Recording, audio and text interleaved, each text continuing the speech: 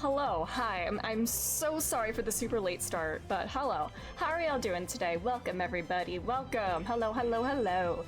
Hello, Zaspos, welcome. My lighting looks awful right now. How are you doing? Trying to hunt glams and it's not going well. I'm so sorry. That's such a struggle. I'm at that part right now where I was looking through like a database of like glams and stuff to see what I want to get. Because I want to get some of the, I want to get some pieces from the level 87 dungeon. I had a set of the aiming bottoms from that dungeon that I got when I ran it the first time, and I desynthesized them because they were taking up space in my inventory, and now I wish I hadn't done that, because I think I want to get the full aiming set, or something.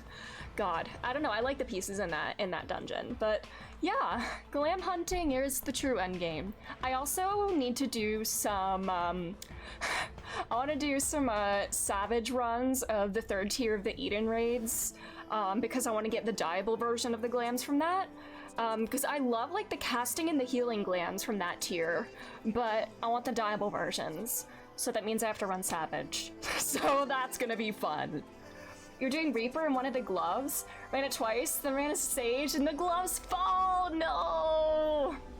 Man, although is it true that like, if you're doing like a leveling dungeon, hypothetically, could you like run a leveling dungeon 5 times as the role that you want, and then get all the pieces for a certain thing as you want? Are there any cool glowy weapons for Endwalker? Are there? When I think cool glowy weapons, I think of the relics. The Mandeville weapons are cool and glowy, and I definitely want to get some of them. I don't know. Oh, for the drops, because I swear I always get, anytime I do a leveling dungeon, I always get a piece of gear that matches whatever role I'm playing. So hypothetically, if you do it 5 times in the role that you want, could you get a full set of the glam?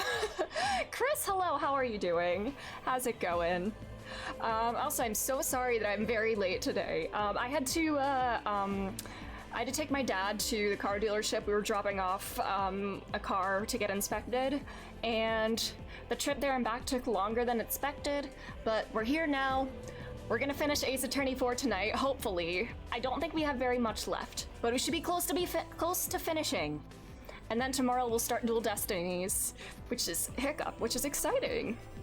But yeah, saved, yes, we're back, we're so back!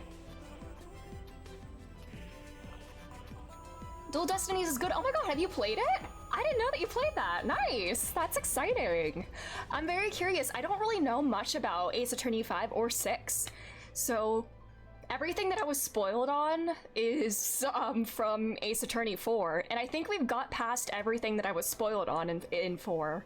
So I don't know how it ends, but we're past all the things that were spoiled to me, so that's good. I played 2 cases over a decade ago. Does that count? I'd say it does. I mean, it's more than I've played, so yeah, I'd say that counts. But I'm excited to get into the 3DS era of Ace Attorney. How many years were there between 4 and 5? Was it like 7 years or something like that? 7 years, wait, 7 years, no way. 7 years is the 10 years of this game. Man, they always have the however many years ago things happen in a game, however many years ago, and they keep mentioning it. It's just such a coincidence that I played like 3 games almost in a row where things were mentioned 10 years ago. Playing The Great Ace Attorney, Yakuza Kiwami, and Persona 3 Reload all within the span of a few months of each other, and all of those games reference things that happened 10 years ago. That was so funny. Wait, it literally is 7 years? No way! That's incredible, oh my god. 7 years ago, oh boy. That is our number indeed for this game, it seems. Yeah, oh boy.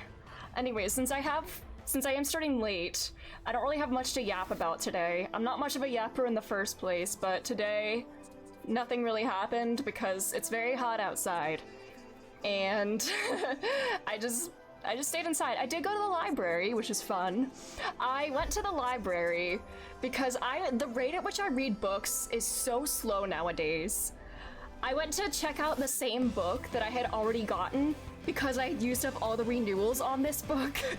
So I just went to go check out a different copy of it and like reset that. Yeah.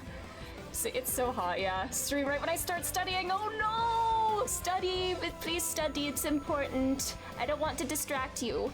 But yeah, that's what I did. I used to be able to read like 2, even 3 books a week. Now I'm lucky if I read 1 book a month. Do you have a cool library that has video games? Actually, yes! I was looking at the video game section in the library that I went to today, and they had the Great Ace Attorney Chronicles on Switch, and that made me very happy to see that. I used to be such a voracious reader when I was like 13, 14 years old. That was also like around the time I got into Goodreads, and that...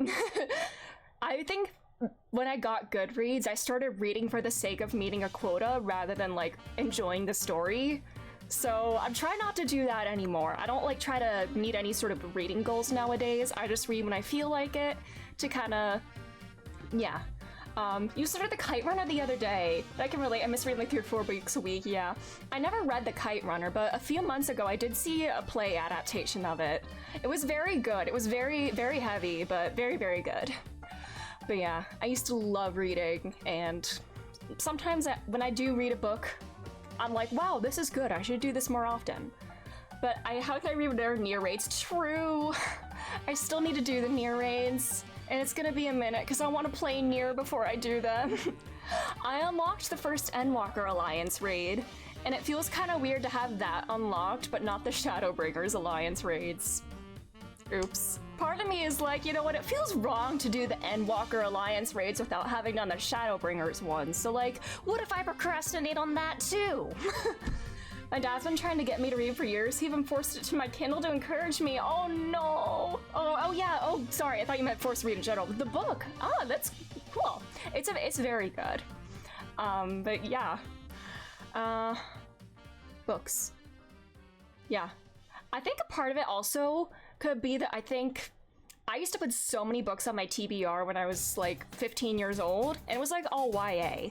And now I still do like YA sometimes, but I want to read mostly like about characters that are close in age to me.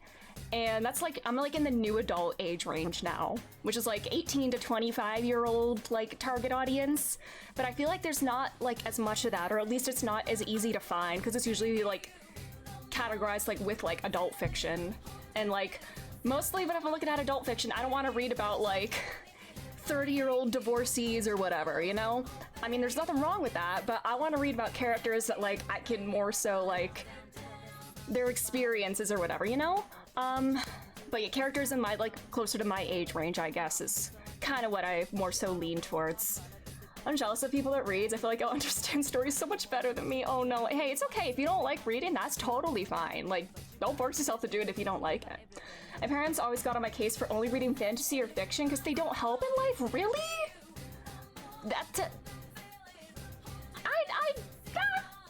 Straight 30-year-old divorcees, stop. I didn't mean it like that, you know? I don't want to read about like just middle-aged characters or whatever, you know? but yeah, fantasy and fiction is definitely helpful for real life, because fiction is a reflection of real life. Like, the authors don't just create something out of nothing. Like, they draw from their own experiences, their ideas, their beliefs, and you can definitely learn a lot from fiction. I have learned a lot from fiction. So yeah. How to read literature like a professor? We read it in AP Lit. It's a great way into reading critically. Oh, that's really cool. How to read literature like a professor. Interesting.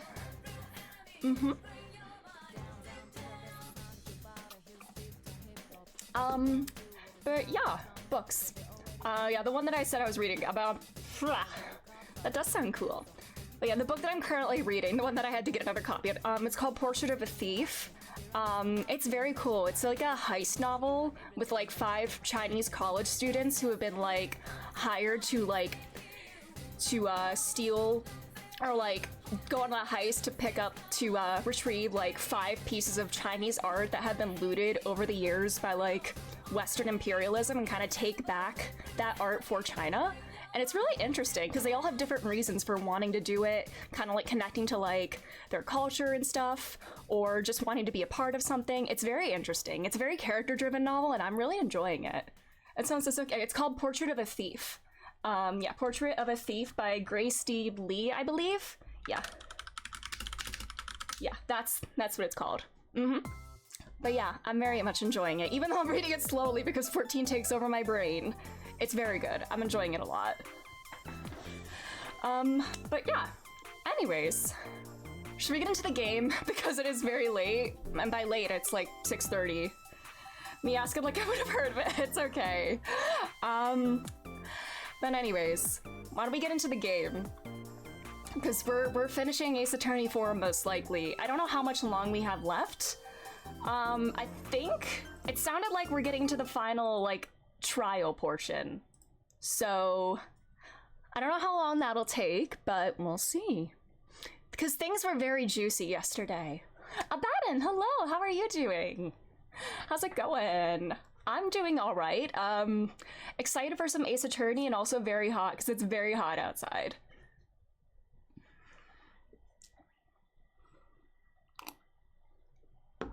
Alrighty.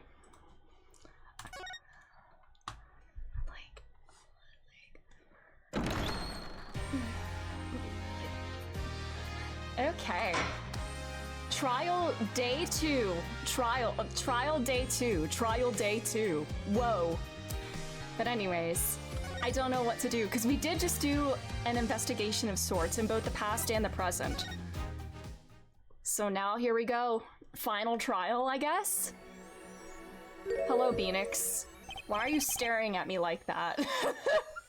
This sprite is so funny to me. Front-facing Phoenix can't hurt you. Welcome to court. 7 years, all leading to one verdict. A verdict which you must decide. Is the defendant, Vera Measham, innocent or guilty? I mean, of murder, you mean? Finale today, yeah, I think we're gonna finish the first game in the trilogy tonight, which is exciting. The courtroom doors are opening. The trial awaits. Are you ready to begin? Courtroom number 3? Courtroom number 3? We have courtrooms number 1 and... No, we have defendant lobby number 2, 1 and 2. Sorry, words. Yeah, anyways. Let's do it. Okay. Let's go. Alright, a parlor. Something inside me. Rising, surfacing.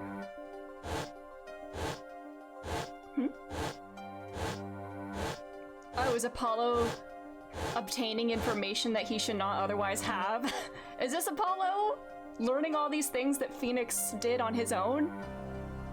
Something important, lost long ago.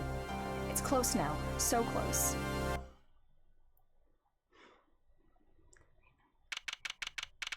October 9th, 10 a.m.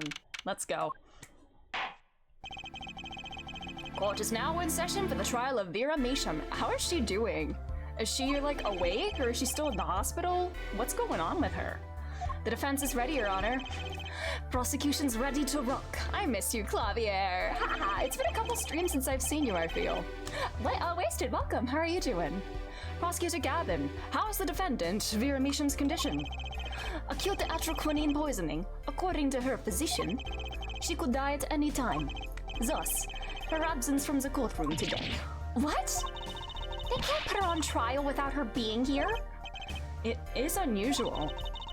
They should wait for her to get better and do it then. It's so bureaucratic of them. That's being, well, I mean, she's not wrong, Apollo. The legal system is massively fucked. I can't delay the trial any— Oh yeah, is the 3-day limit still a thing? Or they risk having no one left to try? Oh yeah, they need their verdict, haha. A trial without a verdict can only cause grief. The records of this case and experience tell us this. Oh, a trial without a verdict, like 7 years ago. Apologies to the defendant, but the show must go on. Right. If Vera dies, the trial will be cancelled. I'm not gonna let that happen. Mr. Wright told me everything that's been going on behind the curtain all these years. Did he tell you about your siblingism and your parenthood?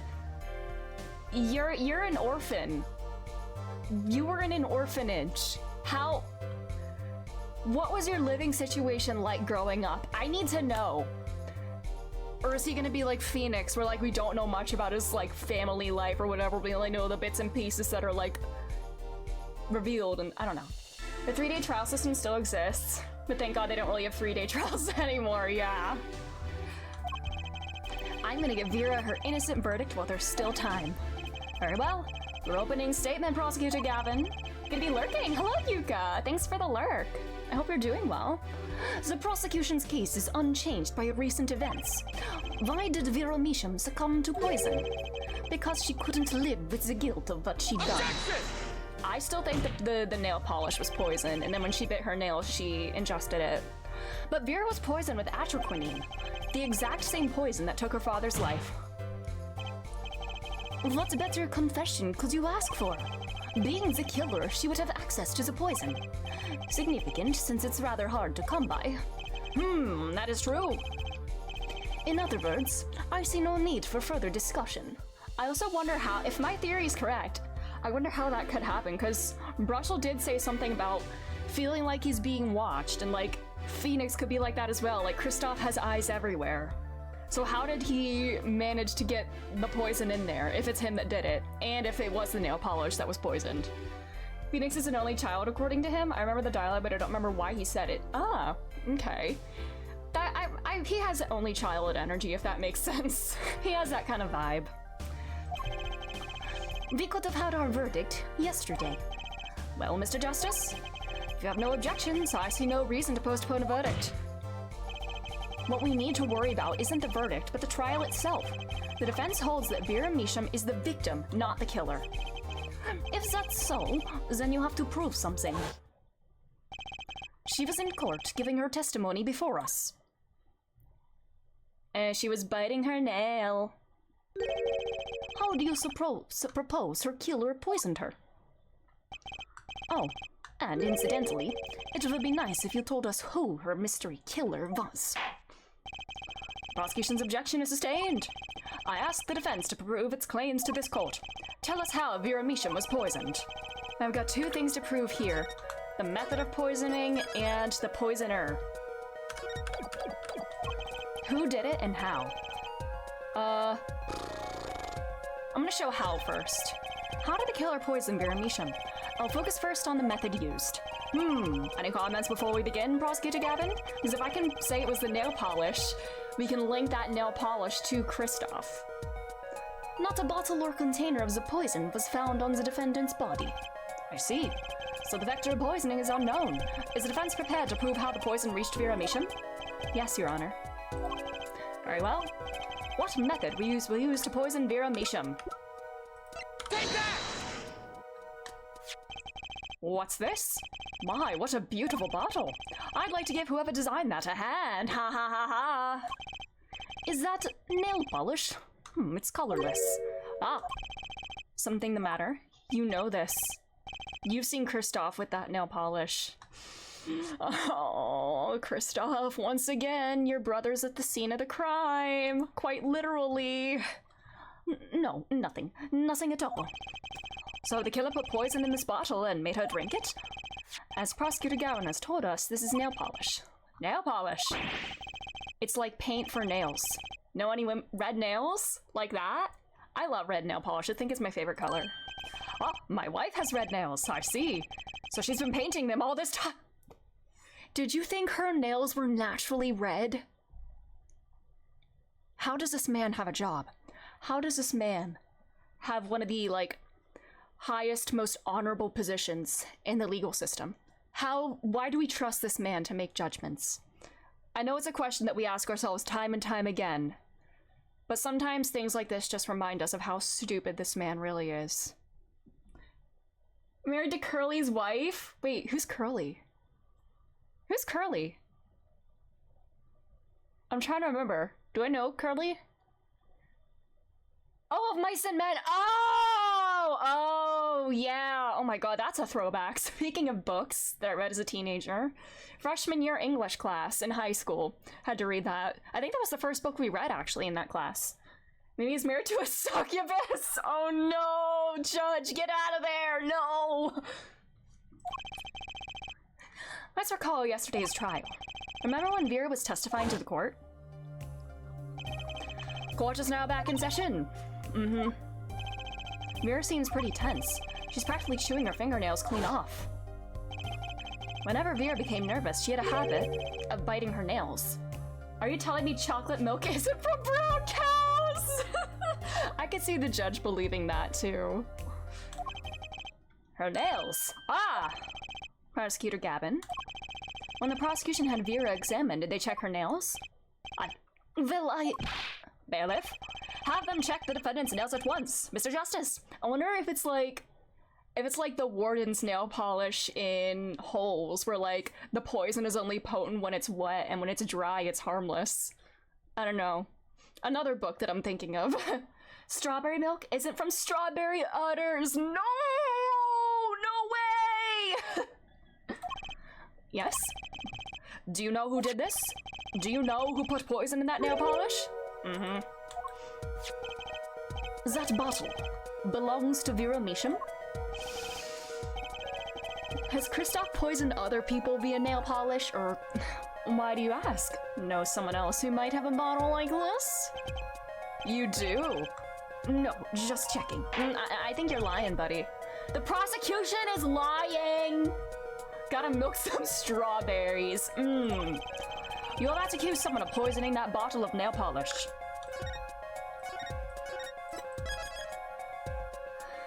Alrighty. Please dispense with the chatter. You realize the weight of this accusation. Oh my god, we got 2 hit points we're losing. Goddamn. Alright, I know what I'm doing. Does it say that it was given by Kristoff? It does. Oh, found in Kristoff's cell, yep. Then let us ask, who poisoned Vera Measham via her nail polish? Take that! What's this? Kristoff Gavin? Just like you milk almonds. God. Objection! Oh, Clavier. Oh, what's going through his head? Oh, my poor boy. What's your game? My bro. There's no way he could do a thing like that. You should know that better than anyone else. Indeed. He's behind bars. I know. However, that doesn't mean it was impossible to do what he did. But ask yourselves when he put the poison in the bottle. It could have been yesterday. It could have been a month ago. Maybe it was a year ago. Or perhaps it was 7 years ago. But Kristoff Gavin had no motive for killing this poor girl. I mean, he did kind of try to kill her 7 years ago too with the stamp. I mean, if she was the intended recipient of the letter and everything, you know. He tried to kill a child. And here he is trying once again, even though she's grown up now. Still, he has attempted to kill her before. Prosecutor Gavin doesn't seem to think so. Oh, Clavier, please, we'll get you a better family, I promise. And I don't think it, because he wears his hair like Kristoff, and 7 years ago he did not. But now he does, and I'm wondering if he, like, wears his hair like Kristoff as a way of, like, looking up to him or trying to, like, be like him. Although I do think it's interesting that they chose different sides of the law, that, like, Kristoff went into defense and Clavier prosecution. But regardless, it's like, he wanted to be like his big brother that he probably looked up to.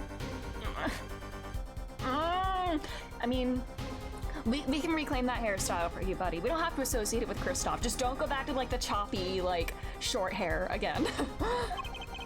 Kristoff Gavin's own younger brother doesn't find it inconceivable at all. Well, Prosecutor Gavin, if you feel there was a clear and pressing need, then we may have to summon Kristoff Gavin from jail as a special witness. Fine. I've known for some time that an impenetrable darkness lurked at the bottom of this. A darkness that has swallowed even myself. Oh, you like the Gojo cut? I mean, I guess it was nice on, like, it's a very youthful cut, which I guess kind of fits. He was, like, more brash as a young 17-year-old kid, you know, and his outfit was kind of fitting that as well, with the sunglasses and all that, and the hair kind of fits that too. I wouldn't say he's mellowed out now that he's a little older, but he's kind of coming to his own, you know? He's kind of claimed that spot as a prosecutor for himself. He's not trying to, like, I mean, he's still making waves, intentionally probably, but he doesn't have to, like, prove himself anymore. He's already got a reputation and fans, and even 7 years ago he did, actually. He was a musician before a prosecutor, I think, so. Okay. The defense's wish is granted. Let prisoner Christoph Gavin take the stand. Prisoner Christoph Gavin. Bailiff begins special proceedings to call a special witness. The witness is Christoph Gavin, currently residing in solitary cell 13 at Central Prison. Why don't we have him in a jumpsuit? Why don't we get to see him in a jumpsuit? Why does he get to wear his nice suit? I see his badge is gone. Ah, Your Honor, how nice to see you again. It's been quite a while, hasn't it? To what do I owe the pleasure of your company? It's not every day I'm summoned from my solitary cell. In fact, it's never. I think you already know Mr. Christoph Gavin. Ah, Mr. Justice. I hear you've been doing quite well for yourself. Yeah, I'm also in love with your brother, who is 10 times the man you will ever be. Why do I feel like somehow he's still my boss? Stiff upper lip, Apollo. You can do it. Does this bottle look familiar? Ariadne nail polish. Why, yes, I use it myself. As did the late defendant, I hear. She's not dead yet. And? Was there something concerning this bottle you wish to ask me about? I admit, I respect her for her taste in nail polish. Her taste, indeed. Oh, pun. This nail polish was how Vera Mishan was poisoned. Atroquinine, was it? You're well informed about this case, Mr. Gavin. Yeah, quite interesting. How did they what did they inform you on beforehand? How much of this knowledge of this case did you have beforehand because you were actively involved in it?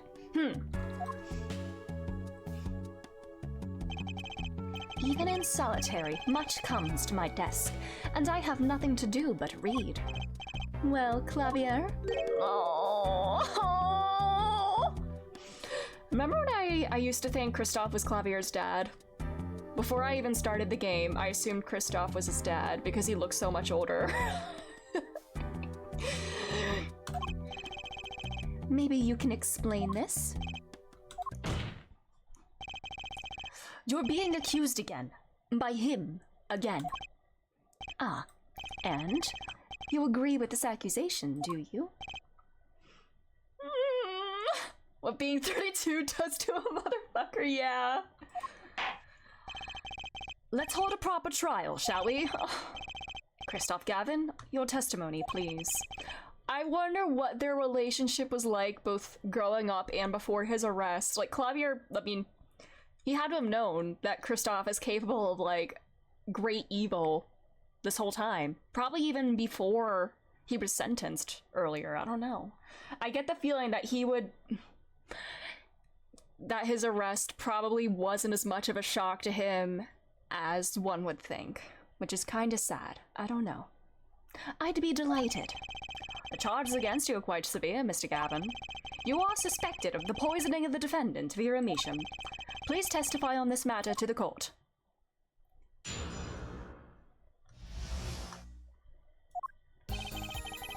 Owning the same nail polish does not a murderer make. I have been in solitary confinement for half a year. How could I poison her? Her father died of the same poison, the meaning of which should be clear. The prosecution's case holds. She poisoned her father, then attempted to poison herself. Surely you aren't going to suggest I was responsible for poisoning her father, too? Well, now that you say that... Nanosphere, welcome. How are you doing? Wait, I was gonna say something and I forgot. I was gonna say something and it slipped my mind. It was something about Clavier, and it slipped my goddamn mind. Well, I'm afraid the defense's claim is sounding rather unlikely. Naturally. Oh yeah! Why doesn't Christoph have a German accent? Or, like, does speak German? I'm assuming maybe did Clavier, like, oh yeah, did Clavier study in Germany? Or was he touring in Germany? If it's not spoilery, this is Croissant, you can just tell me. But it's because it's bugging me. Unless they will reveal it later, then don't tell me, but I don't know. Did he study in Germany? Because that seems to be where all the up-and-coming prodigy prosecutors study. Huh. Anyways, For one, I don't even know the Mishams. Bullshit! Isn't that so, Mr. Just? He studied abroad for 2 years, isn't a little obsessed. Okay, so he's like a German weeb. Very well, Mr. Justice, begin your cross-examination. I'm accusing Christoph Gavin, my ex-boss. But I know he poisoned the Mishams. The question is, when could he have done it? Not to mention, why?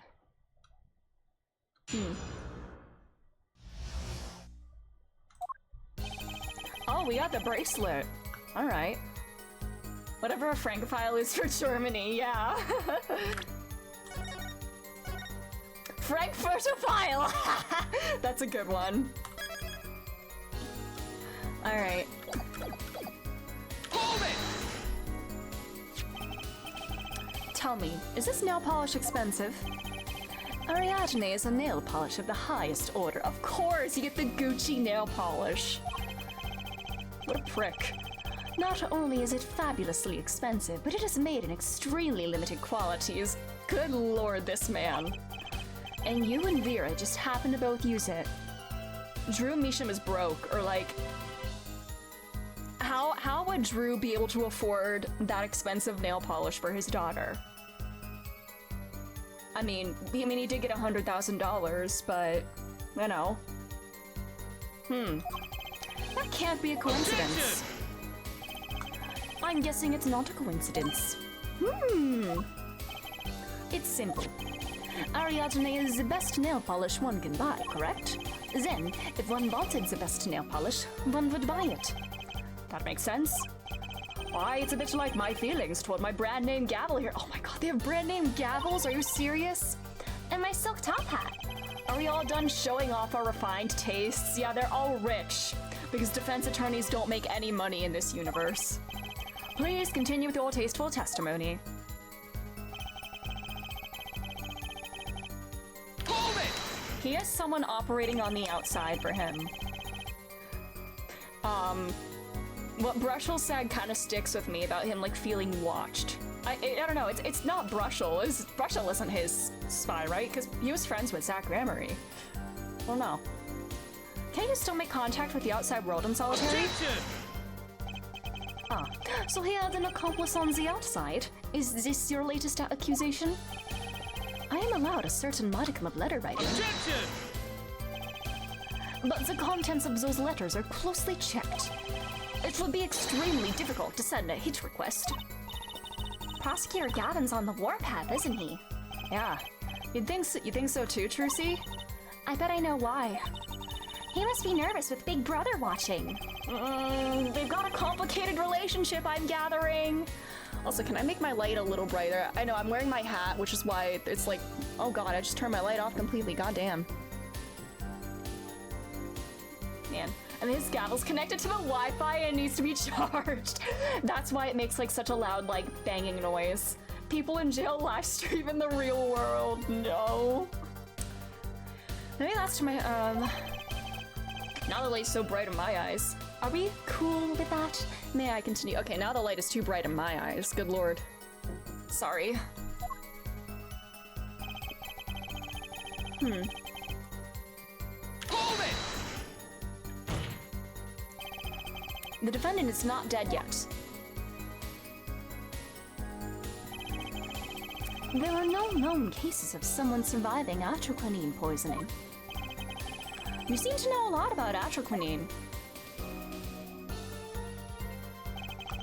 I know a lot about a lot of things, which is why I suggest we pick up the pace, or else you'll be short one defendant for what she's worth. Fuck you! The witness will refrain from speaking ill of the ill. I just like barked there, oh my god. My apologies. Shall I continue? This smug bitch. I want to punch him. He has such a punchable face. Hold it! Vera had no reason to want to commit suicide. And also, who would commit suicide by doing their nails? Objection! The answer's quite simple. Basically, allow me to explain, beginning with, why did she do it? The answer's quite simple. She couldn't live with her own guilt. Next, why did she use nail polish to poison herself? This too is simple. So she could die doing something that she liked. Something that she liked? Once she saw the trial wasn't going her way, she knew she would die. And it's not easy to bring poison into a courtroom. Must I explain further? How did you know she liked doing her nails? Huh. I believe that's clear enough. Crystal clear. Wow, the two brothers together is like a two-man wrecking team. They could use a little more teamwork, though. Hold it! Both Vera and Mr. Measham were poisoned with atroquinine. That really can't be a coincidence. Objection! The defense is repeating fallacious statements based on conjecture. The prosecution requests concrete, unambiguous proof of the witness's crime. Objection sustained. The defense will please present concrete proof. Does Prosecutor Gavin seem strange to you? It's like he's all grown up. I think that's how prosecutors are supposed to be, actually. My god, all it took was Kristoff being here for Clavier to act like an adult. Though he is acting different than usual. I'll bet it has a lot to do with his brother Kristoff being in the room. Well, let's make this testimony count, Apollo. Right. Quick and painless. And bracelet. I'm guessing Phoenix withheld the information about Apollo's parentage and being related to Trucy because I feel like things would be different here right now. I feel like you have to get going. No worries, Zaspis. Have a good rest of your day. So when you go get your nails done and they ask what coat you can answer poison. Huh. I'm sure there are nail polish colors named Poison, because they have some, interesting names sometimes. I'm guessing he doesn't know where that bracelet comes from. He had it since he was a baby. I don't know. Okay, I'm questioning my ex-boss. His testimony seems watertight, but he's lying. I'm sure I'll be able to see something as long as I focus. Alright.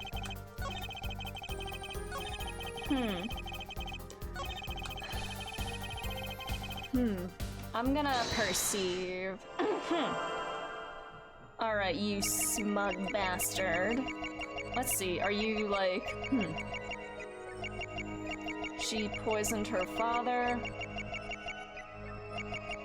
then attempted to poison herself. Nothing in the hands there.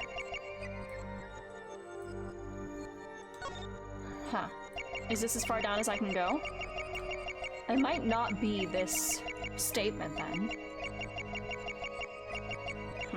Okay. Alright. Then attempted to poison herself.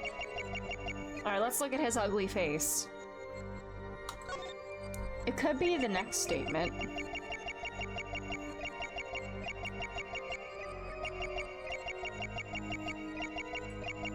Okay.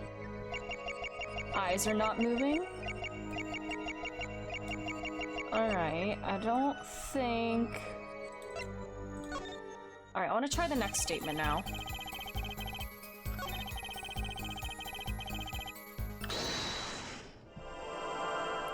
Okay. Oh, we can see his eyes. Oh my god. We could not see those eyes. They were hidden with the anime reflection. God damn, he is angry.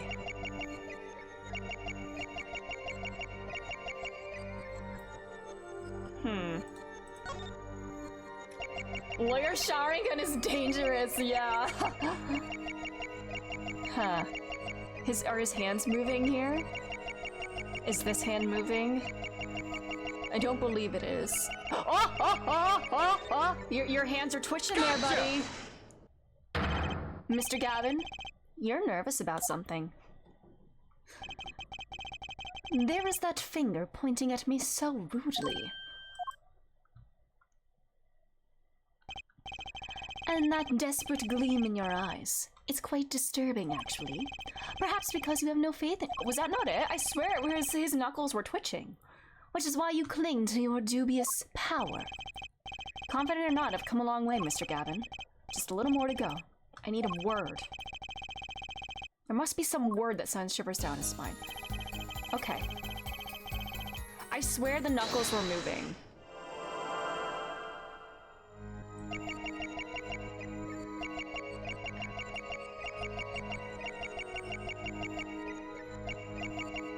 Yeah. It's the word father is where it... Her father! Gotcha! There we go. Wait, was that not it? I swear, there was just the slightest amount of movement there. Huh.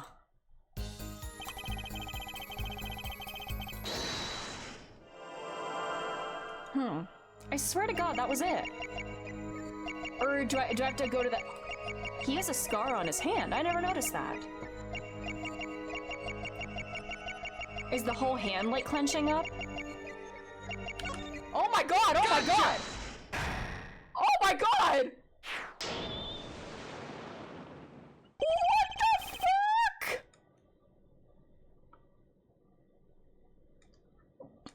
That was a screaming, ghoulish face in his hand! Huh?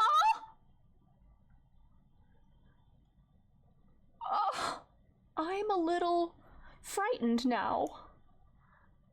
What is hiding behind those black locks, buddy? Kristoff should know better than to push his wireframes up by the bridge. They'll break. You broke a pair that way? No! I mean, I'm sure he can afford to replace them. It was you who killed Drew Measham. A bluff worthy of your new mentor, Mr. Wright. Oh, really? But you see, I saw it.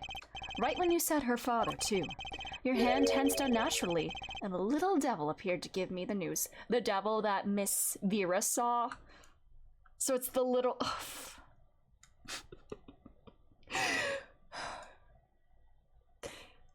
The face of some devilish creature shows up in his hand when he tenses it. Are you serious? This is the most Ace Attorney bullshit I've ever seen, and it's so goofy. I love it. And let's assume, for the sake of argument, that you saw me being tense. What does that mean? Are all tense witnesses guilty? This one is. And tell me, was Drew Measham fond of nail polish too? Sorry, but there's more than one way to poison a man. You don't need nail polish to get to someone's mouth. Ah. Then I must be very talented indeed. You see, Drew Measham was killed on October 6th, while I was already in my solitary confinement cell at Central Prison. If that's not an alibi, then I don't know what is. But you found a way all the same. And I found it too. Oh, angry, new face. Take that! My. Is that not it? Is it not the letter? Would it just be the stamp? And here I thought you'd come so far. I admire how you, lacking any competence whatsoever, chose to barrel on. Your defense lacks even a shred of elegance. I didn't kill him, the poison did, literally. That's what he's acting like here. I thought it would be the letter because we found it in his cell.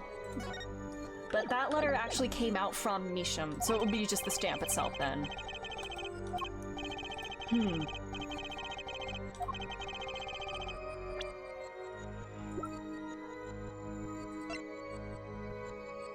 Okay.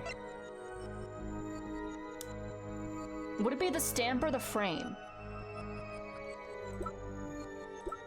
Because the frame has the poison, but we know it was the stamp. You know, I'm gonna go with the stamp. There we go. I'm sure this commemorative stamp requires no introduction. Angie. The night Mr. Measham died, he was seen writing a letter. Atroconium was found on the stamp, Mr. Gavin. So am I to understand this stamp was the murder weapon? Yes, you are. Oh, and yes. This stamp was found in your prison cell.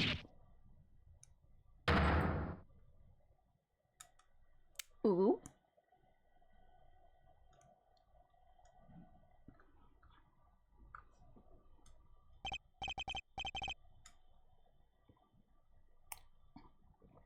That is all, Your Honor. Order! Order! Poison on the back of that stamp. After Drew Measham was killed, someone paid a visit to the witness's cell. Phoenix Wright. Daddy? That's when he found the stamp. You made Drew Measham write you a letter. That's how you killed him. What? My. You've upset my poor brother to the point of uselessness. I want to punch him! Allow me to clarify this matter, Justice. All you need to do is recall witness Spark Brushell's testimony. Well, that's the thing, see? After he put his letter in that envelope, Mr. Meeshan sat there searching his desk drawer for something. His desk drawer. Yes, a stamp. A so-called postage stamp. End quote. He was looking for a stamp. Ergo, he had no intention of using this stamp. What are you getting at? What I'm arriving at is this commemorative stamp was in a frame. It was mere coincidence that he used it that night. That would seem to be the case. Or perhaps you mean to suggest that I can somehow manipulate coincidence? I wouldn't put it past you. He does have a point. How did the other stamps get out of there then? How would this witness know if the victim was going to use that stamp? Without that, he couldn't have planned the murder. Really, Claudia? You should be seeing through these weak-spine bluffs by now. How are you attracted to this man? He's right, though.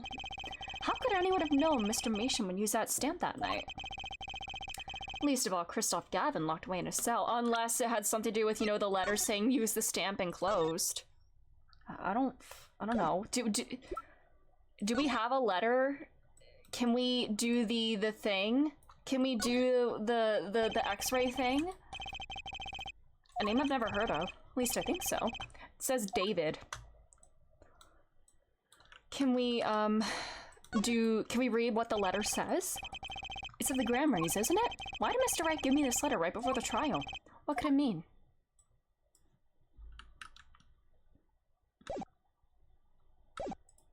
Can we do science on the letter? Well, it seems that the defense has run out of things to say. You assume he had something to say in the first place. I believe the defense's bluff has been called. The defense's bluff? Oh, you believe in me! I'm not sure I agree with you there, Christoph. Yes, let's go! Okay, boy. Clavier? Honestly, I wanted to believe you. But the defense wasn't trying to get away with a bluff. You were, Christoph! What are you saying, Prosecutor Gavin? Hair forehead. What was your accusation again?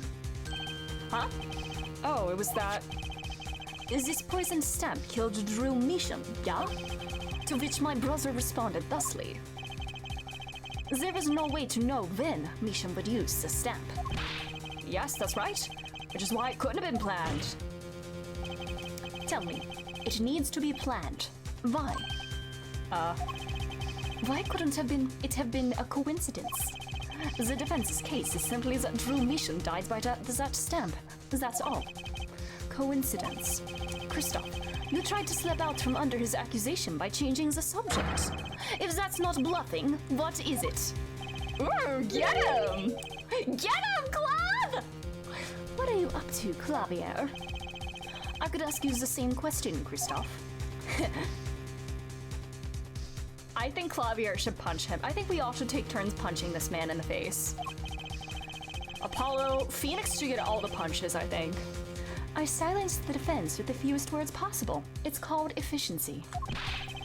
But Mr. Gavin, that's impermissible testimony. Very well. I shall take his claim head on then. Justice. What? You accuse me of Drew Meeshan's murder, yes? Then, allow me to ask you, what possible reason could I have to kill a painter? I mean, you tried to do it... Well, you tried to kill... Apollo, motive! He's talking about a motive! Indeed. It's hard to see how an attorney could come to want to kill a painter. Now here's something. Why didn't he bring up the motive from the very beginning? Unless he was afraid it was a battle he might lose. I mean, we do have this letter from, 7 years ago. Finishing the job, but taking out Drew first, unless... I don't know. It means there might be a weak spot. Maybe I have some evidence to prove a motive. A motive for murder.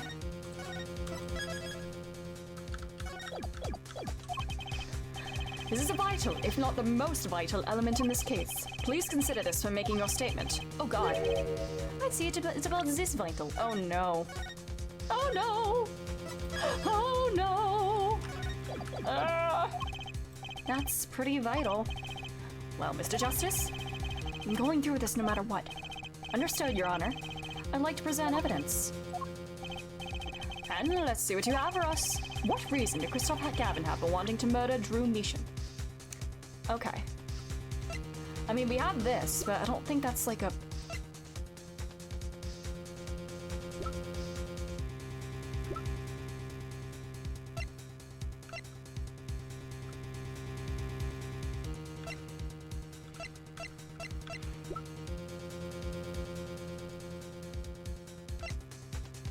I'm gonna go with this. Take that!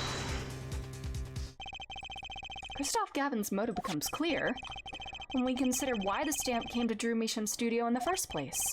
And why was that? Forgery, Your Honor. Go back 7 years. Drew Measham accepts his first job creating forged evidence.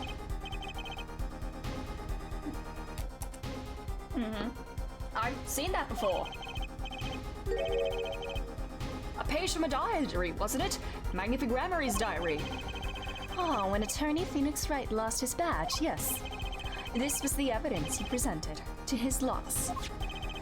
This evidence is a fake, yes. But did Mr. Wright request the forgery be made? That was never proven. Objection! The defense attorney on that case was Phoenix Wright, who, other than him, drunk with the prospect of victory, could have done it. And why would they? Just out of curiosity,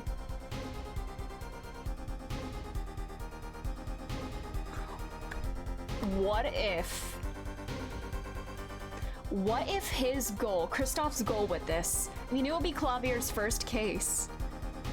What if he wanted to guarantee Clavier could win? And use that fake evidence to, like, you know, disparage Phoenix, even though there was no actual verdict. Like, how would he know about Zach Grammary disappearing and all that? But what if he wanted to, like, somehow fix Clavier's victory? Or, you know, knock Phoenix down a peg, or more than one peg, since he went down quite a lot, and, you know, career ambitions, I don't know, but I think it might have something, you know, I wonder if it has something to do with boosting Clavier's reputation and helping him win that case. Do you remember this letter? This is the first page. And this is the second. Those were presented in court yesterday. This letter was sent to Drew Measham by the client who requested that forgery. The enclosed stamp was none other than the poisoned commemorative stamp. Drew Measham drew his last breath just the other day. However, the motive for his murder was already 7 years old. 7 years old? The client who requested this forgery was very cautious. He tried to erase anything and anyone with connections to the forgery, to keep them from talking, but he made a mistake.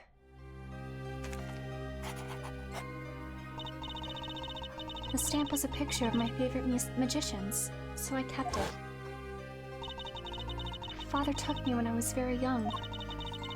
It was a great magic show. I loved it so much. The killer's time bomb was delayed. The poisoned stamp was sealed within a glass frame, where it sat for 7 whole years.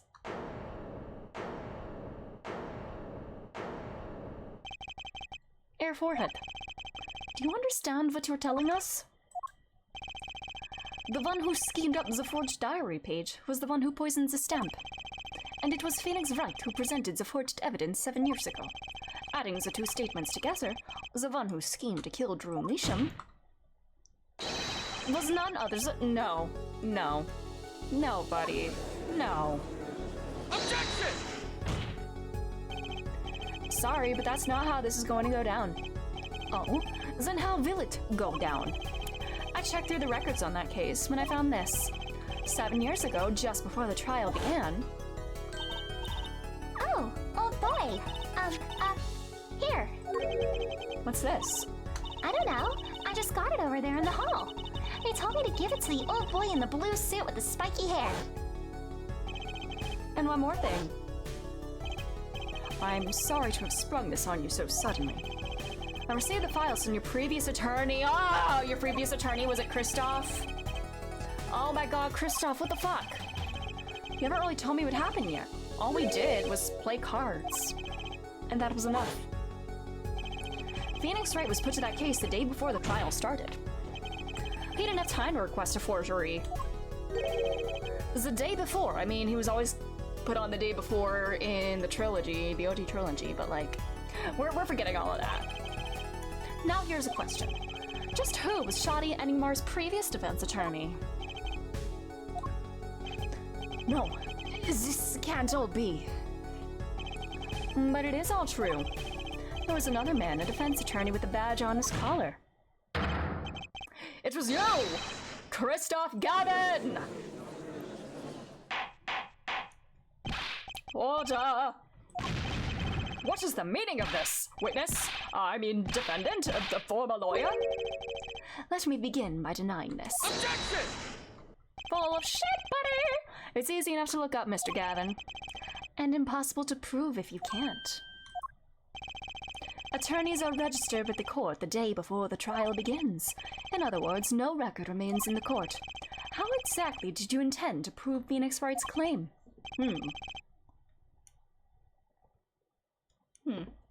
That would be difficult. I'm afraid this line of inquiry won't do. Objection! Air forehead. Are you sure you don't have evidence?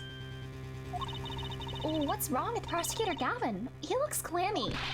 Evidence. Evidence that shows this man, Christoph Gavin, requested that forgery 7 years ago. Clavier. Just prove it. You want to? Oh, Clavier. Clear up these doubts now, or I swear I'm off this case. Oh, Clavier! What is going on with you, Oh! He must have thought of some evidence, Apollo. Oh! He looks like he's in physical pain, that darkness. I have to pull that darkness out of him, and proof is the only way I can. Oh! Oh! Clavier! I'm like really worried about him. Oh.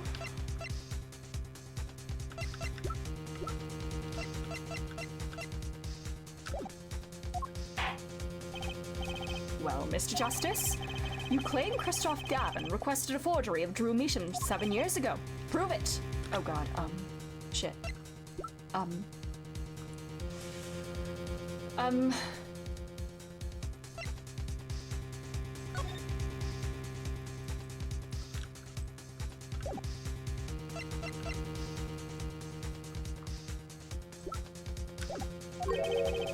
It can be proven. Simply ridiculous. Why even discuss it? This evidence does not... Objection! Oh, are you telling the truth? Apollo just... He called me his full name! Oh no, oh no. Oh, it's serious. He called Apollo by his full name. He didn't say her forehead. Oh no, you know you know shit's serious right now. Oh, I am. Then, I say we give him the benefit of the doubt. Very well. But if you're wrong about this, oh god. Oh god, oh god. Okay. Shit. Evidence that...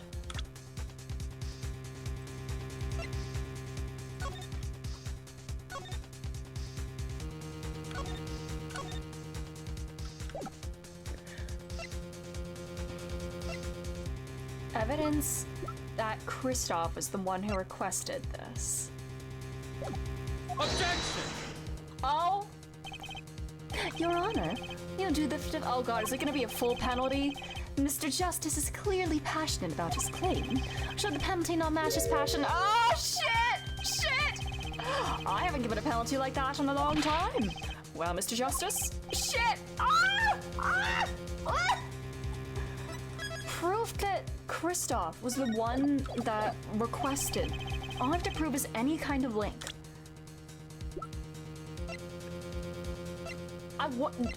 Do these paintings, the sketches underneath these paintings matter? Because I believe this was the painting where the sketch underneath was the poker game from the first case. Any kind of link between Christoph and Drew Measham, right? I'm stressing.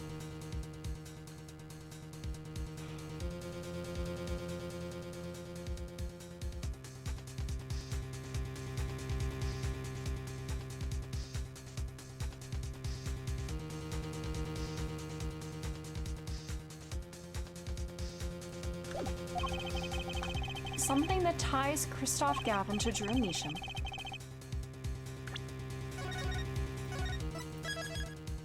Is it literally just the letter? You know?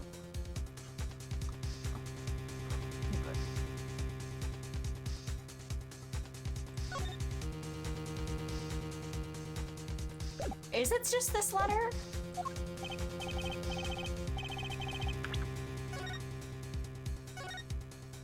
The fact that the letter that Drew sent was found in Christoph's cell, is that it?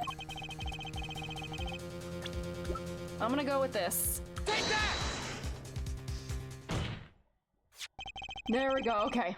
This evidence proves there's a link. Objection! That scrap of paper. I'm afraid I can't let you submit that. Is there some problem? There is. How could you possibly have that? You couldn't. Hey, that's Daddy's handwriting. What? What? Oh my... Hello?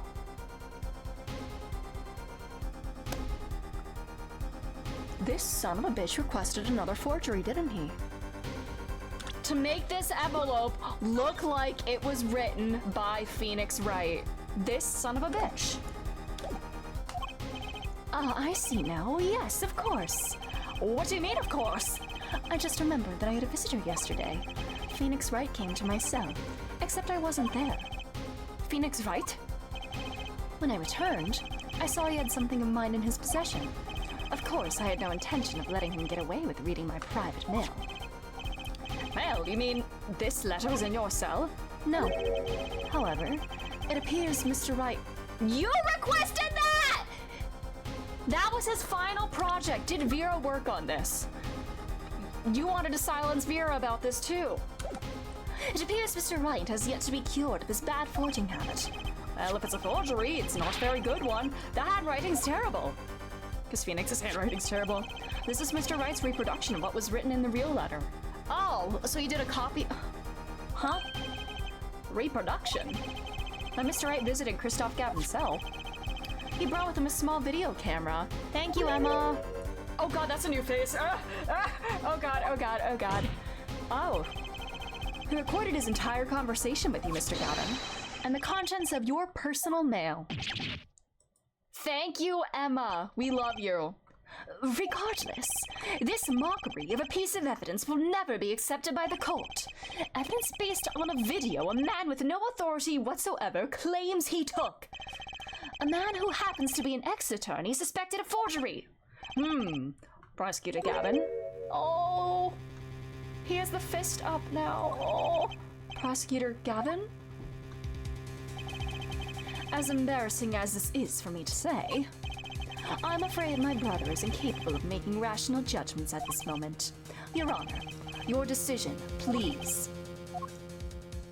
This was it's like as a teacher to see if the student's essay was made using AI or not. Oh no, I can't imagine. That's probably horrific right now. I don't even want to imagine how that would be as a teacher. The defense's claim is denied. What? Only actual evidence is permitted in a court of law. Please remove the defense's evidence from the record. Better luck next time, Justice. What the fuck? Objection, come on. Somebody come bursting in the door. Miles Edgeworth, come through the door, please, with a little Deus Ex Machina. Well, we've certainly taken a detour from our cross-examination, but the defense appears to be lacking proof. I'm forced to end the cross-examination of Christoph Gavin at this point. Apollo, do something! I'm thinking, but without evidence, I don't have anything I can use on him. Very well, this ends the special witness's cross-examination. Thank you, Clove. Clove, oh. I'm so worried about him. This show's over, and yet the crowd screams for more. Only now do I understand why. Prosecutor Gavin, frankly, I'm relieved. This has been bothering me for 7 whole years, and I'm tired of the whole youthful angst scene. Now's our chance. Let's clean out the family closet, eh? Oh, let's go! Come on! Let's get his ass, Clavier! Let's go! Oh, expose him! him! Clavier, you're spinning out of control. Look at you, buddy. You want to talk. Calm yourself before you say something you'll regret. Spinning out of whose control? Mine or yours? Let's go! Take a moment to consider everything you've built. Your reputation as a prosecutor, your fame with the masses. You could lose it all, Clavier. Apollo, did you see that? He's trying to press Prosecutor Gavin. Prosecutor Gavin, try to remember what's really important to you! Let's go! Power of love, baby! And truth! You amuse me, Air Forehead. I couldn't forget what's really important to me, even if I tried. The truth! Aww, this feels really sweet. This feels really sweet, actually. Oh. In fact, I haven't. Not even once. 7 years ago.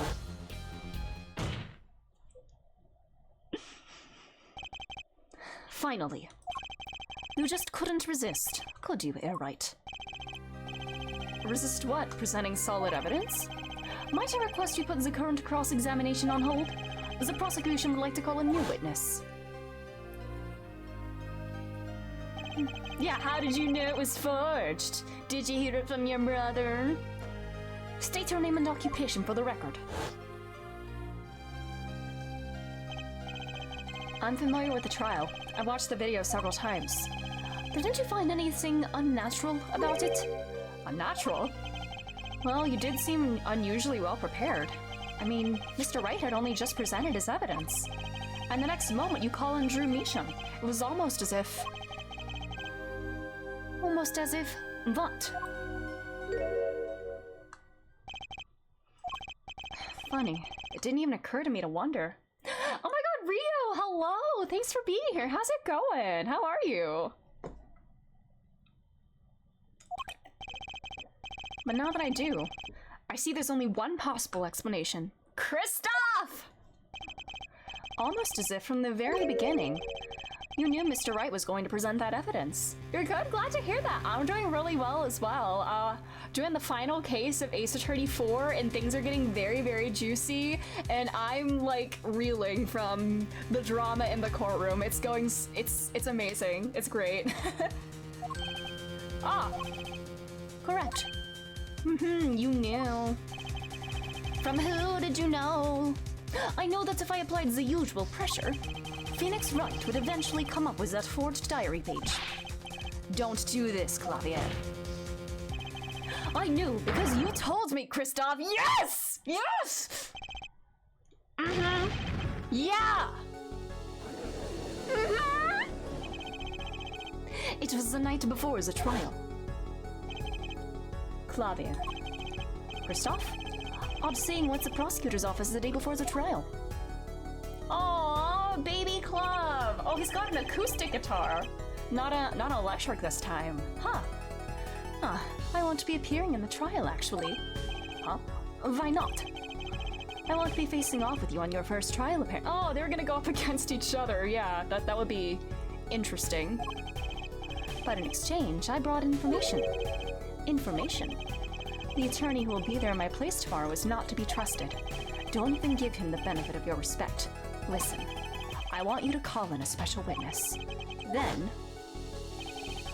I wondered about it at the time. How did Kristoff know so much? Prosecutor Gavin? Kristoff! We were supposed to face each other in that trial. A fair fight, brother to brother. I deserved that much. You let me borrow the victim's belongings. You showed me all your research on the case. The victim's belongings?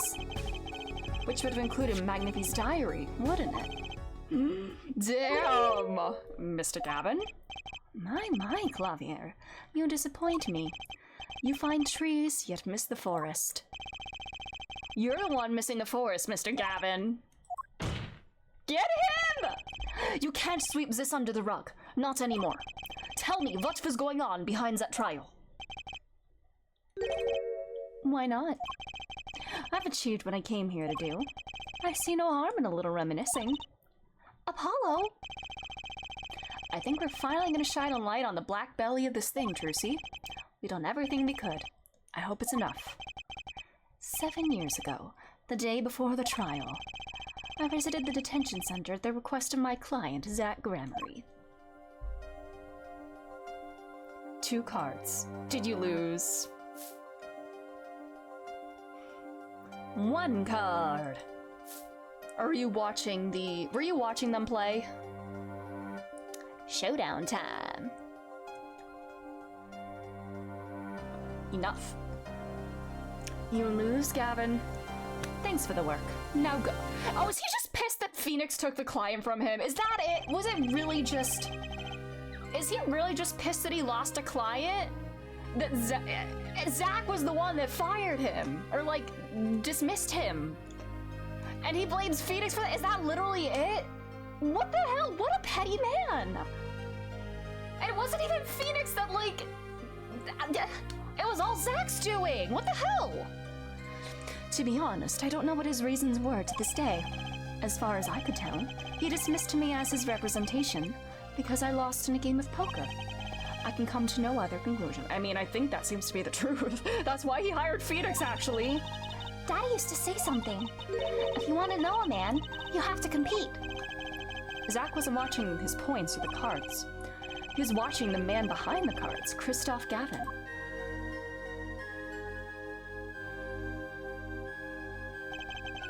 I couldn't believe it. Phoenix Wright? A second-rate attorney who relies on luck and bluffs? He dismissed me and went with that pitiful excuse for a man? Wow. Wow, it's literally not even Phoenix's fault, buddy. You gotta get in the mind of Zach Gramery, dude. He deserved to die for that error alone. What the hell, man?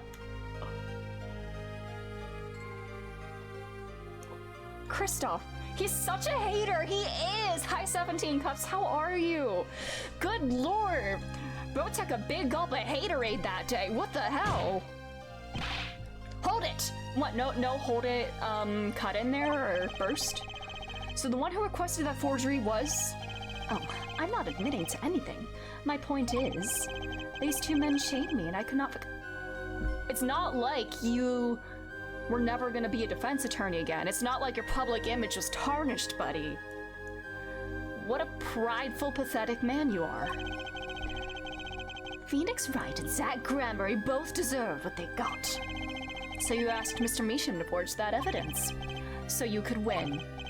But then, when you were dismissed as Zach Gramery's attorney, you used your forged evidence as a oh, so he forged it before being dismissed? Has he used forged evidence before? You fed me information about the forgery you made. Then you gave your dirty evidence to him. Feel free to imagine what you will. My point is that all I had imagined came to pass. Everything went perfectly. Well, that explains why he wanted to kill Zach in the present. Incredible. If I wasn't laughing, I'd weep. Prosecutor Gavin? Perfectly. You're mad, Christoph. Stop fooling yourself. What are you talking about, Clavier? Tell me, how did that trial end? Cancelled when the defendant vanished. Ah, I get it. So, Christoph, you've been living in fear for 7 years. Oh my god, is he? Oh. Get his ass, Clavier. You were afraid your forgery would be revealed and your reputation trashed. More so than just losing one client. Wow. Bro said, wow, I've been shamed because one client dismissed me, so now I'm going to do a thing that could irreparably tarnish my reputation if it's ever found out. Make it make sense. You're stupid, Christoph! What the hell? You couldn't leave things to chance. So you watched everyone involved with the case for 7 years. Eyes. Eyes. He always felt like he was being watched. And that's what he said, every day for 7 years. But I felt it too. Journals sure is he is being watched, end quote. Don't you wonder why Zach Gramery got rubbed out after 7 years? Right after coming into contact with me? Damn. Wait just a minute. Zach Gramery was seen by this reporter? How was that possible? Was he alive after being gone 7 years? I mean, he was, but not anymore. Finally, I knew this moment was coming. I just didn't think we'd get here so fast. Zach Gremory, gone missing for 7 years. Trucy's father. What's wrong, Apollo? Go get him! Oh, are we about to reveal that your father's dead? Allow me to refresh the court's memory. 6 months ago, Christoph Gavin was charged with murdering a mysterious traveler. I remember him quite well. Shoddy Smith, was it? Poison in a Chinese restaurant. Tragic. The details don't really matter. Yeah, it was a Russian borscht restaurant. What matters is that traveler was Zach Gremory. Trucy. Trucy. What is it, Apollo? Huh? Keep going! We'll talk about it later. Oh, Trucy, you don't have to be strong right now. You just learned that this man murdered your father, and she's doing so well holding it together for Apollo's sake and the sake of the trial. Trucy, you shouldn't have to be like that. You can be upset right now. Oh, maybe she did already know. Sorry. Oh, Trucy. Someone please explain this. Mr. Justice, can you explain this? It all started 7 years ago. The great magician Magnifique Gremory's death started it. Magnifique Gremory's death and student Zach Gremory the suspect. Whoever defended Zach in court successfully would be famous beyond belief. Thinking that, Christoph Gavin did the unthinkable. He forged evidence. So I guess this was his only time doing it, but you know. Drew Measham. Actually, it was his daughter, Vera, who really did the work. You took precautions when you had that forgery made, didn't you, Mr. Gavin? Precautions? To keep people from talking, of course. These two know too much. Leave them alive and there'll be nothing but trouble. That's when you plan your poisoning of the forgers. Atroquinine. Applied to a commemorative stamp. But luck was on Mr. Measham's side. The bomb didn't go off. His daughter! She saved him by taking the stamp. I see. Oh, so I guess it would make sense that the father would be the one replying with the letter. But still, he wanted this child dead too. Like, that can't be denied. He wanted them both dead. That wasn't the only bomb he set up. The Ariadne nail polish, of course. You noticed something and requested that forgery. When Vera Measham is nervous, she has a bad habit. Does that mean she went 7 years without biting her nails? I guess if she didn't go outside, she wouldn't be nervous. A tendency to bite her nails. Aww. Ah! That nail polish was her good luck charm. She was almost kidnapped once. Since then, she's been... well, you can see for yourself. She refuses to leave the house. That person gave me a good luck charm for when I absolutely had to go outside.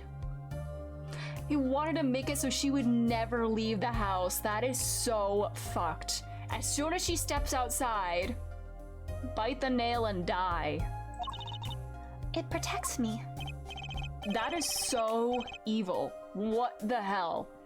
Apparently, she received something, a gift. She won't tell me what it was. It was from that client, the one who wanted that note made. It was his insurance. Insurance?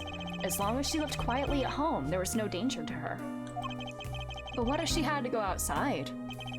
If she ran into any trouble, she'd become nervous. And the nail polish would do the rest. I guess it doesn't. The potency stays whether it's like dry and everything, you know? His time bomb sat there for 7 years. And then they went off almost simultaneously. That is so fucked up. That is so devious.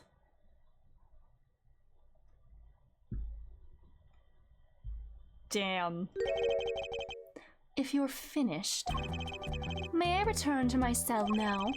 I'm not accustomed to standing for such long periods of time. Oh my god, what a petty bitch. Mr. Gavin, have you heard a single thing we've said? Oh, I listened quite closely to your little tale.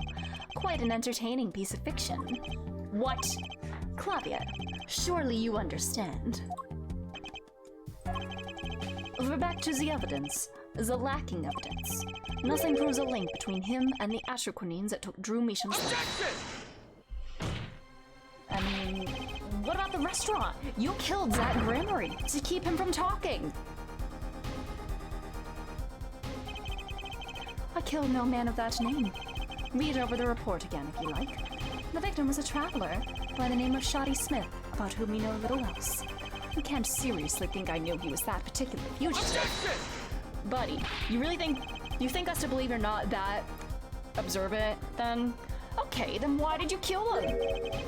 I plead my right to remain silent. Remember, this court did not convene to put me on trial.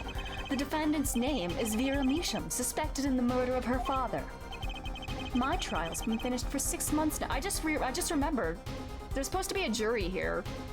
I mean, the jurors are like watching this on like a video or whatever, but this is supposed to be like a trial run, haha, pun intended, of the jurist system. How is that gonna come into play? What the hell? What a petty bitch to make a good quote. Okay, I say that all the time. All right.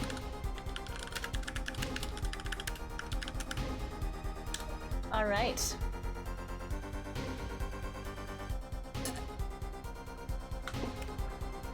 I feel like I met so many petty bitch characters in the games that I've played over the years, and I love that kind of archetype. But except when it's him, I want to punch this man into next week.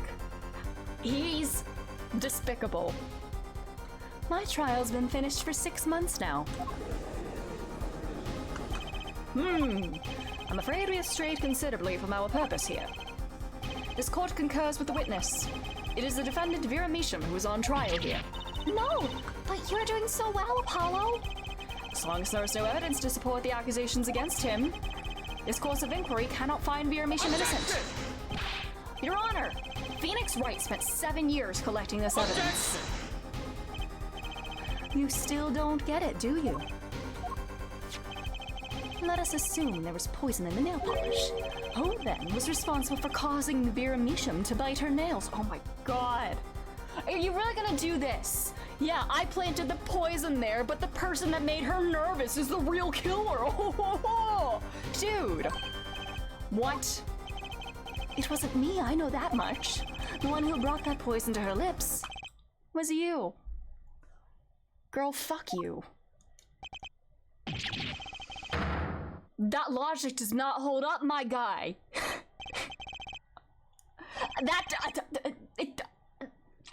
Surely that's not gonna be permissible. Surely nobody's gonna take that seriously. Come on. Evidence is everything, and there is nothing more. I believe this discussion has reached its conclusion. Your Honor, Mr. Justice, you have performed admirably well for a novice attorney. I respect your partner, Phoenix Wright's determination as well. However, without direct proof, you have nothing. Isn't that right, Clavier? Unfortunately, yes, Christoph, you're right.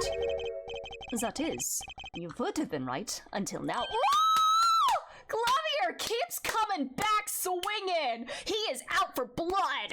Oh my god, how many years of pent-up rage or like dissatisfaction or whatever, or like I don't know. He is taking out all his grief against Christoph right here, and I am here for it. Please unleash the family baggage. Let it all out. Let us rip this man to shreds. What? Did the news not reach your desk in solitary? The eyes of the nation are on this. Oh, yeah. Right when the jurist system, right when I mention it. This is the trial case for a new judicial system. That's right. I'd totally forgotten. The jurist system. If I cut your brake lines and you have to rush to an emergency, it's the fault of the person who had the emergency when you crash. Yeah, that's his logic. What the hell? Jurists, you say? The current judicial system has been deemed too closed off from society. This new system attempts to inject the wisdom of common citizens into the law.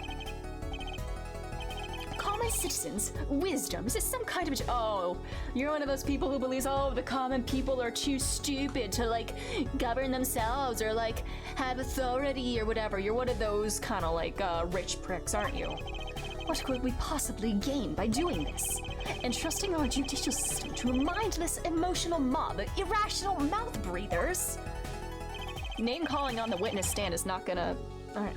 Common citizens have something called common sense.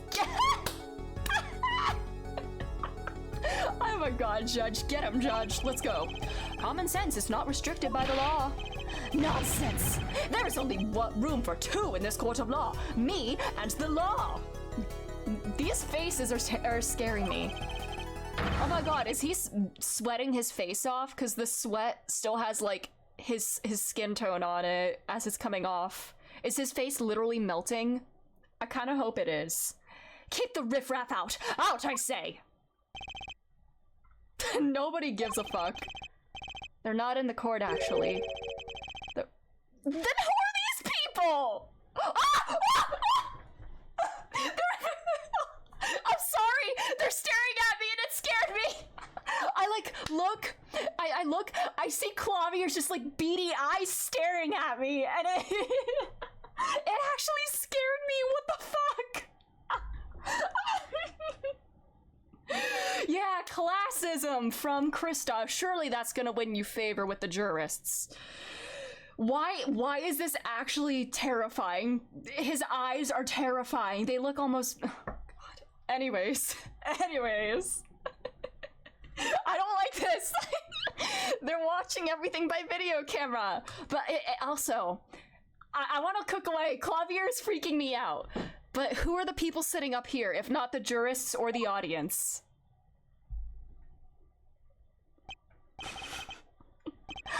How can you allow this? Incidentally, the one responsible for making this happen was Phoenix Wright. Phoenix Wright. That's the gallery. So do they have like a... I guess they didn't specifically say this would be like a closed trial, right? So like they could have like a gallery then. Oh my god. Oh! Oh, are you being like redacted from Great Ace Attorney? Oh, you're not. So everything was leading to this. Of course. Okay, is Phoenix being petty now too? Did he help invent the jurist system solely to shame Kristoff like that? Because Phoenix is a good guy. And I can get behind a good guy doing petty revenge like that.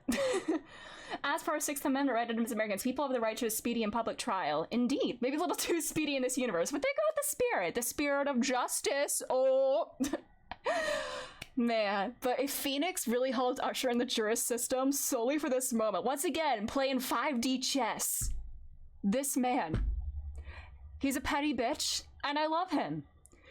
Phoenix...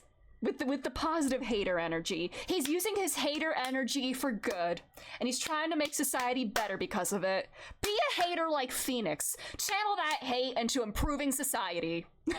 And for taking out the people that wronged you. Right! Right! Ah! Jesus Christ! Bro is getting exercised! Good lord! Oh! Disgusting! I won't accept. I can't accept. This is no court. Law? The law is everything. Law is absolute. You'd let ignorant swine soil your courts. New Clavier sprite. Okay. He's been drinking haterade indeed. I only know Phoenix, yeah, Kendrick who? I only know Phoenix right from my S. Where's the Kristoff diss track? Is he gonna... I think it'd be so funny. Phoenix learns how to actually play the piano solely to write a diss track about Kristoff. I can absolutely see him doing that. And then Clavier also can help with some of the music to it as well. Kristoff, it's over. Clavier! The law is absolute. You can't be serious. What? Odd. I thought you spent your life looking for loopholes. The law isn't absolute. It's filled with contradictions. The law is the end product of many years of history, the fruit of human knowledge. Like a gem polished to gleam through trials and errors. It is this fruit we receive and pass on and face in our time. This game is in 2026, so I'm sure Phoenix listened to Euphoria a few times when setting this up. Yes. They're just two people writing about each other in a dark room. Oh my god. There's... And it is always changing, growing. Nurturing it is our task as human beings. Except for you, Kristoff. You aren't changing. You've stopped. You're not needed anymore. You are a stagnant, sad human being. Oh my gosh, Haley, oh my god, thank you so much for following. How's it going? How are you? I don't know if you've played this game or not, but we are literally at like the climax of the final trial of Ace Attorney 4, so if you need to avoid spoilers, please do that. But hi, how are you doing? How's it going? Thanks for being here. Good lord, this is so juicy! This game is so good! I couldn't think of anything to say. Maybe because I still haven't... When are we gonna bring up the mother situation? That's what I want to know. I mean, I know I guess it's not like courtroom appropriate right now, but when are we gonna bring that up?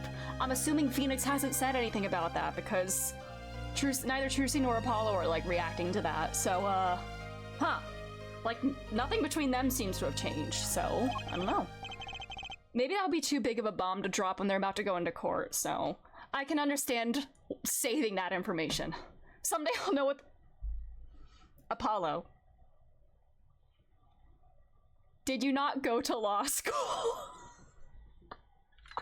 This is so funny out of context. A lawyer saying, but someday I'll know what law is. Buddy, you are a goddamn lawyer. What the fuck? This game is so funny sometimes. Oh my god. I want to know why he became a lawyer too. Does he follow the same pattern as every other attorney in this series and becomes a lawyer because of a boy? I don't know. Was he too focused on the boy to focus on the law? And now he just met Clavier though, and Clavier is his soulmate, you know. So, anyways, defense attorney thinks in court. The blue lines are technically mental lines, but they always say them under their breath loud enough for everybody to hear. So, defense attorney says in a court of law that one day he will learn what the law is. Incredible. And I'll fight to change it if I have to. Yeah, you know what? Unjust laws shouldn't be followed. That's another thing, yeah. If the law is unjust and unfair, yeah, change it. Don't follow it.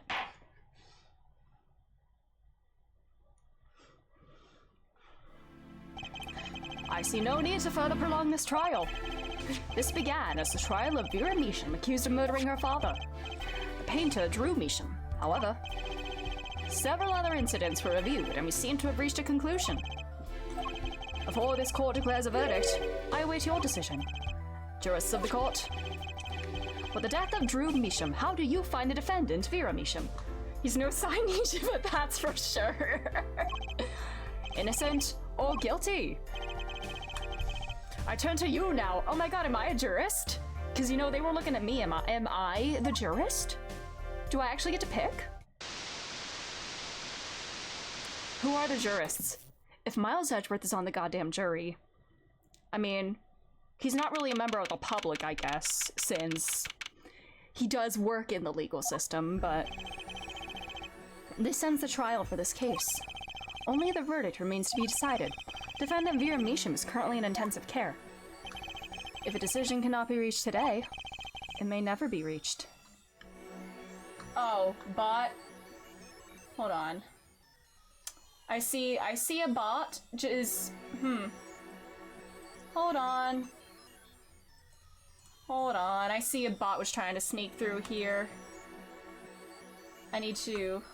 It did the smart detection. It didn't instantly ban them. I'll have to... Here. Hold on.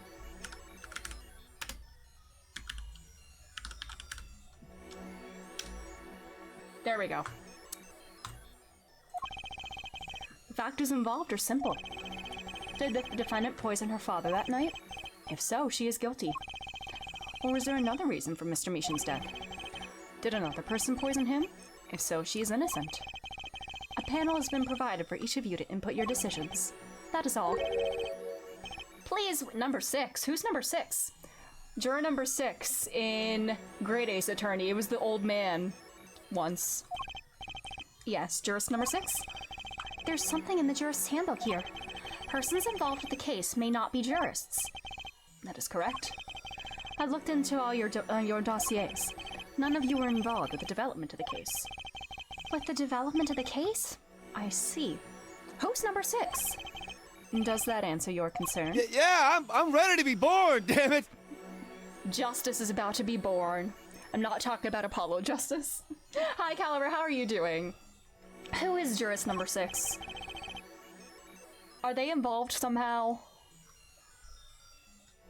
Is jurist number 6 fucking Lamarar? Oh my god. Is Lamarar a citizen of the US right now? Where does she... Isn't she a Borginian citizen? Does she have dual citizenship? What the hell? Make your decision in the case against Vera Measham. After 7 years, the truth is ready to be heard. Judge wisely. Judge well. It still is mind-boggling to me that they let this disbarred lawyer participate. What did I fucking say? I am Apollo. I am Apollo that does justice.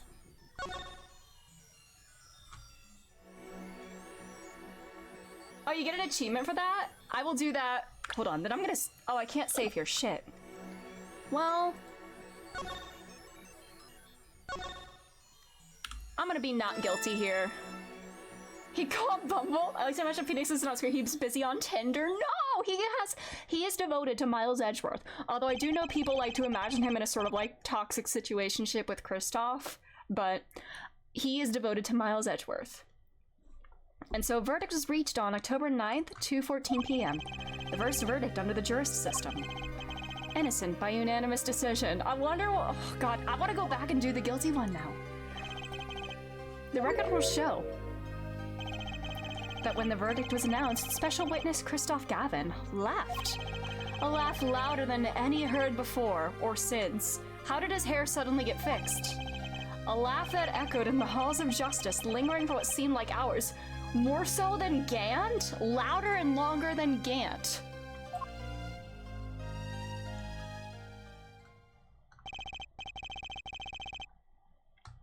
Now I'm wondering, does Lamarar know that she is Thalassa? I mean, I don't know. The crackpot's cooking, baby. October 10th, 8:30 a.m., the morning after the trial. In an intensive care ward, a true miracle occurred. Vera Measham opened her eyes.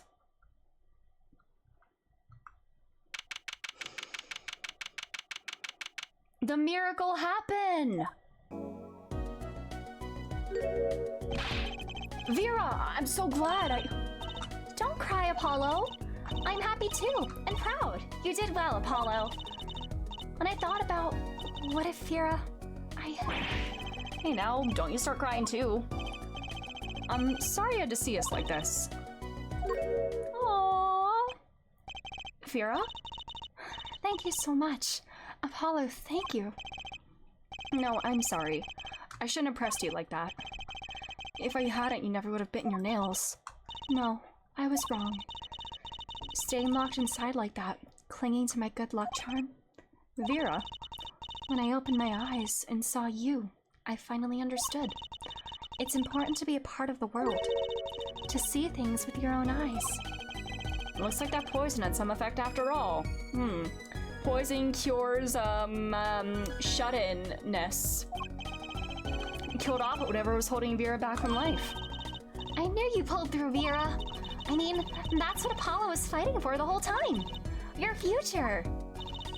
I won't forget it. Here, let me thank you. No, really, it's okay. Aww. Oh, look, it's me. I love it. Thanks. Just the spikes! It's height accurate. She did draw the head, but he's too short to see it. She really captured your essence, Apollo. Well, I think so at least. That reminds me. Do you know where the other lawyer is? The other lawyer? Oh, you mean Daddy? Except he's not a lawyer anymore. Or does she mean Claudia? It's my fault, isn't it? I'm sorry. Oh, no. That's not what I meant. No, it's okay. I'm through looking away from the things I've done. I hope I can look him in the eyes again someday and apologize. I'm sure he'd be happy to hear that. He brought all those things for me when he came to visit earlier. Oh my god, Phoenix. He gave her all the Steel Samurai DVDs. Oh my god. And the piano and the grape juice too. That's her excuse for reusing the same background for when Phoenix was in the hospital. You know, I knew my real daddy was alive. Oh wait, oh. Huh? Are you saying Phoenix is your real daddy, or, you know? I was there 7 years ago, remember? I was the one who helped him vanish from the courtroom. You did, but how? I'm not telling. He promised me that day he went away. We may not meet again for some time, Trucy, but know this. I will be watching, and one day I shall return. You're the next Gremory, after all. Oh, Trucy. In the end, he couldn't keep that promise, could he? Oh. It's okay. Phoenix is my daddy now, even if he can't really play the piano. That he can't. Oh, and I've got you too. Even if your voice is kind of loud sometimes. Glad I made your list. Hey, come to think of it. Where is Daddy? The one who can't play. Ah! Do you know Apollo? I think he said he had to meet someone. He knows who Lamorar is, doesn't he? I wonder. Maybe it's a new mommy. Well, first off, you have to know Miles Edgeworth. Second off, I think it's the shared mommy. Oh, Trucy? Yes, Vera? I was wondering, could you show him to me once more? Sir Hat, was it? Oh, you like the Hat Man? Oh, he's not been knighted yet. Here goes. Do us an impersonation, Mr. Hat. Objection! Not loud enough. And I like Miss Magic underwear better. Apollo, what the fuck? That's Magic Panties, Apollo. God. Phoenix, you better fucking tell them that they're actually... Your memory's returned! Fuck! Ah! Mr. Wright, was this all a part of your plan too? I don't know what you're talking about. When I lost my memory, I was reborn as Lamorar. But you knew my true identity, did you not? That is why you chose me as one of your jurists. You're thinking into it too much. Besides, there's no guarantee that regaining your memory would make you happy. Of course it is a happy thing. For so long, I thought I was alone. But now I know I have children. 2 dear children. I'm so proud of them. This too, I think, is thanks to you. Oh, got another spam bot? Oh, brother. Are you gonna tell them? They do not know. Nope. They don't know their mother. They don't even know their siblings. Tell them! I'll go to them when the time is right. Until then, Don't worry, I'll take care of them for you. You better tell... They're very important to me too. Oh, they're like... Apollo is your kid too. Your grown son who is only 11 years younger than you. A little annoying at times, but still. I have to keep an eye on her at least. Because I'm the only one who knows how she really feels on the inside. Oh, Trucy. Your bracelet. yes? I've seen a lot of mysterious things these past 7 years. Well, your bracelets were the strangest of all. Front-facing Apollo's jump scare. I remember meeting him half a year ago now in Christoph Gavin's office. And then I met you. 2 fates destined to intertwine. And I was there when they crossed. I'll never forget that. Such a small thing, that bullet. Yet it tore away, and it tore who I was away. God damn. Did Valiant recognize her when they were doing the illusion during the concert? 10 years ago. during a simple rehearsal. It is a miracle no one died, but I didn't survive that accident. That is why I left the troupe, my family. Now my memory has returned. I am myself once more. For the first time, I'm glad to be alive, Mr. Wright. Speaking of miracles, Vera Measham regained consciousness this morning. I can only hope she's as glad as you are. It is a strange thing, fate. Sometimes a life is taken, sometimes a life is spared. You know what I've been thinking? People don't die that easily, really. As long as they've got something worth living for.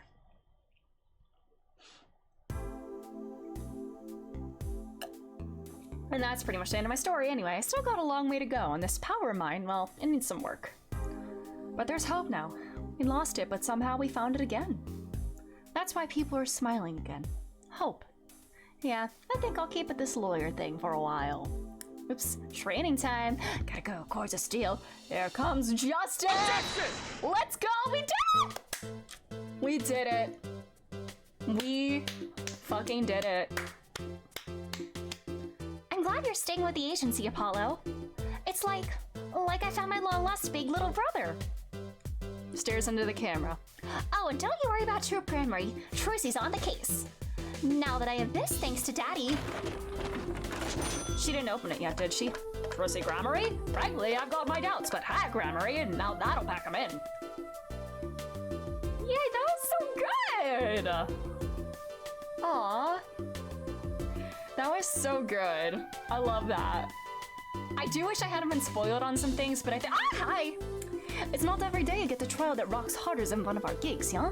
That's why it's over. The governors are breaking up. I mean, the news cost a run on tissues at supermarkets nationwide.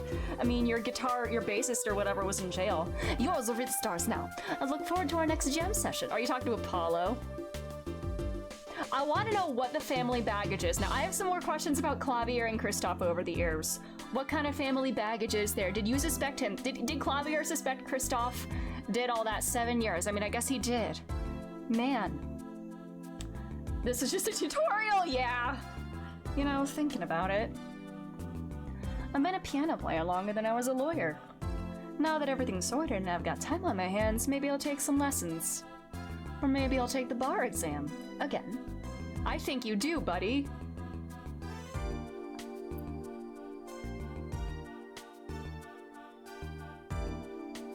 Yeah, I mean, even though I had been spoiled on a couple things, it did not hinder my enjoyment at all. And even some of my I love that I still was able to predict some things that I hadn't been spoiled on, you know, but it was so good. I loved that. Hi, Emma.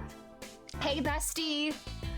So I was standing around eating snackoos the other day when I got this crazy idea. What if they were golden? You could augment the crunch, or better yet, make them ding. Ah, the power of science. Although the preservatives might not be 100% safe. Emma! It was good to see her again. What's Lana up to?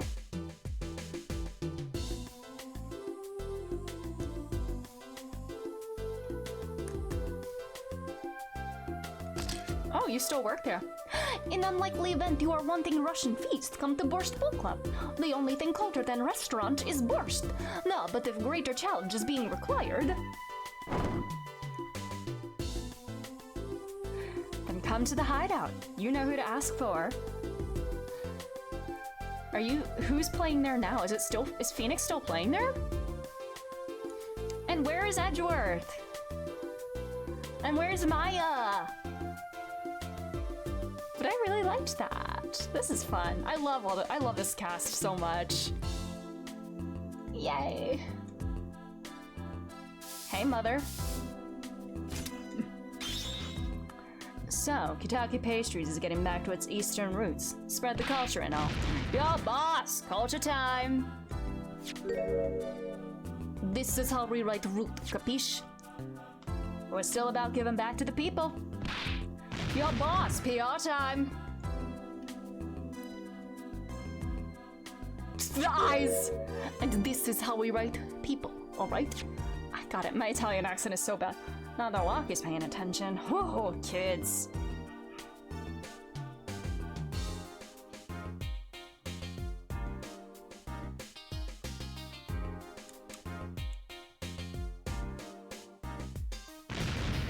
Bizui! Chinese characters on cake was a fly it was fly these like 3,000 years ago. Yeah, you wanna make it today, you gotta keep it real, you know what I'm saying? Yo, that's why I made the OG cracker, for real. For real? I know it don't look like a cracker, G. What you want me to go? Buddy, what are you saying? Are you baking now, I guess? In the bakery, I guess? Mother, where's Mother?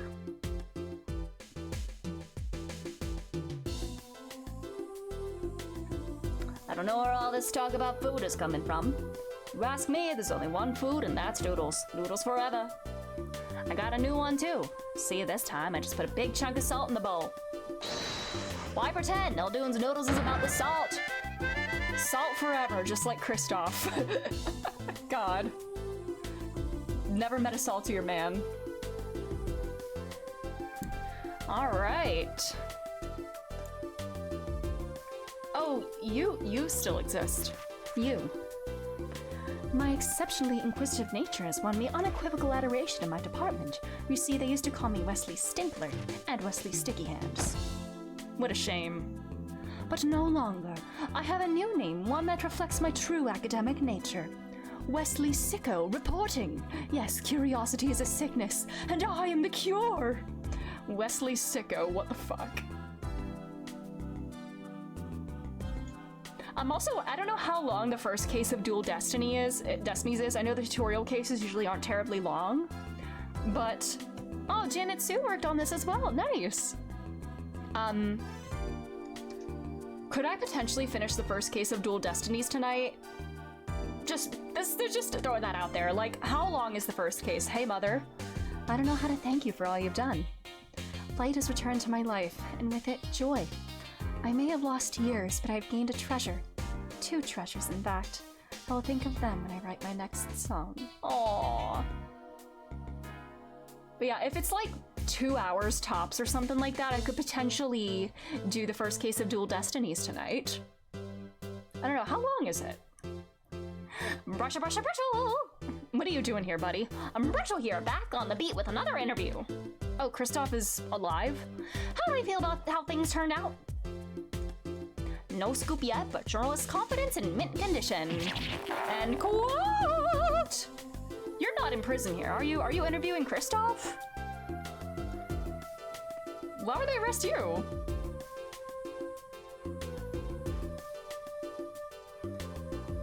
I've decided to keep painting. Originals only, of course. I suppose I'll have to see a bit of the world outside to find what to paint. But I know there are good people out there now. I've met them. Aw, she's so sweet. The door is open. The world is waiting. Thank you. Aw.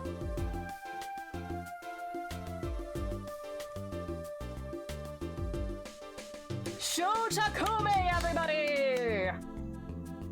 Aw, that's so cute. Aw, a Misham original. Aw, that's so cute. With the Mr. Hat as well. The Hat Man.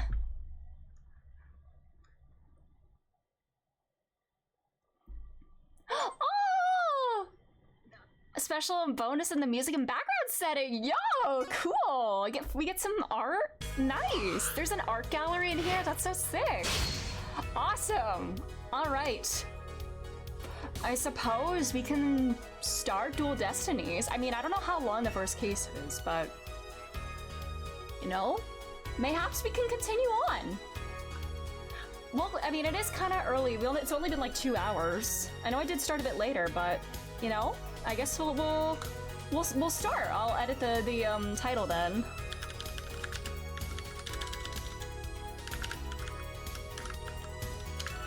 Alrighty. Let's go on. 2013.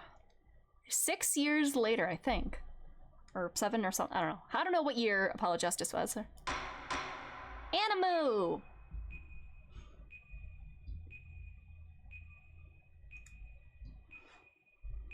Bomb? Oh no. Judge, oh no, oh no, oh no! What the hell? What in the hell?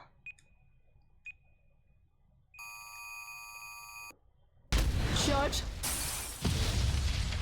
No! Could the judge? Are we gonna see the judge outside the courtroom for the first time? What the flip? Hello? These are dark times, where the law has been reduced to rubble. And it's Damn. up to us to restore it to its former glory. Hello, Sam Riegel. I think he voiced a Phoenix in the previous one, too. Oh, Beanie. Yeah, I know what you mean. It looks like your target finally decided to make a move. This case went up in smoke, indeed. Don't He's you working worry. again. I've got a trusty new partner on board. Oh, is it where she appears? She? It's she! She! Ready to go? You bet. Let's do this. I know so many people want the spin-off game about her, and I don't even know her She's yet, been with but I us for half a agree. year, though I can hardly believe it. Anyway, her power will be our greatest weapon. What's her power? What kind of genetic power does she have? Or is it the tech thing?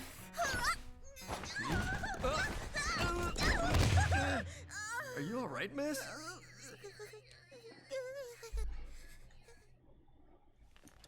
Yeah, it's for this very reason I returned. Back to law? How many years past Apollo Justice Time is to this? bring it to an end. Oh, he's recovering from cancer. Oh no. He's doing well then? Oh, Trucy locket. He's got the Trucy locket. I'm gonna cry. And the badge. I hope he's doing well. I didn't know that. He's on. It was about on Critical Role. I hope he's doing better.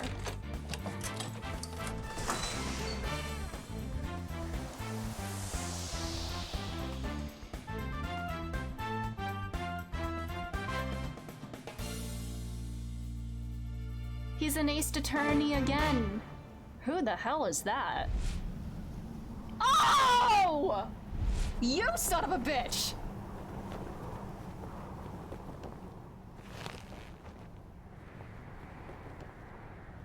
What the hell, Apollo? What have you done? Why are you staring at the moon? What the hell? What is happening? Did you blow up a courtroom, Apollo? Oh, I think I cracked my ass.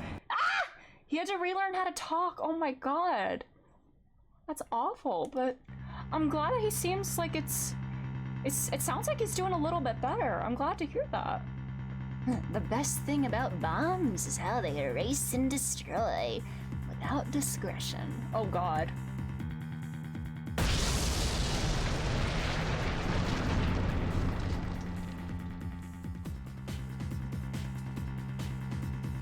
Now all I have to do is pin everything on that little girl. Oh my god. Yeah, because young girl blows up courtroom. Sure. December 17th. How many years after Apollo Justice was this? Defendant lobby. New court. I'm gonna save it in a new file. Hold on. Oh, we have unique save files for each game. That's kind of cool, actually. I like that. Keeps it more organized, I guess, if you want to revisit certain parts of specific games. Nope, not feeling nervous at all. It's amazing what a girl can get used to. Even a tense atmosphere like this is no biggie. You doing okay, Athena? Hello, Apollo. What happened to you? Why are you all bandaged like that? What the fuck happened? And where did that coat come from? What have you done? Oh, Apollo! Yeah, doing great. Like, I'm a little too great. Oh yeah? Well, that's good to hear. Although, I could have sworn I heard your voice crack for a second there. I'm that transparent, huh? Cracking? No, my voice isn't cracking. Nerves of steel here, I tell you. He's a pirate, arg. This is Apollo Justice. He's a fellow lawyer at the office I work for. Apollo is the lead for defense on this case. But I'm going to be there at the bench with him, doing what I can to help out.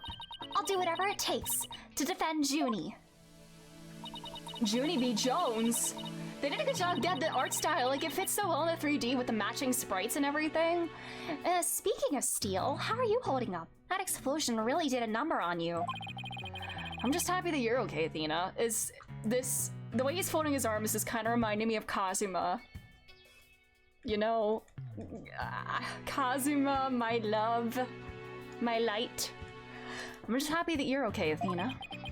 Although, I can't pretend I have no connection to this case. Are you, like, injured from this? Although it looks like you were wearing these bandages before. So, like, what the hell? That's why I'm gonna see to it that Juniper's name is cleared. I'm sure you feel much the same way. You got that right. I will rest until Junie is completely cleared of all suspicion. You're on a nickname basis with your client? Apollo? Athena? Looks like he wants to be in one piece. Hello. Oh, that's cute. Oh my god, I love her little braids. Thank you for doing this for me. Junie! Oh, are you okay? Oh, girly. Hey, are you okay? Sorry about that. I always seem to go into coughing fits whenever I get nervous. This kind of thing never happens at home in the forest, though. I mean, if you're on trial for murder, I'm sure you'd be nervous. This is Juniper Woods. She's my dear, dear childhood friend. Oh. Childhood friend in an Ace Attorney game. Okay. Interesting. She's my dear, dear childhood friend, and she's also our client for this case. The news keeps repeating that Junie is the alleged bomber. Does this girl look like she would harm a fly? But that's ridiculous. There's no way Junie would do anything like that. I brought you a little snack, Athena. Just a little something from my garden. Oh, that's so sweet. Hey, thanks. So, is this an orange or a tangerine? It's an orange. My grandma says that orange is the color of strength and endurance. And it's the color of her hair, too. Aww. That's cute. Oh, I get it. Strength for the trial, right? Junie, you're always so good to me. Oh, okay, that's really, really cute. Okay. Jeez, look at me. Standing here, clutching an orange to my chest with tears in my eyes. Well, don't you worry. We'll be so powerful in there, they won't know what hit him. Right, Apollo? Yeah, that's right. Come what may. This is one trial. We just can't lose. Are you okay, buddy? Oh no. Oh no. Apollo! Apollo! Did he die? Blood is seeping through his bandages. One of his wounds must have reopened. Oh god. All this time he was trying to put on a brave face, but he was really overdoing it. Oh my god. Are you okay? I mean, he's clearly not okay. He's not fine. Mr. Justice? Why is he going? Bro is bleeding out, and he's about to go defend. What the hell? Huh? Oh, you can send the video? Oh, for the end of the trial. Yeah, if you send it in the Discord or something. Yes, thank you. The trial is about to start, sir. Please proceed to the courtroom. What, now? But Apollo's in no state to defend. It's the tutorial case for Athena. Haha. Ah! I have to defend Juniper. What are we gonna do? The trial's about to start, with or without us. There's only one other option I can think of at a time like this. But even if I called him now, he'd never get here in time. No, wait. There's something else I can do. Apollo, give me all the evidence for the case. Huh? What are you gonna do? Bailiff? Yes, miss? The defense would like to submit a substitution of attorney position. Girl, do you have the authority to do this? Athena? You're not seriously... You just concentrate on getting better. I'll defend Junie. All by yourself? Athena, stop for a sec and think about what you're saying. You've never once taken a case on alone before, right? No hay problema. I can handle it. I think. But I guess it's really up to you, Junie. Would you be okay with me taking over? Sure. I believe in you, Athena. And that's enough for me. Aw, cute. You're worried for me, aren't you? To be honest, I'm pretty nervous too. I think my heart might just burst out of my chest. But you're in no shape to stand at the bench now. So you'll just have to leave it to me. Bro is sweating buckets. Alright, I can see your mind's made up anyway. I hate that I can't be there, but I know you'll give it your utmost to defend Juniper. You bet I will. Rest assured of that. Send in the Ace Attorney channel. Alright, thank you. My name is Athena Sykes. I'm still just a newbie, but I'm a lawyer. This is only the second time I've taken the lead in a defense case. It'll be the first time I stand up there alone, though. But I have to do this. And I'm definitely not about to let anything bad happen to Junie.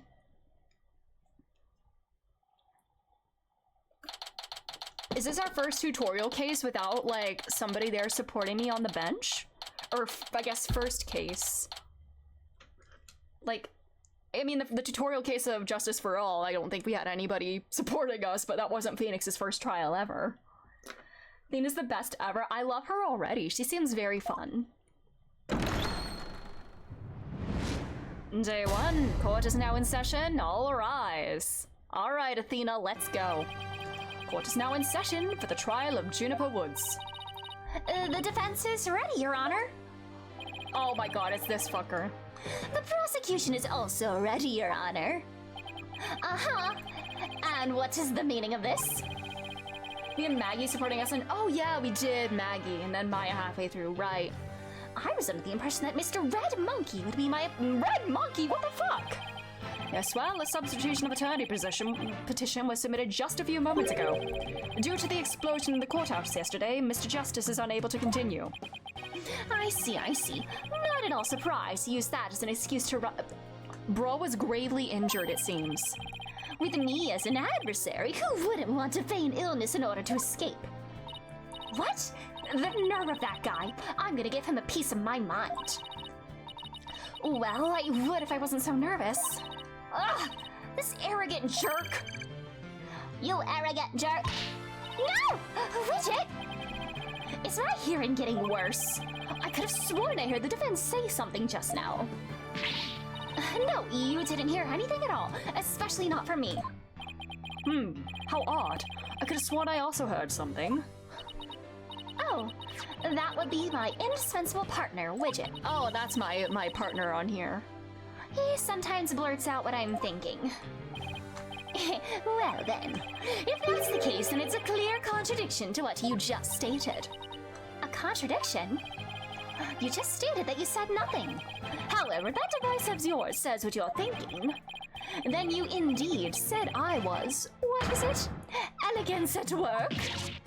Oh, that's worse. Actually, it was arrogant jerk. Oh my god, she's so silly! A timeline from this game is all wacky. I reckon playing the DLC case after case 2. Oh, interesting. At any rate, what does it matter if it's a red monkey or a yellow monkey facing me, bro? Fuck you. No fresh out of law school rookie can defend this witness. Mr. Payne, I believe that's enough. Let us get back to the case. Of course, Your Honor. I'm more than ready to show this little girl why they call me the rookie humiliator. I knew it. He really is an arrogant jerk. Arrogant jerk. Miss Sykes, if you continue to insult the prosecution, I'll remove you from this court. Don't the attorneys insult each other all the time, Judge? Why is it a problem when the woman does it? I'm very sorry. It was just a knee-jerk reaction. Now then, Mr. Payne, your opening statement, if you please. Thank you, Your Honor. Alrighty. Now then. The incident occurred yesterday here at this very courthouse in courtroom number 4. He can call us monkeys, but this is where he draws the line, literally. It's always the defense attorneys get the short end of the stick. At that time, the trial for a certain bombing was being held in courtroom number 4. Yes, I was presiding over that trial as well. And Mr. Justice was there as the lawyer for the defense. A bomb that was being presented as evidence suddenly went off during the trial.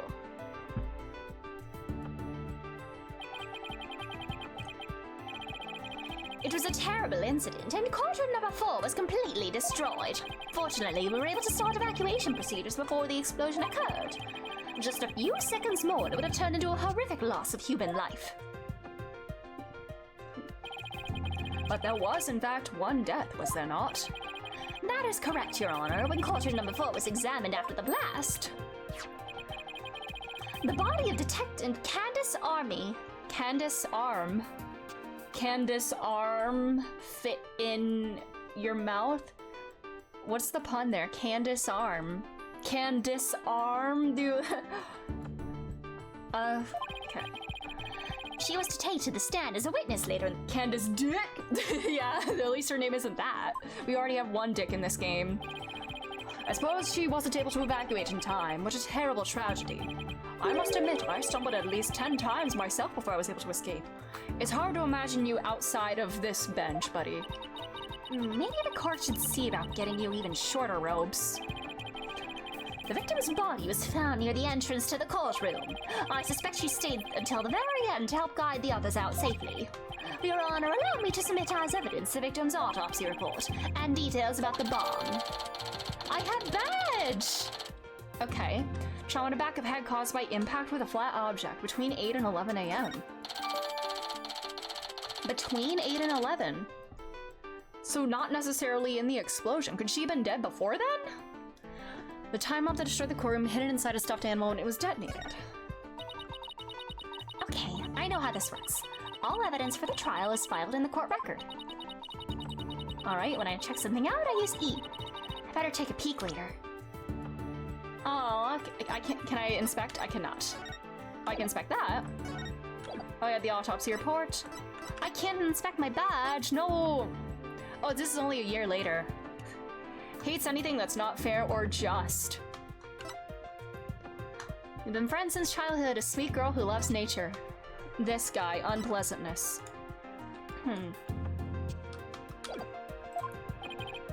Now then, please call the accused to the witness stand. Aww.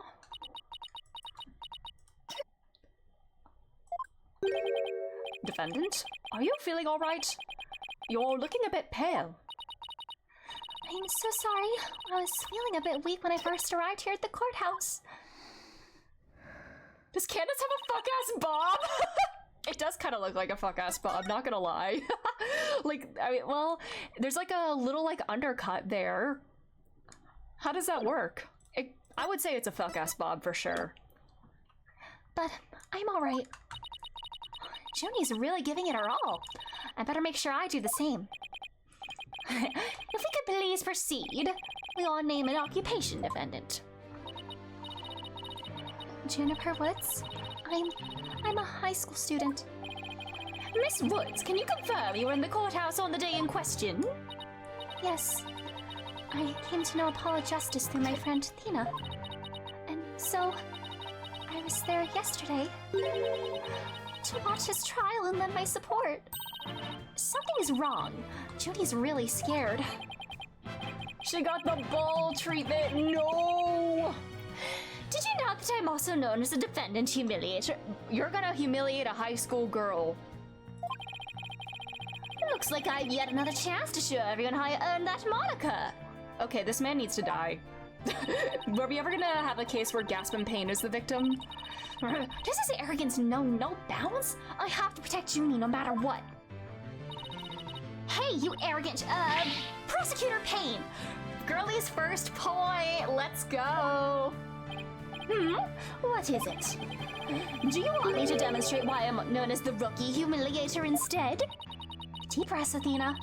Don't let him get to you. Prosecutor Payne, Junie's telling the truth. Mr. Justice also backed up her claim when we saw him in the defendant lobby. And Junie, he said that he was glad to get the lotus fruit you gave him too. He was? My grandma says lotus fruit is good for your eyes. She says they can even help you see into the future. Maybe in A7 we defend Maya against the murder of Pain. I'd be happy for that. You know what? My girl Maya needs a break, but if it's for Pain's murder, then you know what? That's fine. I was gonna say something and I forgot. Oh yeah, I guess another one of my wrong first impressions that was quickly, I quickly realized was not actually the case. Just seeing art on Twitter, like, as soon as I started interacting with Ace Attorney Twitter, I somehow got the impression that Apollo and Athena were siblings. Probably because they both have, like, you know, Greek god names that are like, that were siblings.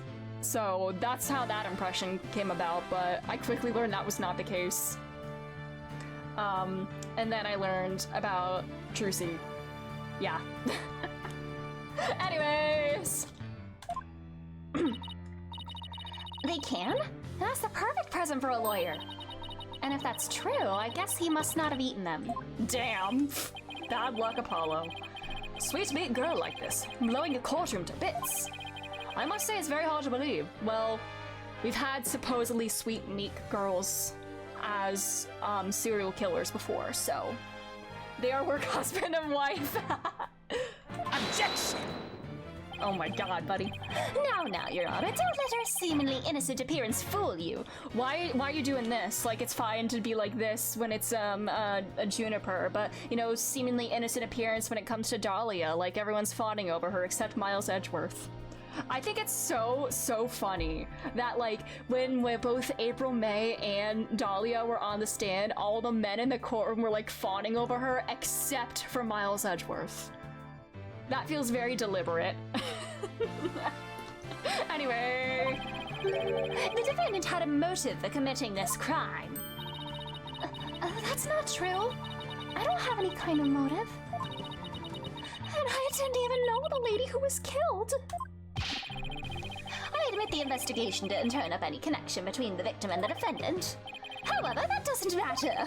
I don't know what my voice for him has become. My voice feels tired right now. I don't have a motive, I'm just a girl. I'm sure, yeah, Dahlia literally used that excuse pretty much. The only thing that does is her objective was the destruction of courtroom number 4 itself. Hey, what's that supposed to mean? Why in the world would Miss Woods want to do that? I love her little face was angry. That's a very good question, coming from a novice such as yourself. But first, a question for the defendant. Have you ever been brought up on false charges? What?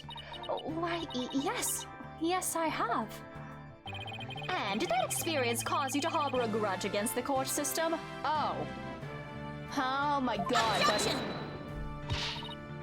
Now wait just 1 minute. If that kind of thing was a motive for blowing things up, then every one of our clients would turn into bombers. That's a valid point. Wouldn't have a single courthouse left standing in the land. I can see the accused isn't the only one who might bear resentment against the courts. It's my favorite case I've played in any game. Your favorite's Farewell Turnabout, but now for this game's a close second. Ooh! Oh, I gotta think. Would it be... God, I think a big standout is the finale of Great Ace Attorney 2. The final dance of deductions alone elevates that so much for me. Like, thematically, musically, everything about that entire sequence was just peak. One of my favorite Ace Attorney moments overall. I think that whole case is so good. I think that it might just be the finale of Great Ace Attorney 2. I need to think about how I'd rank some other ones though too. Huh. I really like the first case in 3 though. What is it? Turnabout Memories. I mean, I'll always love a Mia case, but also Phoenix was just so funny and pathetic in that one. And Mia, getting some Mia lore there too is very fun as well. I can see the... Oh, yeah, also, yeah, I think I said before, I want the Mia Fey spinoff. I want the Mia Fey spinoff about her years as a defense attorney. Come on, Capcom, give it to us. I can see the accused isn't the only one who might bear resentment against the courts. But Miss Woods is the only person who could have committed this crime. College Phoenix is the picture perfect my college boyfriend type. I adore him. Yeah. Him being so pathetic in that case. I'm not gonna lie and pretend that wasn't part of it. because it was so fucking funny. He is so dumb. Because he found some decisive evidence that proves the defendant's guilt. Decisive, huh? I'll believe it when I see it. It involves a very unique aspect to the bomb itself, Your Honor. And what exactly was so unique about it? Why don't we have Miss Sykes answer that question? Huh? Me? I notice you appear to be very nervous, and well, gentleman that I am, I'd like to offer you the chance to gain some confidence with such an easy question. What, you think that she did it because she's a sweet, innocent girl and she put it in a cute stuffed animal? Is that why you think that she did it? Wow. Oops. Hold on, sorry. Could he be any more condescending? Girlie has binged Friends for sure. Really? What a thoroughly unpleasant man. You're nobody's favorite. L is for loser. Take this L, Pain. Come on. What did it just say? Nothing. Not a single thing. Now, let's see. What was I supposed to do at a time like this? Oh, I know. The court record. The information I need is somewhere in the court record. All right, Miss Sykes, let's hear your answer. Oh, God. All right. What was unique about the bomb that blew up the courtroom? Was it because it was... Okay. I kind of want to fuck around and be silly. I don't want to humiliate Athena.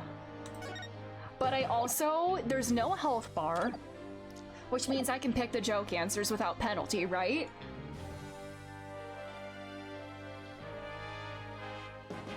Should I be silly? I'm so sorry, Athena. I really don't want to embarrass her. Some of this sounds, part of the little horn motif there is, that kind of sounds like Gregson's scene, like that ba-dum, ba-dum, that kind of thing. It sounds like Gregson. Yeah, the defendant is Mia Fey. Please turn in your badge. I want to go through the joke answers. I'm sorry. I'm sorry. Let's see. I believe it was because it was in Mr. Justice's briefcase. Don't tell me you intend to claim that it was Mr. Justice who committed the bombing. What? No, of course not. I just thought maybe he brought it to the courtroom by mistake. Oh my god. What is that face? And Athena, how do you accidentally bring a bomb somewhere? What kind of person makes a mistake like that? Ugh. What in the world am I blathering on about? I just wanted to be silly. Now let's be even sillier. The bomb was in Your Honor's pocket. Miss Sykes, what in Sam Hill are you talking? Not the Sam Hill. Old man. Well, I tried to picture myself as the bomb. If I was in your pocket, you'd surely bring me into the courtroom, naturally. The only thing in my pocket are pictures of my grandchild. I would hardly have a bomb in there. Ha ha ha. No, of course not. That would be silly now, wouldn't it? I think I better take another good look. I know, I had to be silly. Speaking of college shoes, he changed his outfit to his college one in this game, and the Furio Tigre one. Interesting. Alright.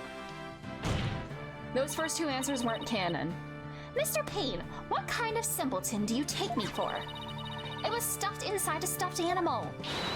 Its evil intentions covered up by a cute exterior. Very good. Have a cookie.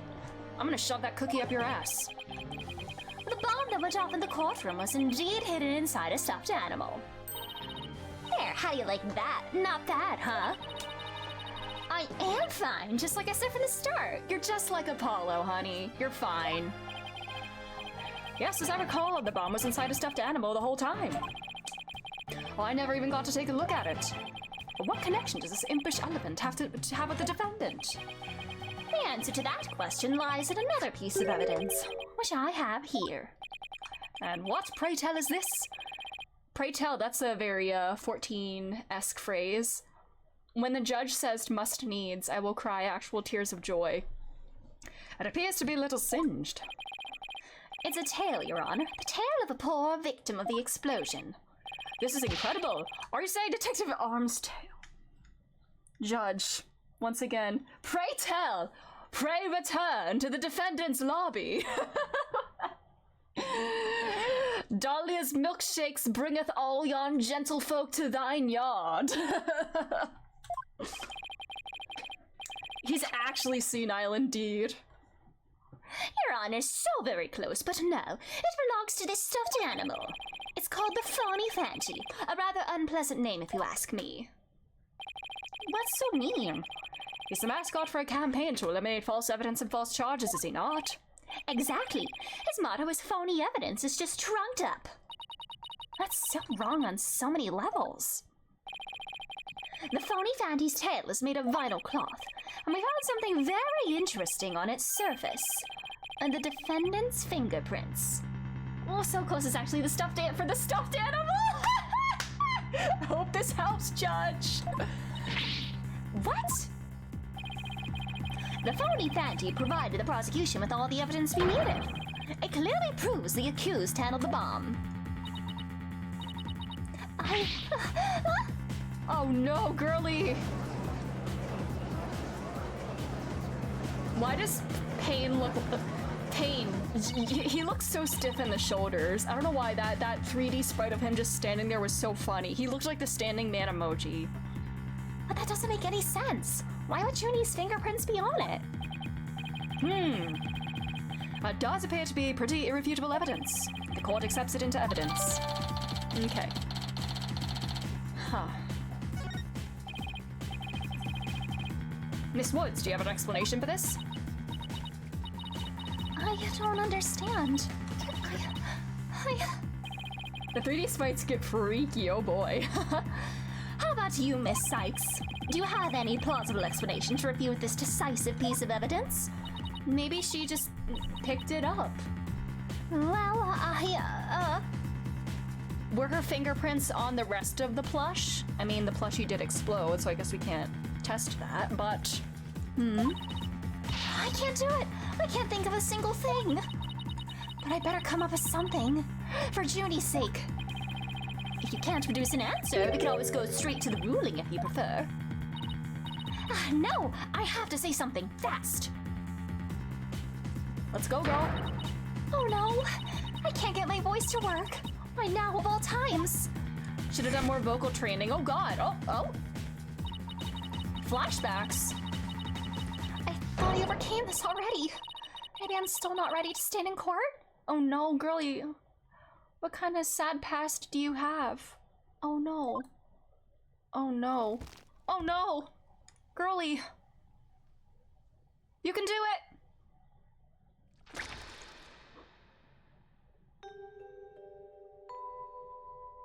What?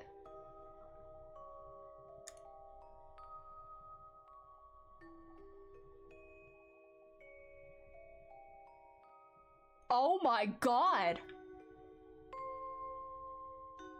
Oh!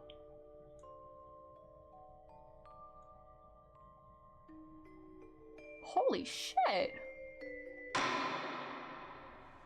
God As you damn. can see, there is no room for debate. Oh my god. Objection!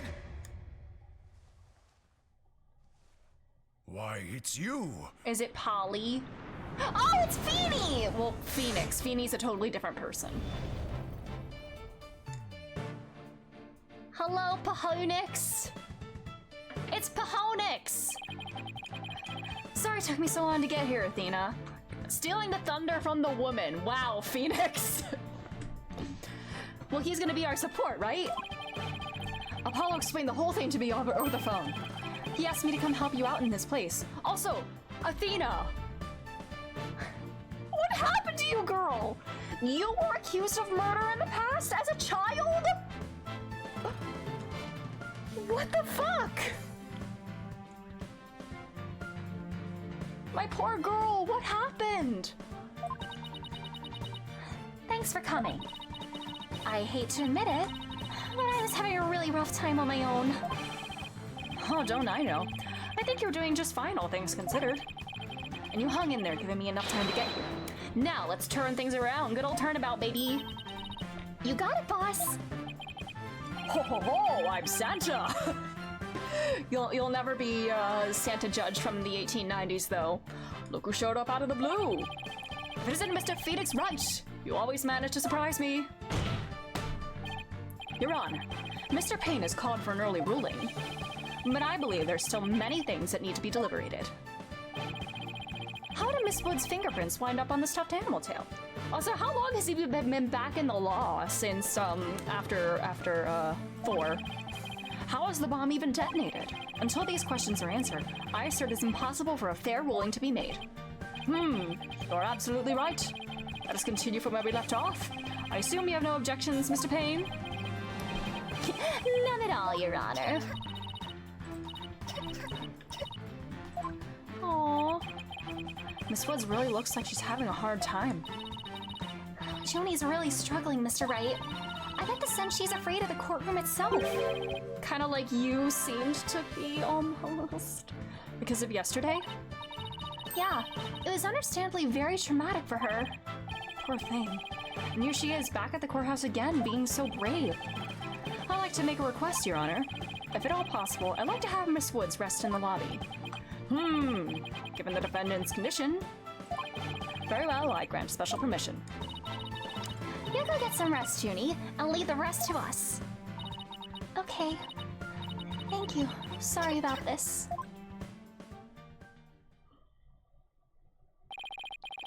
Phoenix Wright.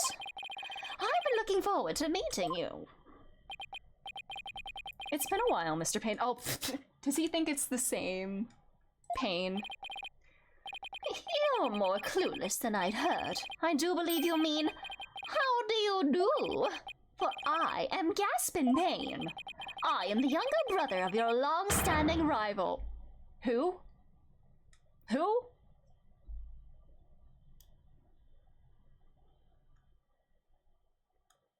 I'm pretty sure that's a one-sided rivalry, buddy. You're not... Winston is not even on Phoenix's radar. Long-standing rival? When do we have rivals, let alone long-standing? I have another long-standing rival, and I'm married to him. Edgeworth has a brother! You'll see, Mr. Wright. I will cleanse Winston of the disgrace he met with at your hands. Is Winston, like, dead?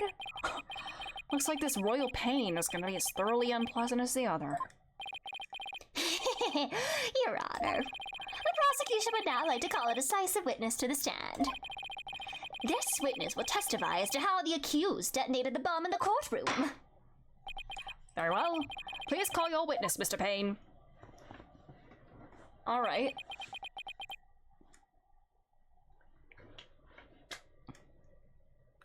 If this is Wendy Oldbag... Well, she doesn't have lipstick, or this witness doesn't have lipstick. So... Not with it, minus the lipstick is a point in favor of it not being Wendy Oldbag. And she was in security, not police. Witness your name and occupation, please. Witness? Ted To...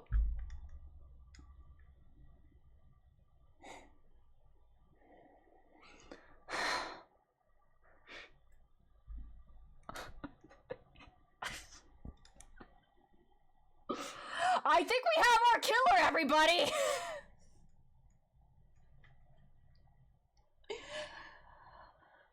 Oh my god.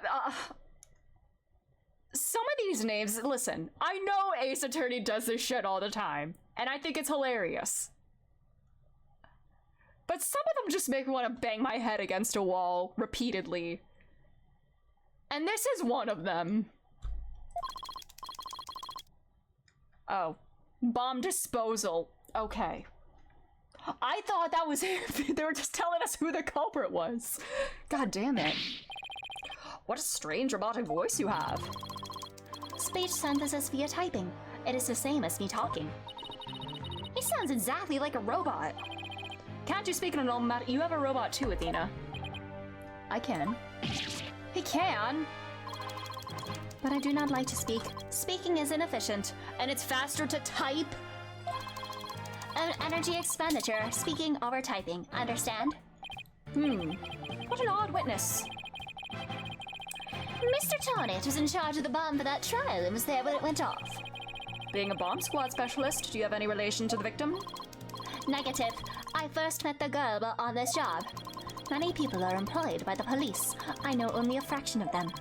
However, I was shocked when I first discovered the body of the victim. Shocked. I was the first one on the scene after the explosion. I went there to ensure safety, but I ended up discovering a dead body. So he was the first to discover the body, was he? He is here to testify about the circumstances surrounding the moment of the explosion. Very well, the court will hear Mr. Tonate's testimony, but at the very least, show this court some respect and remove that face guard witness. Are we sure this isn't the culprit? Didn't they show somebody with those goggles in the intro? The bomb was originally disarmed by me, then transported there here as evidence. Bomb name HH3000, operated by timer or with a remote. I was watching from the gallery when I suddenly became alarmed. I saw that the bomb's timer was counting down. So even though the bomb was supposed to be disarmed, it somehow got switched on? Precisely. Activating the timer is very simple. 1. Connect wires. 2. Switch on timer. A monkey could do it. I am sure even you would be able to, Mr. Wright. I guess this makes you the blue monkey in this barrel of fun, boss.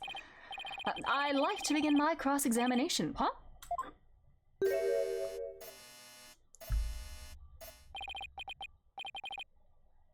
Mr. Toadate, what is that? HH2000, aka a bomb. What is happening? What is happening? Great googly moogly! What the fuck? Mr. Toadate, I demand that you disarm at this instant. Disassembly complete. HMPH 5.3 seconds, 0.2 seconds short of my personal best. Are you trying to give me a heart attack? I'm not exactly a spring chicken, you know. This is an exact replica of the HH3000. It is used to practice disarming bombs. Disarm equals success. Explosion equals failure. If it's an exact replica, does it actually explode? An exact replica of the bomb that exploded, is it? So that's what it looked like. So explosion equals failure. Do you just die if you can't do this job? I submitted a photograph of the real bomb taken just before the trial. Dimensions 10 by 10 by 10. 10 height, width, depth. Weight 12 pounds. A perfect replication. Your mom does appear to be a very good copy indeed. Yes, however, I could not replicate the detonation mechanism. It has a very puzzling wiring setup. It is regrettable I could not replicate it. Witness, that's enough. There's no need to replicate anything here. Alright. Alright, can we inspect that thing now?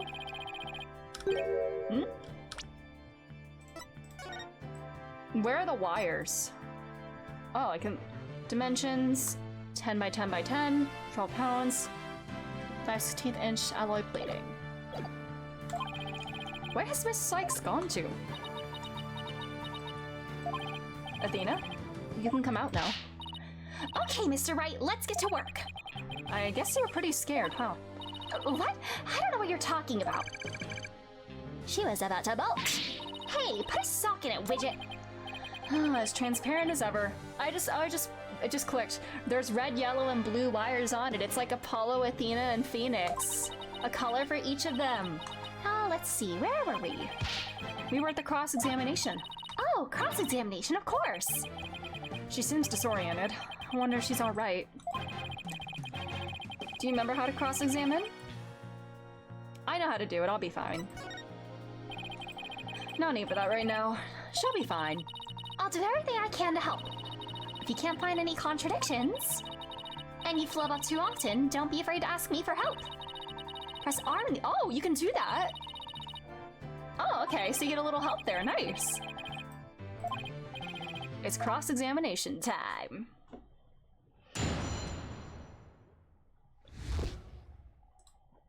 Alrighty. Originally disarmed by you, then transported here as evidence. Hold it! You say that you disarmed the bomb. But are you really sure it was disarmed? Absolutely. I can disarm anything. Hit a flash! That looks more like dismantle than disarm to me. Oh, pardon me. Let's see. Is there any chance you could have forgotten to disarm the bomb? Impossible. I do not make rudimentary mistakes like that. They say to err is to human. Although the jury is still out on this guy. If you must know, Mr. Wright, according to the court's own records, the fact that the bomb had indeed been disarmed was officially confirmed. I guess I can rule out the possibility he forgot to disarm it. Could you talk about the bomb in a little more detail for the court, Mr. Tonate? Certainly. Okay, timer or remote. Hold it! What was the approximate size and weight of the bomb? 10 by 10 by 10, 12 pounds. This information is also written on the photograph. Ah, yes, here it is on the back.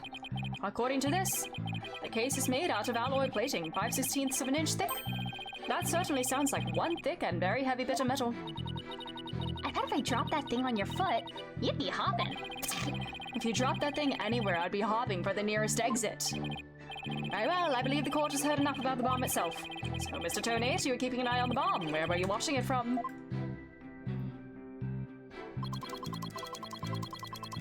Okay. Hold it! Why are you in the gallery? My duties may have been over for the moment, but I wanted to keep watch. Even though the bomb was disarmed, you can never be too careful. Explosive devices are very dangerous things. Ah, how admirably responsible of you. A model to be emulated. I practice disarming bombs every day. I practice assembling them too. Okay, that's very sus. The disarming part I get, but assembling them? Well, I'll have you know that I practice presenting evidence every day myself. I see. But do you ever practice having evidence presented to you? Presented to me? What? No, Then you cannot very well call yourself a professional yet, can you? Buddy! Ugh, that does it. I'm gonna start practicing having evidence presented to me every day. And you better drink some coffee, boss. We're gonna be pulling an all-nighter. I don't think that'll be necessary. Or worth either of our time. Oh, what did you witness in the gallery? The timer was counting down. I mean, we see in here the timer's cracked. But I just want to press for details, for dialogue. You saw it counted down clearly with your own eyes? I hardly think a timer as small as one in this bomb could be seen from the gallery. These goggles help me see very small things clearly from very far away. I can even see what you had for breakfast by looking at your tie. Why do I suddenly feel like a bug under a magnifying glass? I guess it's possible you saw the timer if he was wearing those goggles. I'm not so sure. There's something that just doesn't sit right with me. I don't think I follow. The bomb was completely hidden inside the stuffed animal, so well concealed in fact it didn't even look like a bomb at all. So you're trying to find testimony that conflicts with the evidence, right? That's right. Listening carefully to Mr. Tonate's testimony is just the first step. After that, it's a matter of taking a look at any evidence that seems relevant. Remember that you'll open the court record when you get to present. Find evidence that conflicts with testimony. R. This testimony is about when the bomb went off. So I think the state it was in at the time would be pretty important. A bomb that didn't look like a bomb because it was inside a stuffed animal.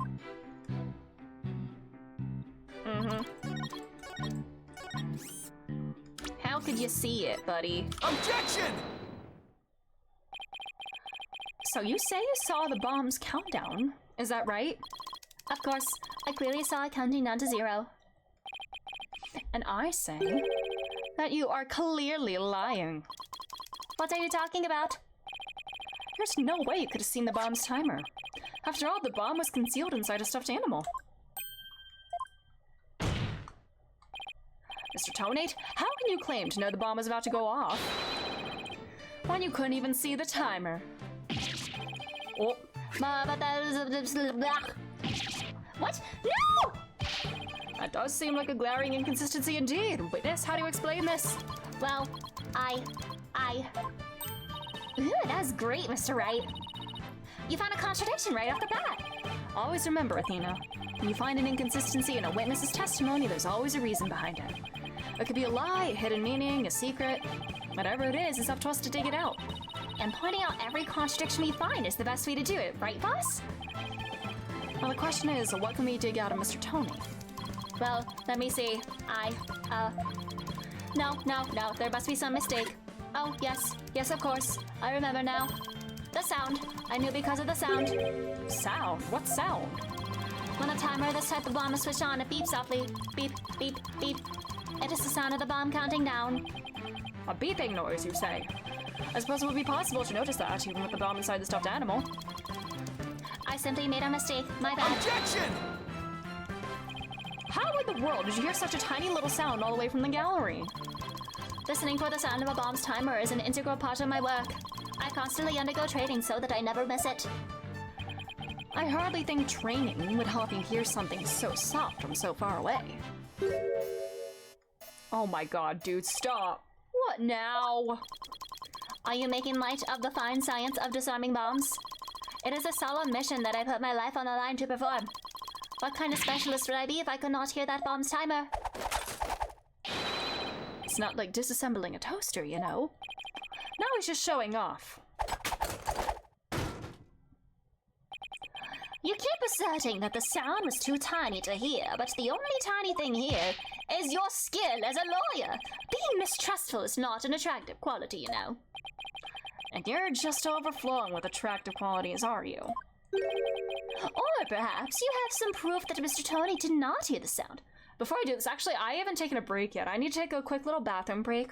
I'll be back in a moment, and then we will continue with this. I'm so sorry for this to be, like, really abrupt and everything, but I'll be back in a moment. Yeah, I'll return in a moment. Music.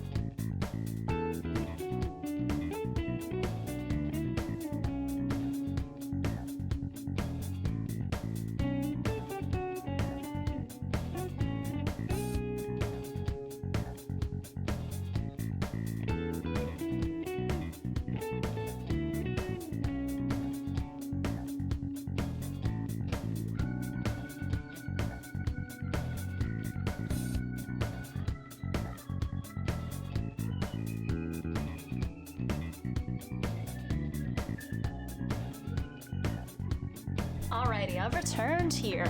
Let's do more lawyering. Alright, let's go. Proof that he did not hear the sound. Huh. Well, no, but it still seems totally suspect. But it's gonna be really hard to prove that he didn't hear something. Unless was there another noise at the time? If I have this correct, the prosecution's argument is that someone reactivated the bomb before it was brought into the courtroom. What I don't understand, Mr. Payne, is why you believe that person to be Miss Woods. That's simple, Your Honor. Mr. Tonate happened to be there when it happened. He was there when the defendant rearmed the bomb. What's this now? It happened before the trial started. It is when the detective, Arb, and I were transporting the bomb. Can disarm. I just got it. Ace Attorney. Oh my god. We brought the bomb to the lobby for the defense. Bomb evidence. Bomb equal evidence. The lawyer wanted to see it before the start of the trial. Looking for a chance to get at the bomb, Miss Woods was already there in the lobby. Her goal was surely to rearm the bomb and steal the remote switch. The remote switch? Yes, the switch that controls the bomb remotely, duh. It has been missing ever since the incident. Okay. Missing remote switch. Something missing is in the court record and evidence. I am partially to blame. I left the bomb and remote on top of the transport case, and they were rearmed and stolen when I was talking with the lawyer. The defendant then used the remote from inside the courtroom to start the timer. Objection! How can you assert so unequivocally that the bomb was rearmed in the lobby? Objection! The bomb was safely secured in the transport case. The only time it was outside of the case was in that lobby. Therefore, that was the one and only opportunity anyone had to meddle with it. In the transport case. Someone other than Mr. Tony could have opened the case and taken the bomb out. Impossible. The transport case is assigned exclusively to me. Do you see this number here? That is my identification number. And I have the only key that can open the case. Okay. Mr. Payne's assertion is nothing more than conjecture. Okay.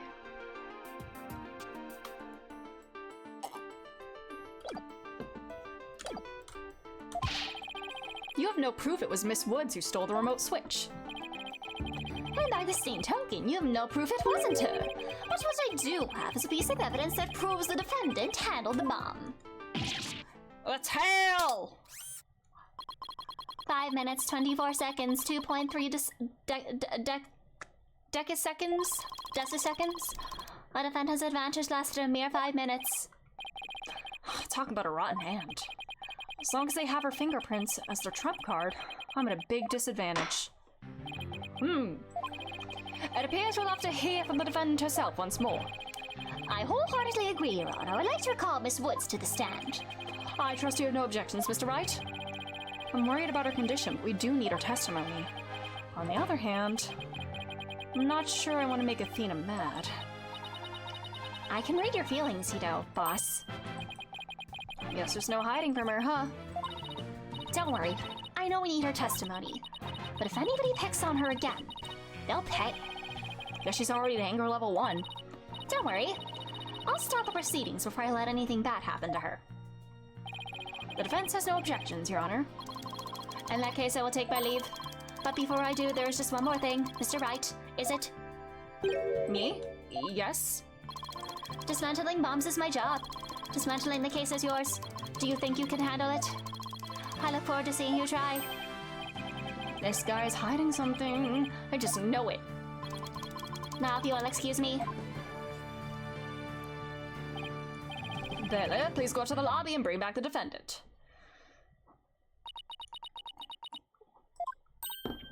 Junie! Hi, Athena. She looks even worse off than before. Don't worry, Junie. We're here for you. Thanks, Athena. And I'll do my best, too. You blew up the courtroom because you bear resentment against the court, correct? No, of course not. What's that you say? I can barely hear you. I haven't done anything wrong. This prosecutor's scary. Objection! What an impudent little girl. Stop acting innocent and tell the truth. This is getting ugly. You rearmed the bomb because you wanted to blow up the courthouse. Admit it. That is why you went to the lobby where Mr. Justice was. Isn't that right? Oh no. Mr. Wright, can I go give that prosecutor a smack? Please. What? Of course not. Do we have to review Courtroom Manners 101 again? You can't let a creep that bullies innocent girls like this off so easy. I haven't forgotten about how he treated you. Don't worry about me. Just help Junie. Her heart's crying out. She's so scared, so very scared. This looks like Athena's picking something up with her heightened sense of hearing. Oh, okay, so that's her special ability then. Heightened sense of hearing. Could she hear the ticking of the bomb? Was she in the courtroom? It sounds like this time it's the voice of Miss Woods' heart. Oh, new mechanic? Don't deny it. You stole the remote switch and used it in the courtroom, didn't you? Go, Athena. Your Honor, please put a stop to this. Mr. Payne is badgering the defendant. Yes, Miss Woods does seem quite frightened. Mr. Payne, I ask you behave more like a gentleman. Ah, but don't you know, Your Honor? There's no more a gentleman in this world than I. Ugh, as if a gentleman or even a gentleman would behave like he does. Don't let that rude ruffian win. Athena! Aww. How dare you call a gentleman such as I a rude ruffian? I'll have you know I attend a manners class every Saturday. So you still need to take classes to teach you manners, huh? That's what I'm gathering from this. I'm more than just a mere gentleman. I'm a genteel man. Boo! Tomato, tomato! Not when you're terrorizing a young lady, you're not. I demand my money back from that manners class if I were you. Oh, get him! We're at this part of the courtroom already. She can start insulting him again. I should probably be the adult here and stop the two of them, but no, let him have it. Mr. Payne, that will be enough. Phoenix was like, just let Athena tear him a new one. Certainly, Your Honor, no further questions. Let's move on to the defendant's testimony. Miss Woods, please share with the court what you were doing when the bomb went off.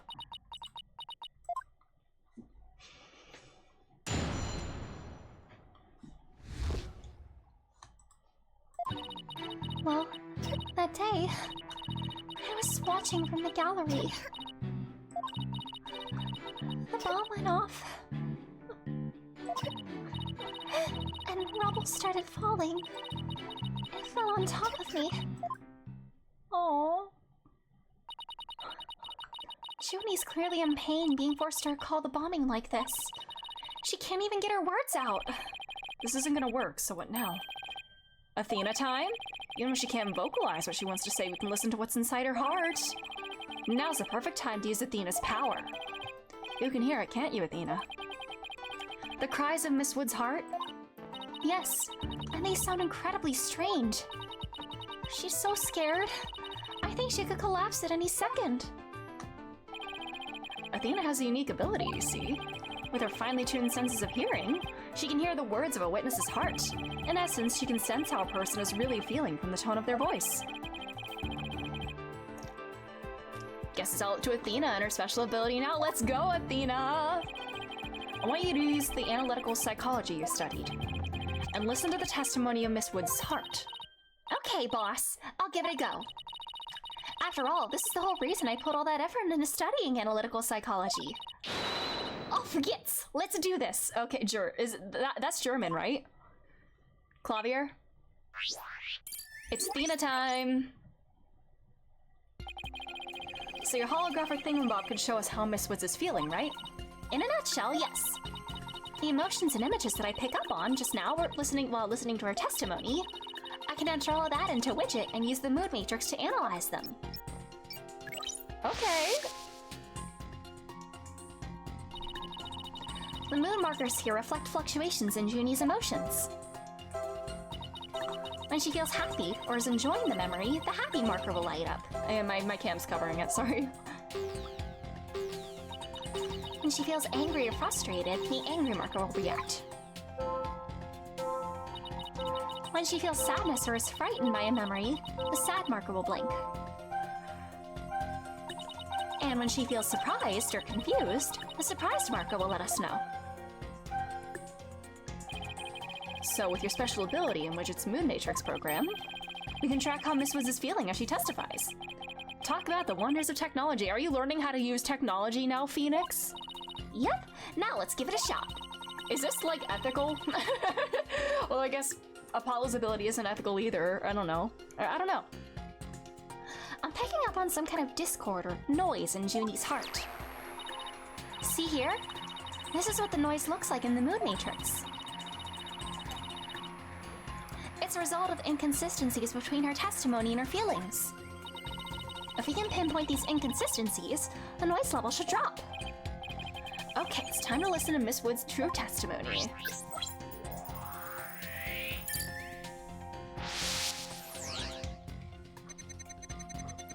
That day, I was watching from the gallery. Oh my, the bomb went off. And rubble started falling. It fell on top of me, what the hell? Why is she happy there? I think I have a good grasp on Junie's emotional state now. This power of Athena's is incredible. And I'm seeing an unexpected emotion that's inconsistent with the context of her testimony. What? Already? It fell on top of me. Look at this! When she says it fell on top of me, the happy marker's reacting. That's weird. Well, look at that. That is odd. I like the art style. That's very cool. There must be a reason for this contradictory emotion. We just need to do some digging. When you find an unexpected emotion, you'll first need to pinpoint it, and then select the unexpected emotion or reaction from the 4 markers in space. All right, we do Q,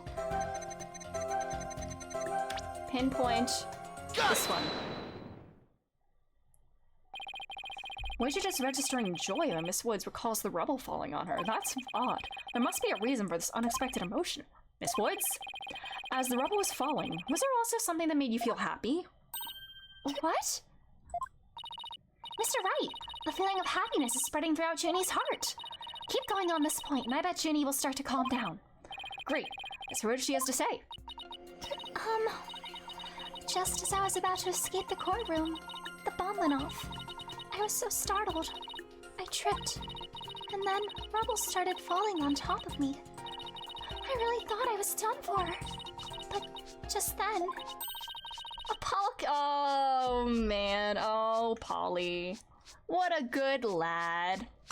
Too bad he's gay. But, aw, that's sweet. Apollo? He used his own body to shield me from the rubble. Aw.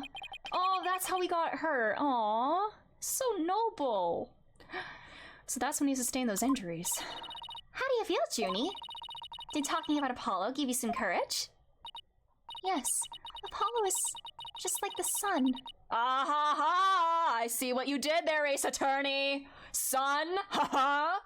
Strong and bright and warm. Just talking about him makes me feel like a leaf undergoing photosynthesis. And see, your coughing stopped all of a sudden. Oh, you're right. Thank you, Athena. Yay! Looks like we're able to draw out some new testimony. Pretty neat, huh? But there's still some noise left, meaning there must still be some discord in Junie's heart. Guess we'll have to keep going then. Let me input this new information and update the moon matrix, and we'll be good to go. You remember what to do, right? Alright. This is cool, I like this. Alright. Then we select it. If we can find the reason for the discord in her heart, then we should be able to draw out even more new testimony out. Okay.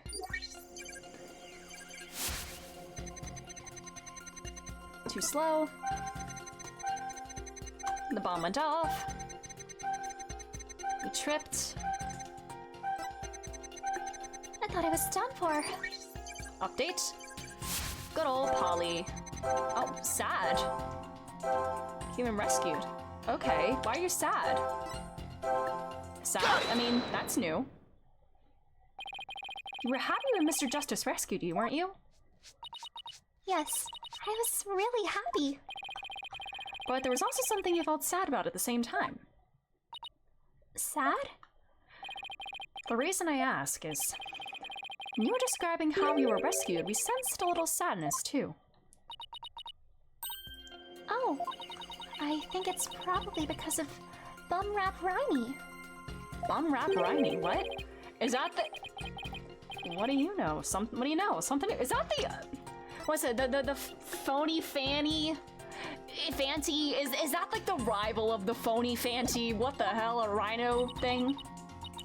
That's right, I brought my stuffed animal Bum Rap Riney to watch the trial with me. Bum Rap Riney and Phony Fancy are brothers. Oh, they're brothers. Aw. Who knew that the legal world could inspire a whole line of merchandise, starting with the blue fucking badger? God damn it. Oh, also Ace Attorney merch. Is that also a dig at that? Oh my god. I had Bum Rap Riney with me while I was watching the trial. It wasn't until Apollo saved me that I realized I'd lost him as I was running away. Does this tail belong to him? My poor Riney, a victim of that terrible bomb. Oh, I know. You can see what he looks like in this poster. Tail. Aww. It's for the campaign to eradicate fake evidence and false charges. Phony Fancy and Bum Rap Riney, huh? Oh my god, they're red and blue, but they're brothers. Are they meant to... Oh my god, we got the judge. Why does he look like Phoenix? Nothing against the campaign, but why an elephant and a rhinoceros? Mr. Wright, I don't sense any discord in Jeannie's heart anymore.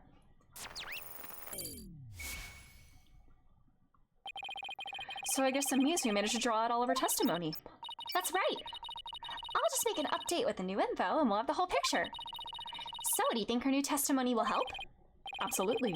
I don't know what I would have done without you, Athena. So Bum Rap Riney was in the courtroom when the bomb went off. Now that we know that, it changes the meaning of that other piece of evidence. All I have to do is present it. At the right statement. I kind of want to press everything, though, you know. I'm not doing that right now. Okay. I can't press anything. I was watching in the gallery with... Hold on, I'm gonna save.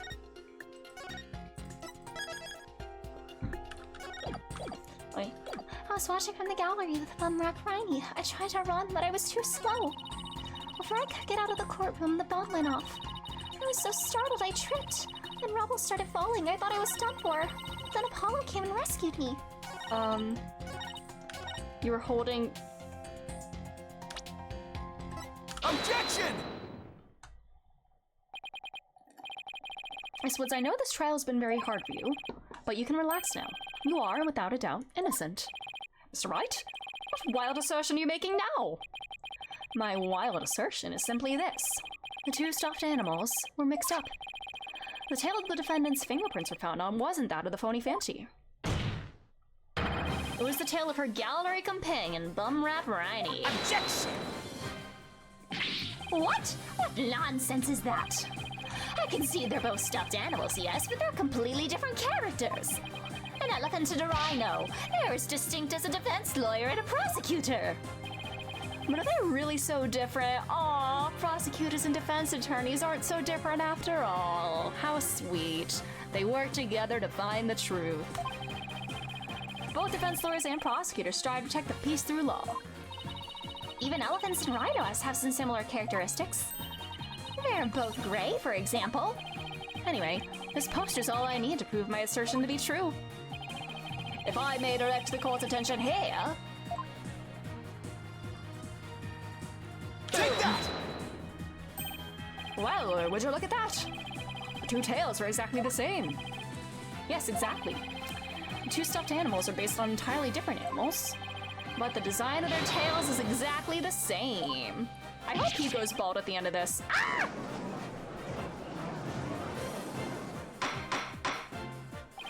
Order! Order in the court! As long as possibility exists that the tail belongs to Bum Rap Riney, we can no longer consider it to be decisive proof that the defendant handled the bomb. As things stand, I consider the charges against the accused to be unsubstantiated. Wouldn't you agree, Mr. Payne? Oh, yes, of course, Your Honor. Oh, that was great, Mr. Wright. You turned things right around. Turnabout. Yeah, it's not over yet, but at least we managed to hold out this long. I believe that brings all proceedings for today to a close. Mr. Payne, I'm afraid you have some serious investigating ahead of you. Yes, Your Honor. Very well. Let us reconvene tomorrow. Oh, wait, is this a tutorial case a two-parter? Huh, interesting. I mean, if it does involve a whole bombing, I can see why it might be like a bigger case, maybe. All right.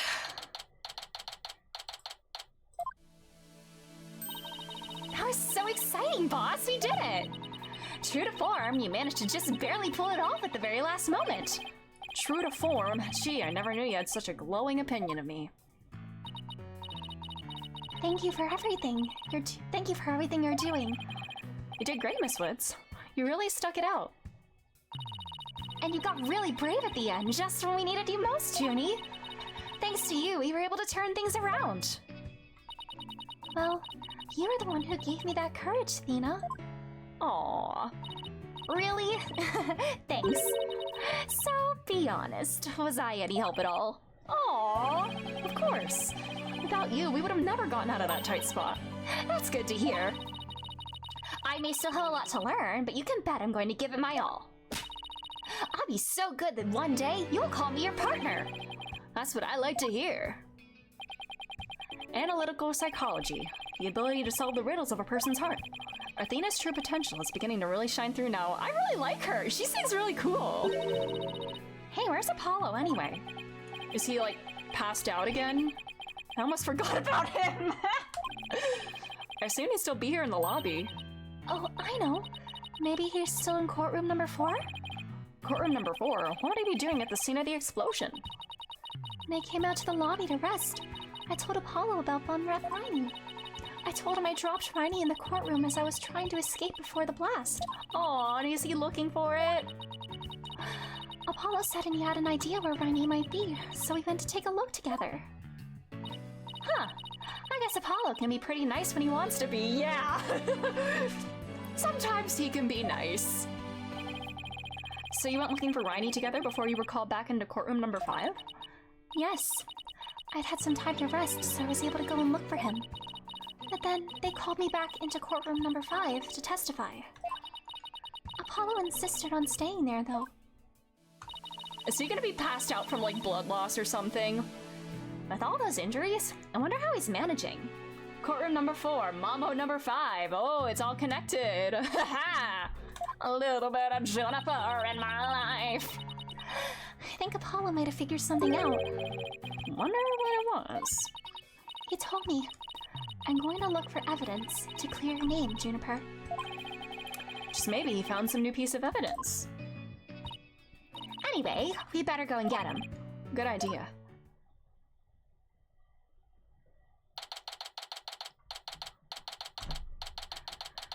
Alrighty.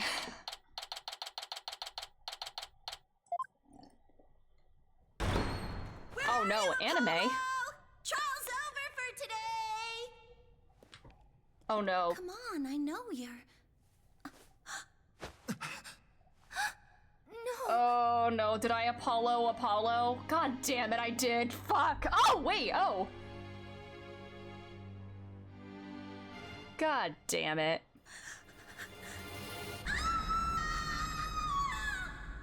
Good lord.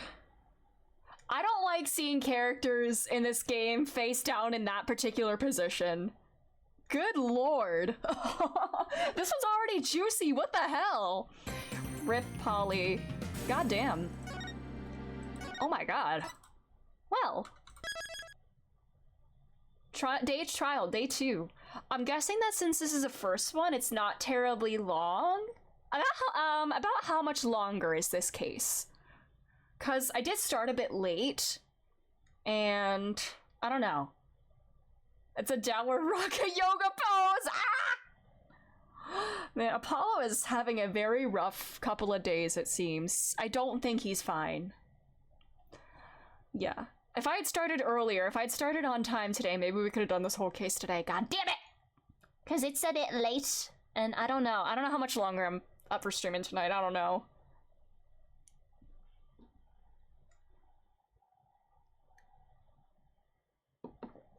But yeah, if it is the tutorial, I'm assuming it's not going to be terribly long. So I don't know. If it's less than an hour, or like, if it's like 30 or 40, I don't know. I don't know.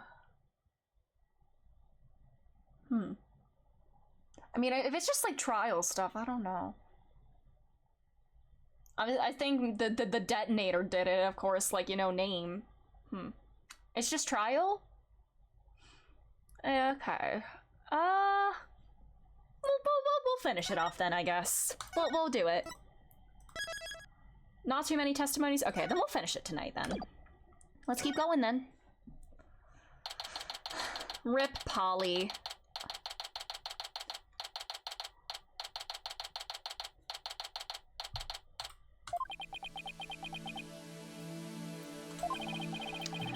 This isn't exactly how I envisioned the second day of this trial to start. Given how things ended yesterday. Good morning.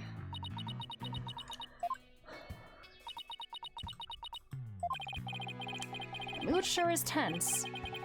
Not that that's any surprise.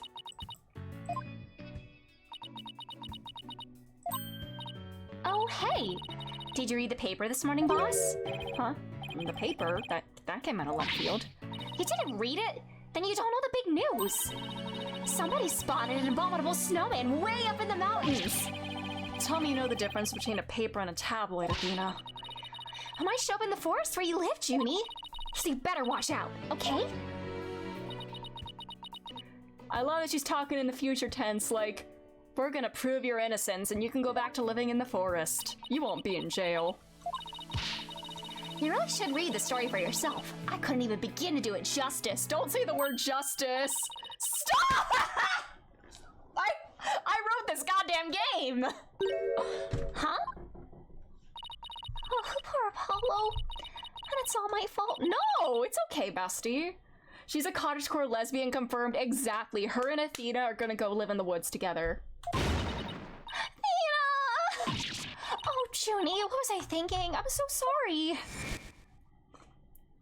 I'm getting very unpleasant flashbacks to a certain case in another game based on this. When characters in Ace Attorney lie flat on the ground with their head to one side like that, it makes me upset. What we found yesterday. I mean, they didn't play like the Danganronpa body discovery like noise, so like maybe it's fine.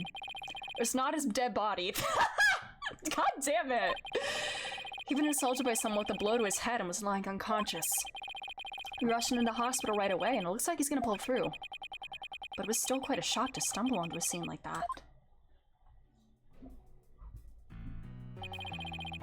Is Miss Woods alright, Athena? Well, I managed to get her to stop crying. Now she's resting on that sofa over there. I guess she really feels responsible for what happened to Apollo. Poor Junie. She believes that the reason Apollo was attacked is because he was helping her look for something in that courtroom. Oh? Guess I can see why she'd think that. By the way, how are you doing?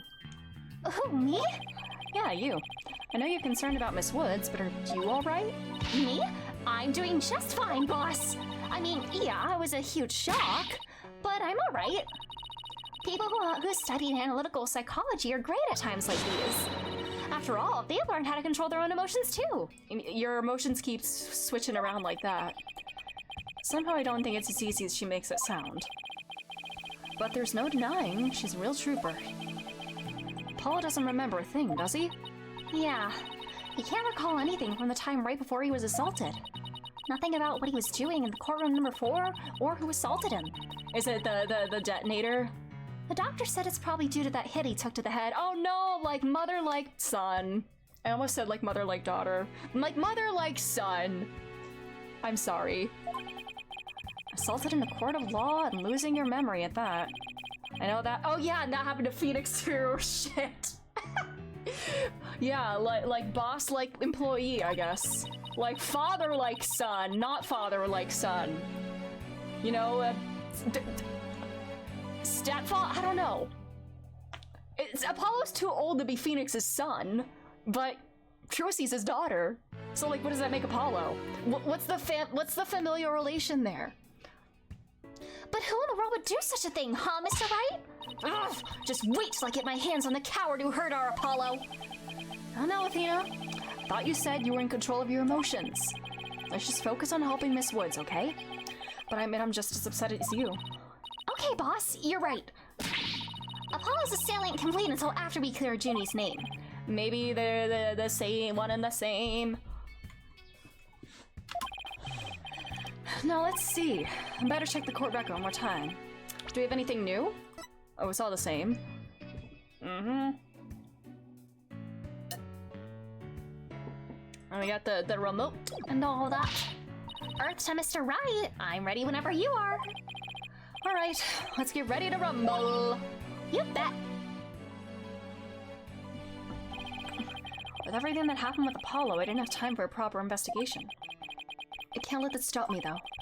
I have to get this right for Miss Wood's sake, and Apollo's too.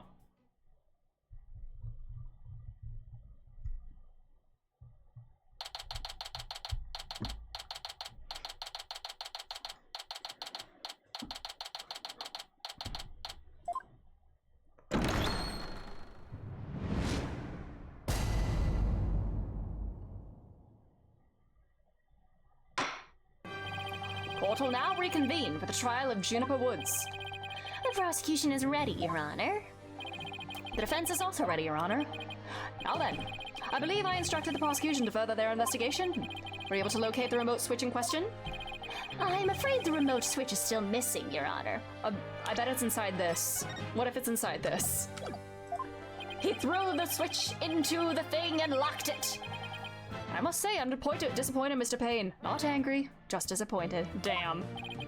I apologize, Your Honor. Looks like the prosecution is just as unprepared as I am. God damn it. There is a separate matter, however, that I would like to bring up during this trial. A separate matter, you say? What might that be? I assume you're aware that another incident occurred during yesterday's trial. I'm speaking, of course, of the assault on Mr. Justice in the ruins of courtroom number 4. Uh-oh. Why is he bringing that up? Yes, what a truly harrowing experience it must have been. Poor Mr. Justice. At the time of the attack, Mr. Justice was not alone. He was with the defendant. No, he wasn't. She was fucking called into the room. He isn't going where I think he's going with this, is he? Oh my god, bro. The prosecution wishes to indict Miss Woods on the charge of Mr. Justice's assault. Oh, brother. Order in the court! Mr. Payne, the incident under deliberation here is the courtroom bombing. The assault on Mr. Justice has nothing to do with this trial. But I believe there is a connection between this case and Mr. Justice's assault. The bomber. Yeah. Oh, brother, this guy stinks! I love, that's like one of my favorite SpongeBob things. I say oh brother all the time because of that quote. That quote, where did that accent come from? Please take a moment to consider these facts. Both events occurred in courtroom number 4. This is the location in courtroom number 4 where the unconscious Mr. Justice was discovered. As you can see, it's quite close to where Detective Arm's body was found. Alright. By his one arm. God. Why did the cop feel the need to maliciously attack? Why does he have was he trying to write wardrobe? Why does he have his arm out like that? Stop! Why indeed? What do you believe their motive to be, Mr. Payne? I believe Mr. Justice found something in the courtroom while Miss Woods was with him. Evidence that... Can we please stop phrasing things like this, Ace Attorney? Can we please stop? Can we say, like, evidence that pointed to her as the perpetrator? God damn it. You mean he found some incriminating evidence? He was gonna hit the sickest nene of all time right before he got brained. Sad. Precisely. And so I surmise the defendant picked up a piece of rubble and... hit Mr. Justice on the back of the head in order to silence him. Okay, can we fingerprint the rubble? But now we're gonna say it more? Stop. I'm pretty sure I'm gonna see that phrase at least one more time before the end of this trilogy. Maybe even twice. Objection! Trinity would never do such a thing. She was devastated when we found Apollo hurt like that. Miss Sykes, please control your outbursts. It is the prosecution's belief that by deliberating on Mr. Justice's assault, we will draw ever closer to the truth of the courtroom bombing itself. Fingerprint. Who fingered print? Whose print? And what the... I'm gonna stop. Miss Woods is hereby officially indicted on the charge of assaulting Mr. Justice. What? Why are you listening to Mr. Toupee over there? Please go bald, buddy. Considering our conversation yesterday...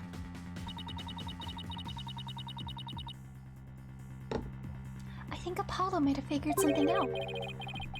Wonder what it was. He told me, I'm going to look for evidence to clear her name, Juniper. Maybe the two incidents really are related after all. I'd like to start by hearing from the defendant herself. Very well, bailiff, please bring Miss Woods to the witness stand. Aw. She's so sweet. Aw, she can't even speak. I'm sorry. I can't seem to stop. Aw. Miss Woods, is she still really upset about Apollo? Miss Woods, you went to the ruins of courtroom number 4 with Mr. Justice, did you not? Yes, I did. Good, good. If you would, then please testify about what happened to the court.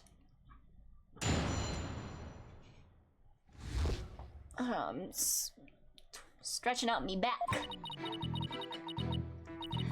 During the trial yesterday, I was overcome by a fit of coughing.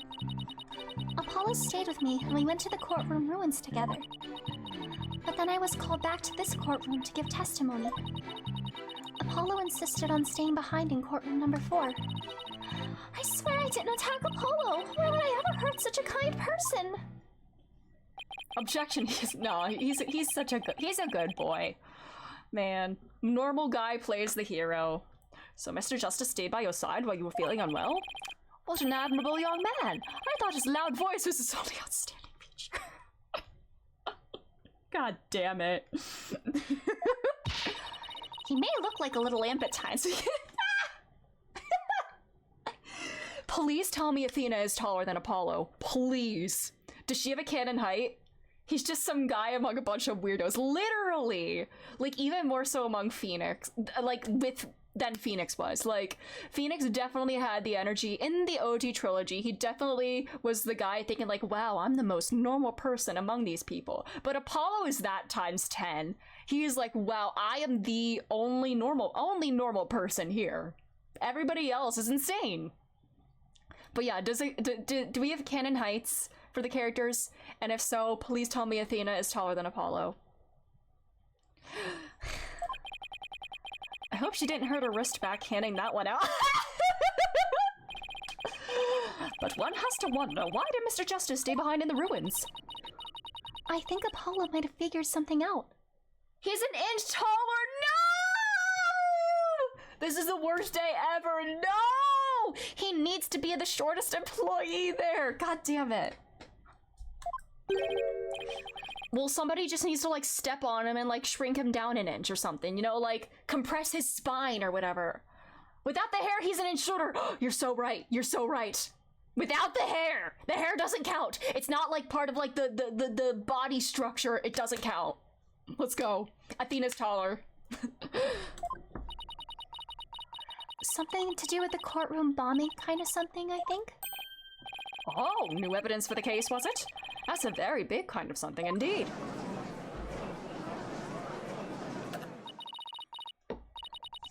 I believe so. He mentioned looking for some evidence when I was called away. Objection! Just as I thought, there is a connection between the two incidents. But the defendant has told a very big lie, Your Honor. What lie is that? When she learned Mr. Justice would be looking for evidence, she attacked him. She attacked him to give herself the chance to destroy that evidence. No, I never. Objection! Miss Woods repaid Mr. Justice's kindness with violence. God damn it.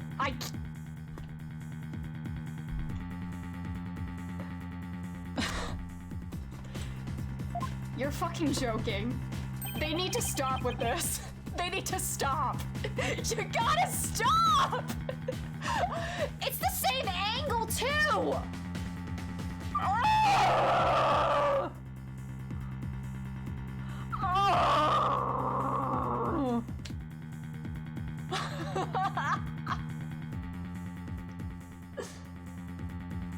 Oh, I'm very... And... What on earth? Is this gonna jumpstart Juniper's career path in attorneyism? Never mind. Do you see it? There in front of Mr. Justice's right hand. Please tell me he's left-handed, please. He always pointed with his left hand. I don't know. I think, right? Witness the message he left us. It's written in blood. Woods! Why isn't that? That's right, Your Honor. It says Woods in capital letters. What? I submit that Mr. Justice left us with the name of his attacker before he fainted. Favorable as the Ace Attorney Wilkie said Apollo was 5'5" with the spikes and 5'5" with 5'0" without. That's incredible. I love that so much. I love that. The spikes are 5 inches tall. Incredible. I can't believe this. I'm getting so many unpleasant flashbacks with this photo. No, that can't be true. Why would Apollo write my name? Mr. Wright, the nerve of him leaving that message. Why would he do this? Hey, don't take it out on me. I don't understand any more than you do. When we discovered Apollo yesterday... or... Man. Ah!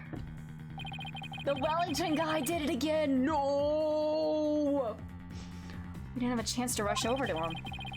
As soon as security heard Athena scream, they ran in and cordoned off the area. After that, they were there in courtroom number 4 with Apollo the whole time. We couldn't investigate anything ourselves and had to leave everything to the police. Still, I never thought they would find some bloody writing there. I mean, it's obviously written by the attacker to frame Juniper. Have we considered that possibility? Now then, please begin your cross-examination, Mr. Wright.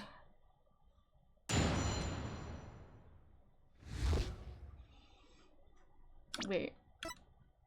Literally, his head's facing the same way and everything. I'm sorry. Hold it! Do you always cough when you get nervous, Miss Woods?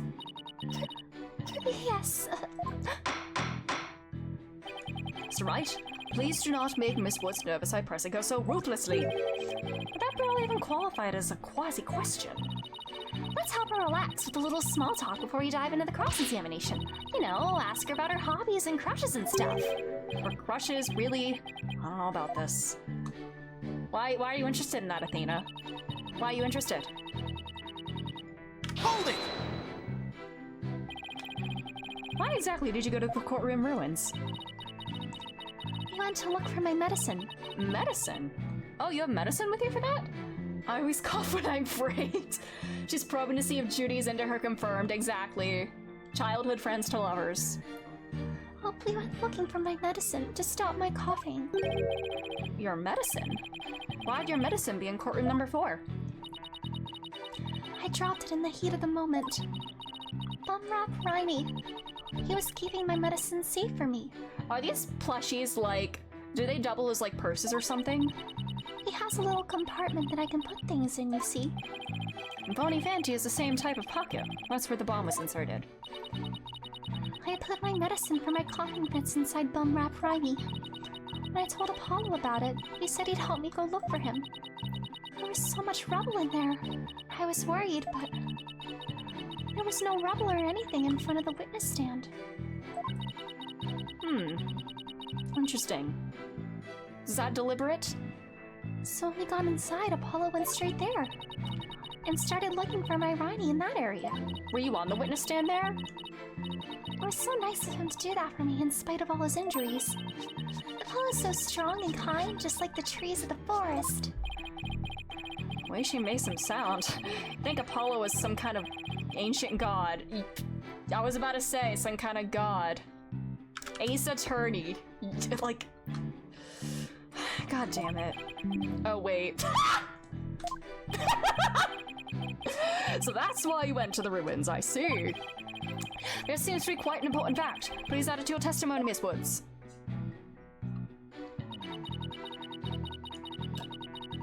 I'm looking near the witness stand where there was no rubble.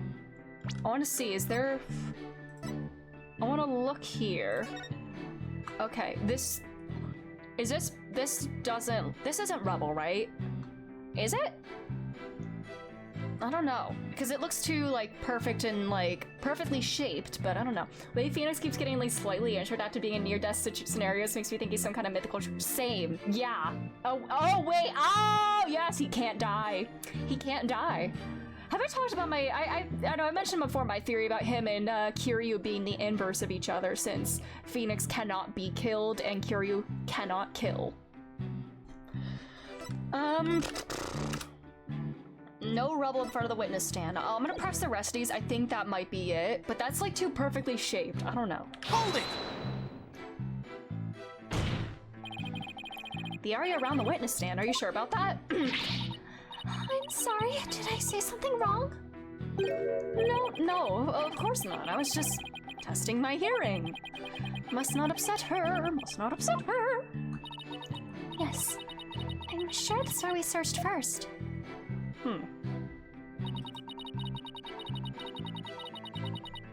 Hold it! That was when you were called to the stand after Mr. I almost said Mr. Tonate. Do we want to say it's Mr. Tonate or Mr. Tonate? Mr. Tonate. Mr. Tonate. It feels like a tomato situation. Yes, the bailiff came to courtroom number 4 and brought me back to this courtroom. Tonate for sure?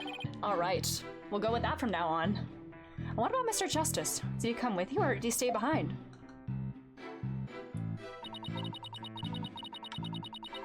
Hold it! Better not ask her about Apollo. I know. I'll use some small talk here to get her to relax a bit. Do you have any hobbies, Miss Woods? Hobbies? Oh, well, I love growing vegetables in my garden. They really are great vegetables. And I love to knit. I like sewing too. I made this outfit myself. Keep it up, Mr. Wright. It's working. Now ask her if she has a crush on anyone. Why do you want to know, Athena? Why do you want to know? Why is this, interesting information for you? I'm trying to take a screenshot and it won't let me. This is homophobic. Oh, there we go. Why do you want to know? Is there anyone in particular you like right now? Mr. Wright, is that question even remotely related to this case? To this case? Not really. Mr. Wright, you refrain from asking questions unrelated to the case at hand. Sorry, Your Honor. -1 to brownie points. Miss Woods, please continue with your testimony. I believe you told the court about your attack on Mr. Justice. Your attack! Stop! Don't call it your attack, buddy! Hold it! So you think Mr. Justice is kind? Is he thinking like not many people would agree? Now he's a nice guy. He's a bit brash at times, but he's a nice guy. He is nice. That's very kind. He rescued me. He's like the sun, strong and warm. He makes me feel strong too. The only adjectives I associate with the sun are sweltering and oppressive. God damn, Phoenix. Then Apollo got hurt, and it's all my fault. Judy, Apollo's going to be fine.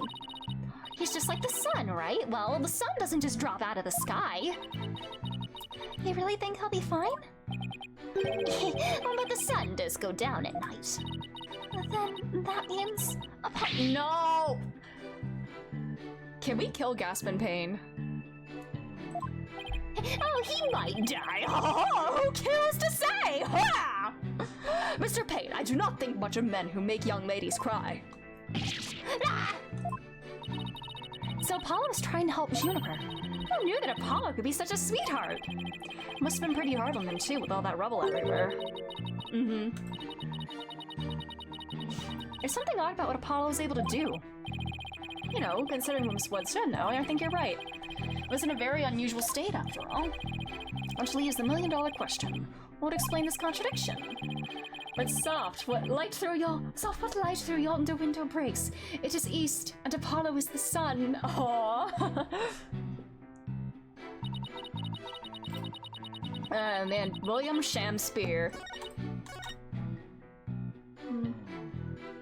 Okay. Alright, we save. Yeah.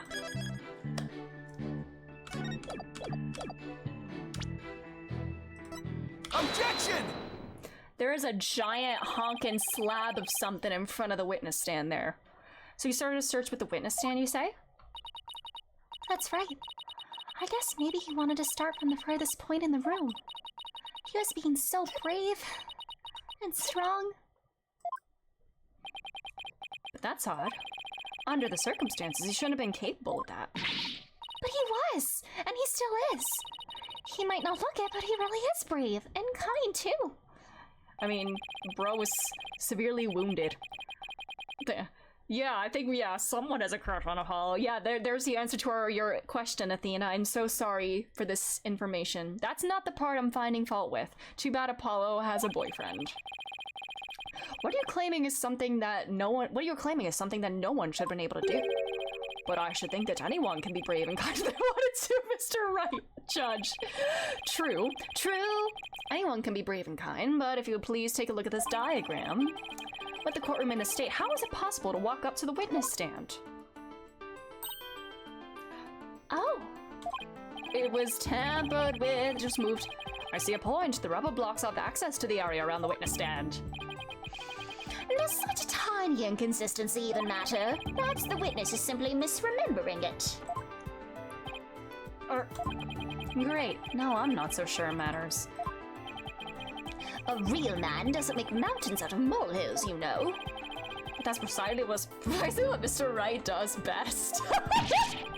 I call slander, Your Honor. So, was it really impossible to approach the witness stand?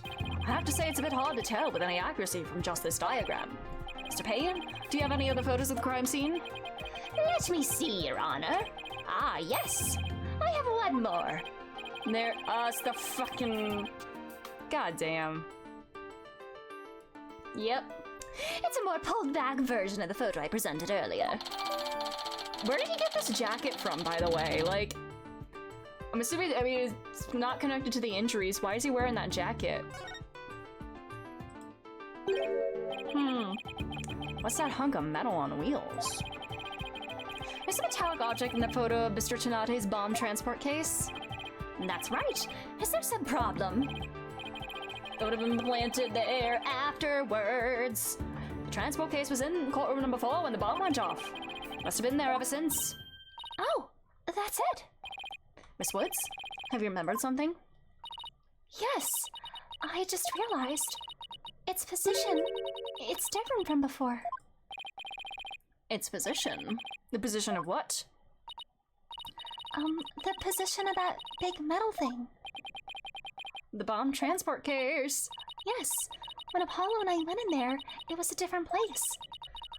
Where the case is in the photo was open space, so it was easy to search the stand. I see. So where was the transport case when you and Mr. Justice saw it? As I recall, I think it was more to the right. To the right. And that means he could not have written that. The case was over there at the time of Apollo's attack. Who cares where the transport case was when? What difference does it make? It has nothing at all to do with what we were talking about. Objection! False, buddy. Where the transport case was has everything to do with this discussion. We got a remix of the old theme, let's go. In fact, it's so important that it's enough to turn the prosecution's argument on its ear. What? Well, that certainly sounds very relevant indeed. You sound as though you know where the case was at the time of the attack. Yes, Your Honor. This diagram represents the crime scene as shown in the photo. And this is where the transport case was at the time of the assault on Mr. Justice. was right here. Take that!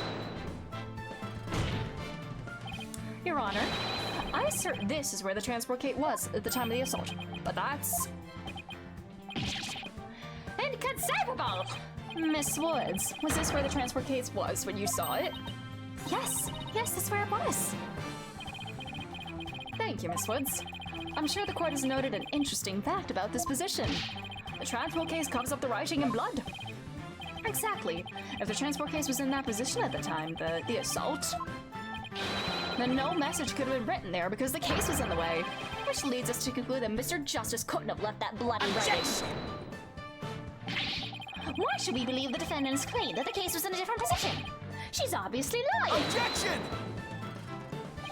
The fact that the case was moved after the assault on Mr. Justice is proved by more than Miss Wood's testimony alone. What? And where is this proof you're talking about? It's right here in the crime photo. I'm keen to see this proof myself, Mr. Wright. Hold on.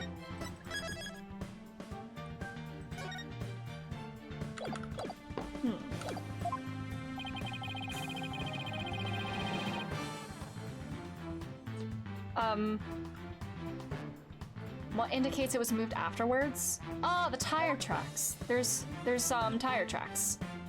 Just anywhere? Take that!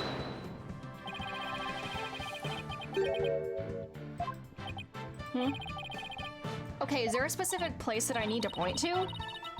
I'm sensing feelings of doubt from you, which means you're just taking one up. Is there a specific point on the treads I need to point at? I bet you can tell what I'm about to feel in a few seconds, too. Because I was pointing at the... Is there a certain point that I need to...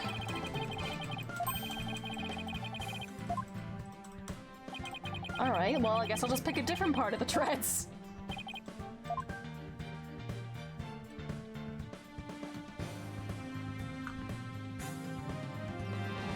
Here, maybe? Take that! God damn it. Maybe the treads underneath the thing? God damn.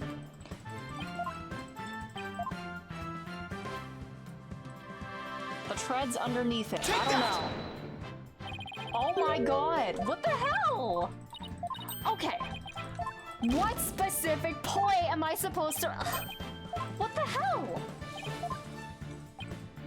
Okay, it's... Take that! What the hell? Okay. I'm like...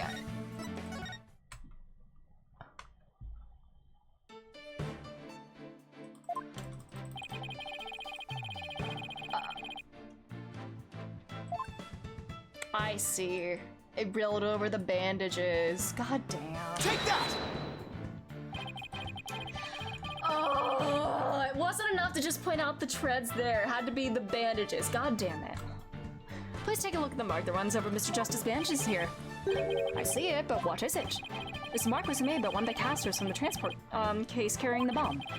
As the case was moved, it ran over his bandages. In other words, the transport case was originally to the right of Mr. Justice.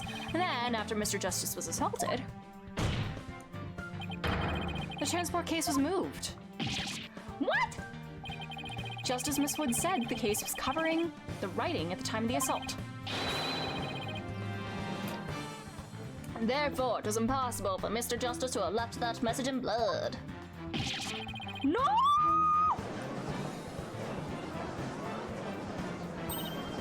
You did it, boss. It was a real nail biter, but you pulled it off. This should bring down the prosecution's claim like a house of cards. Order in the court, Mr. Wright. That was a very clever deduction. Oh, it's nothing, Your Honor. Nothing but pure genius. Take that, haha, take that. Boss, I'm sensing a definite smug and braggy vibe coming off of you. I have just one question, Mr. Wright. Yes, Your Honor? If Mr. Justice didn't leave this message in blood, then who did? Huh? What? The real attacker. Well, Looks like I should have taken that train of thought through the last station. Well, I've heard a lot about this. So this is Mr. Wright's famous bluffing technique, is it?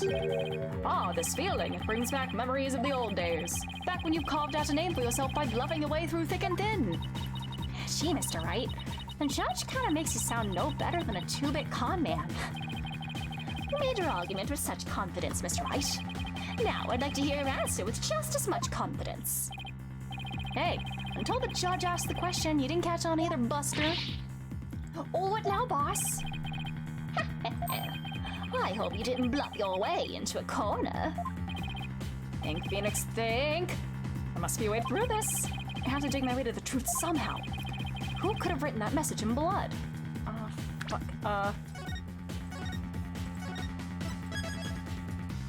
It would have been the frickin'. Hold on. The culprit. Apollo didn't leave that bloody writing. Maybe it was Apollo's attacker who wrote it and made it look like Apollo did it.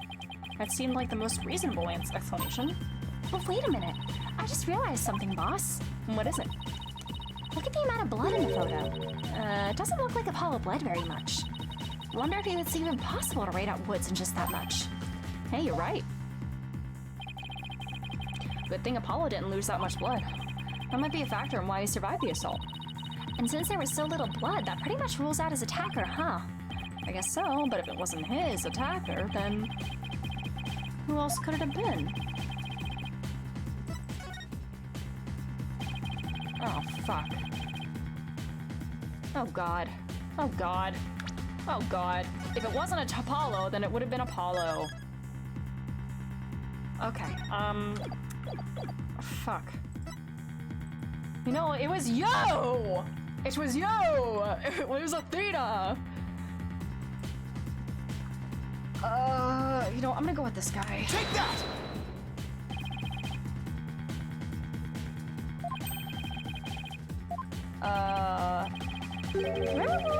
Do I really need to base my claim on something? Oh, I assure you, it's quite based. Boss? Of course you do! Don't tell me you don't have anything at all to back up your assertion. Nothing in particular, really.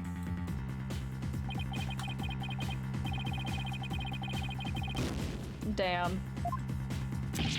Huh. So was it Apollo or his attacker? When you think about who was at the crime scene, would it be the victim? Yeah. So this is from like a day ago. Take that! To be honest, I don't actually have any real proof of this.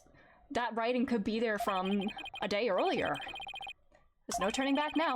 Besides Apollo, there was one more person who shed blood at this crime scene. A person who shed blood? You don't mean. Oh, but I do. I believe it was Candace Arm who left who left behind this message in blood. What?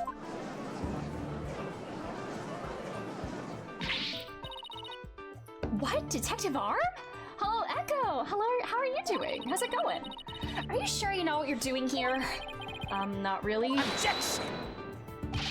What kind of ridiculous assertion is this? You had said the attacker left the message to throw people off. It might have made sense. I remember trying to run this game on my phone and it didn't go well. No! Yeah, because there are mobile versions of these games, right? Man, that sucks. I'm sorry. But I hope you're doing well. How are you doing? At first glance, it would seem to be the most reasonable explanation. However, Apollo didn't shed enough blood to write such an extensive message. This is a 3DS game, yeah. First one on the 3DS! Uh-oh! Ah, I see. From the photo, it makes it clear there wasn't enough blood to write all those letters. Mr. Justice did survive. Suppose he didn't bleed very extensively, in that case. But why would Detective Arm write the defendant's name? There's no connection between the two whatsoever. And I didn't even know who was killed. I admit the investigation didn't turn up any connection between the victim and defendant. They'd never even met each other. That's very true. My phone can't handle 3DS. Oh man, that sucks. Well then, let's see. Maybe the intended meaning of the message is not what it appears to be. Woods. Woods.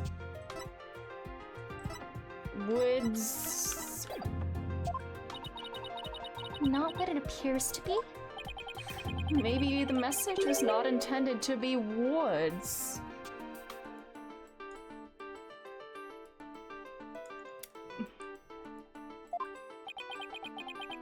I tried on SMT4 and about 2 FPS. Oh no, that sounds awful. Oh no. Coming from you, that's quite the bold statement, Mr. Wright. You have to assert this bloody writing. Is that the name of the bomb or something? Could it? What was the? Could that have something to do with the bomb type?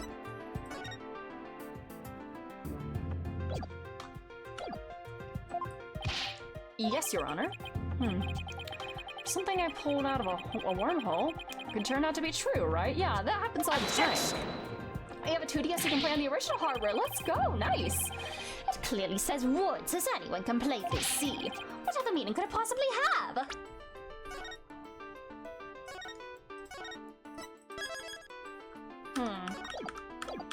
Objection! But Candace Arm was a detective. Maybe woods only means something to the police. Like a police scanner code, for example. I didn't think of that. You may have tricked his honor, but you'll never get the best of me. I have a thing for studying on the weekends, as you may have already guessed. And there is no such radio code as woods in this stage, Mr. Wright. Oh dear, Mr. Wright. Ooh. Is that a fact? Don't look at me. I know as much as you do about police codes. Enough of this. I was quite taken with the defense's new theory. If they can't substantiate it with anything, then I must end things here. Fuck.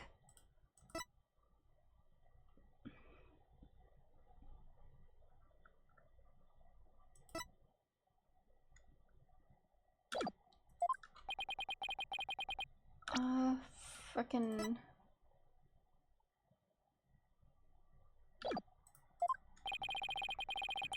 she's very pretty. Who, Athena?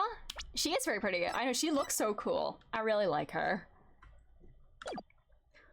Before we discuss this theory any further, I demand a plausible explanation. So, Mr. Wright, what is the true meaning of the bloody writing? Well, I believe it's... And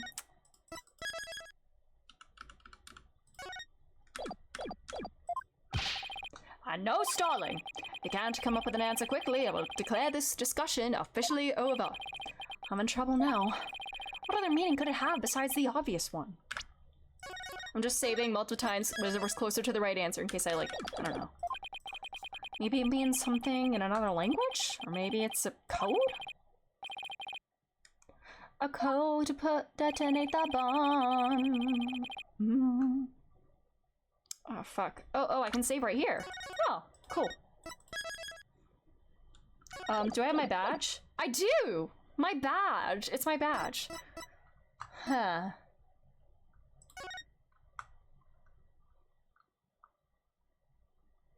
Huh.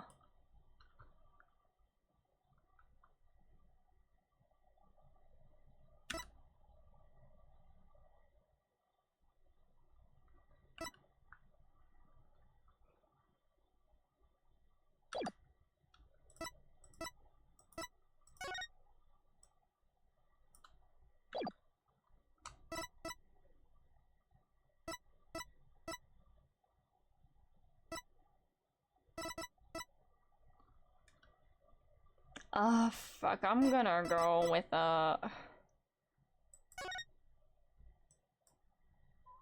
trying to connect it to, like, the numbers on the side or something.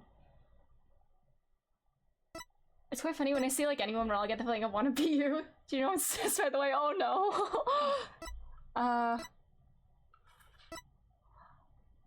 You know what? Take What's that! the case? Oh, I'm right. The bomb transport case. I'm about had it up to here with your shenanigans, Mr. Wright. Take a look at the numbers on this case, Your Honor.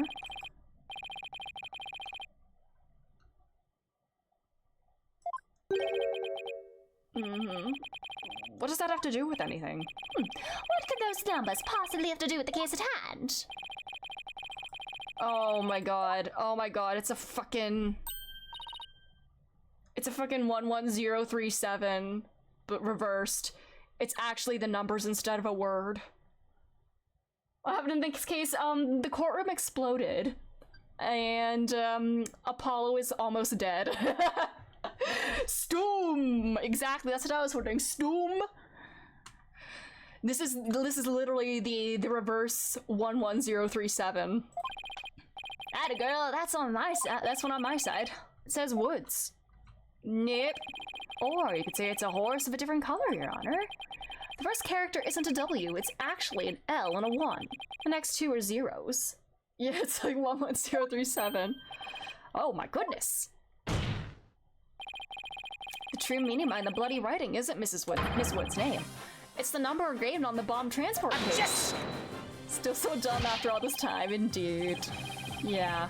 What are you talking about? The next part doesn't make any sense. The next number is a 1, but the bloody writing says D. Objection!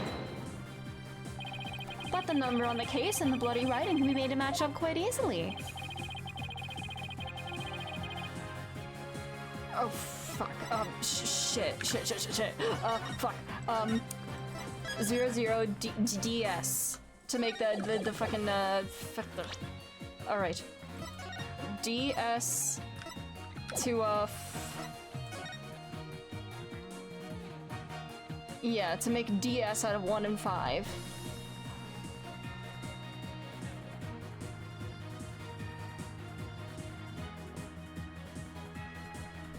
God damn it, I'm like... Oh yeah, that's a 5. Oh yeah, erase one line, because that's a 5. Maybe if she was writing it in her blood, she was like, dying. Erase one line, I fucked up. Erase one line from where? Anywhere you like. Anywhere I'd like. Alright, I'll erase one of the O's. Wads? And what is that supposed to... Your state of mind. I believe it stands for wise, optimistic, dauntless, and serene. Oh my god, Phoenix, you idiot. Boss, what in the world? This is no time for a psychology test. DS advertisement? I thought it would be like the, you know, like this is a 1, erase the curve, and then a 5, and then an S. And there's like rubble missing. I meant to erase this curve. 1. God damn it.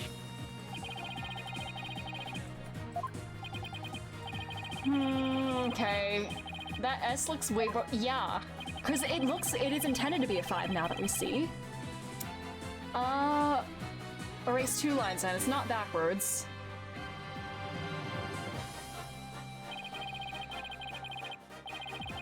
Oh, we didn't close the fizz, I didn't close the W!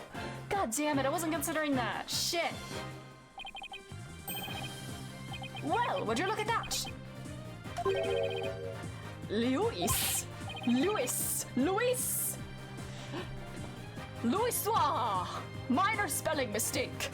No, Your Honor, it is meant to be read as a word. It's number L10015, which if you take away the final R, is the exact same number that's on the bomb transport case. Erase 2 lines and they match up, you say? Well, I can change anything into anything else simply by erasing 2 lines. What if we erase 2 lines from your name? Would you be happy as Mr. Rye? Well, would you, Mr. Rye? The only right spelling is W-R-I-G-H-T. I think I've drawn the right conclusion. Richard Arm's real message to us is the bomb transport case number. Your Honor, the 2 lines were added by the real culprit to intentionally mislead people. What?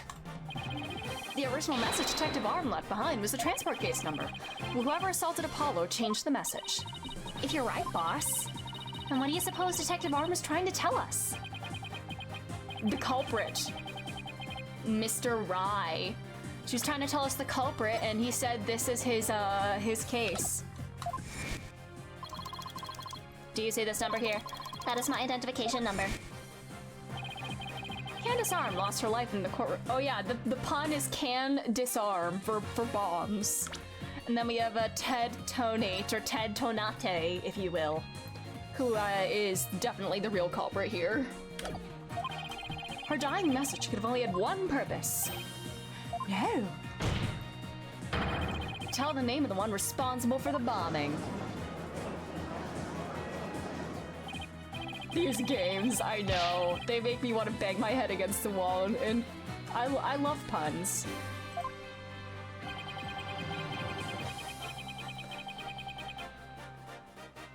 It is Apollo! It is her herself. Take that! The defense wishes to indict Mr. Ted Tonate on the charge of the courtroom bombing. What's my opinion on Death Note? I really like it. I really enjoy it. It's been almost 4 years since I've watched it, but I really enjoyed it. Was her first anime ever? Oh, cool. Ted Tonate. Apparently, disabling bombs isn't Mr. Tonate's only specialty. Somehow, the victim must have realized he was the bomber. So when she was caught in the blast, she left his bomb transport case number as her dying message. She used Mr. Tonate's own ID number to finger him. What did I say? Once more in this case. 2 fingers in 1 case. God damn it. As a yaoi indeed. Good lord. Man. Kid named Finger? He's the real culprit! Objection! Why would anyone go out of their way to write an ID number? Or did they simply write the person's name? He's got a good point there. What do you have to say to that, Mr. Wright? Only Detective Arm would know the answer to that.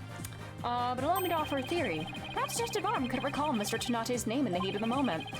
As I recall, this was the first meeting between the two. It's entirely possible they wouldn't have been familiar with each other. Or maybe using the ID number was a way to hide its true meaning from the real culprit. Thus, lowering the odds, they would erase the bloody writing. But no matter what the reason, the important thing is the meaning behind her message. The fact remains she wrote Mr. Tonate's ID number. Now, just one moment here. There hasn't been any proof yet that it was indeed Detective R who wrote it. The bloody writing wasn't found during the investigation after the blast. If Detective R had left the message, it should have been found at the time. Objection! Naturally, Mr. Tonate hid it before anyone could discover it. And there's a simple explanation for how he was able to do so. What? Mr. Schneider is able to cover the message up because he's the first to find the body. He's a Wesley stickler wearing those weird goggles. Those super sight goggles, indeed. Well, I'll go with this.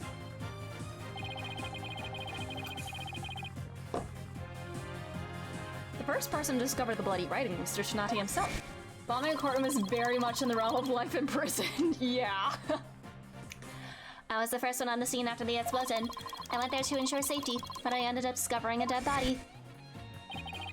When Mr. Tonate saw the victim had written his ID number, he used the bomb transport case to cover up the bloody writing as a stopgap measure. Oh, so that's why the message in blood was under the transport case. He didn't have enough time to try and scrub away the writing. If he didn't report the body right away, he would look suspicious. So those letters lived on to serve another function. And Mr. Tonate used them in another incident. Oh, the assault on Mr. Justice! Exactly. Mr. Tonate hit upon a plan to use the bloody writing for his own purpose. So he didn't clean it away. Instead, he made it look like Mr. Justice wrote it, by adding 2 lines to the writing that Detective Arm left behind. Court went boom and someone got murdered, indeed. This woman with a fuck-ass bob got killed in the boom. Man. And then this sweet girl is being accused of it. Yeah, rip fuck-ass Bob. He made it look like Mr. Justice was accusing Miss Woods of the attack. So that means the only person who could have altered the bloody writing was the courtroom bomber. Who was the same person that assaulted Mr. Justice? And that person is Ted Donate.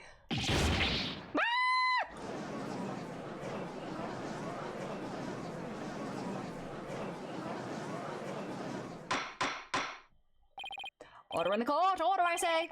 Looks like we'll have to hear from the bomb specialist himself. Mr. Payne, please have Mr. Tsunade take the witness stand. Aww.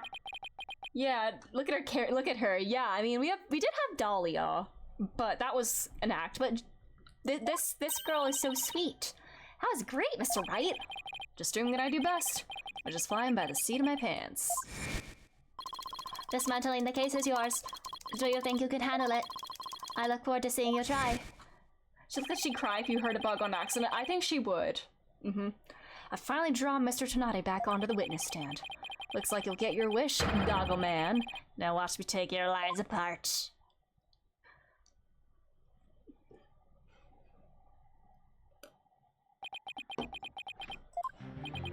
Mr. Tsunade, I'm afraid we have a few more questions for you. I understand the situation, Your Honor. I was keeping a close eye on the proceedings from the gallery. The allegations are all laughable. Objection! I wouldn't be laughing if I were you, Mr. Tsunade. The message in blood matches your ID number. The same ID number that is there on that bomb transport case. Such a far-fetched theory, no better than a tangled ball of wires. I'll have them untangled for you in no time at all. You were the first person on the scene after Detective Arm left her message in blood. You were the only one who could have hidden the writing and then used it again later. I see. But then let me ask you. Do you have any proof that Detective Arm wrote that message? Can we see a finger? Maybe we don't see a bloody finger here. That's a very good question. That'll do you, Mr. Wright. Best way to prove that Detective Arm wrote that message is to... Hold on. What is she leaning against? Just rubble? Okay, we can't see any trace of the bomb transport case here. Alrighty, I mean, it would be DNA, right? I mean, there's no health gauge, so... Your Honor, I request that a DNA test be performed on the blood itself. Once you know whose it is, it'll be obvious as to who wrote the message. Very well, Bailiff. Please put in a request for a DNA test with the forensics team. Yes, Your Honor. It'll be some time before we have the results of the analysis. Until then, let's hear more from the witness. I would like nothing more, Your Honor. I want the court to hear how ridiculous the defense's theory is. Or... I admit I was the first one on the scene after the explosion, but there was no bloody writing there at the time. Anyway, there was no way Detective Arm could have written it. She struck her head on rubble and died near the courtroom entrance. She was too far away from where the bloody message was found. Well, die between 8 and 11 a.m. That is a 3-hour window. And what time did the bomb go off? So you're saying that the victim's body was nowhere near where the writing was? Precisely. It is as plain as the day that she could not have written it. It's true that the body was discovered near the entrance to the courtroom, but Please have a look at this crime scene photo. goddamn. As you can see, there is blood on the rubble near the victim's body. She must have died after hitting her head there.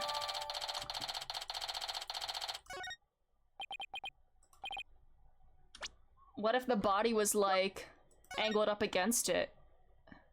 And then, or like, bashed into it out? I don't know.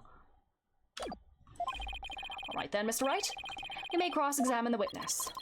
Do you have what it takes to take my invaluable testimony apart? I do, indeed, bitch.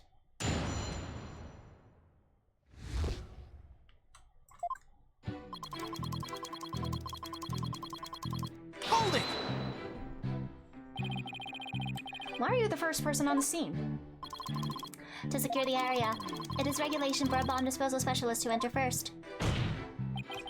In other words, you had the opportunity to alter the bloody writing then, didn't you?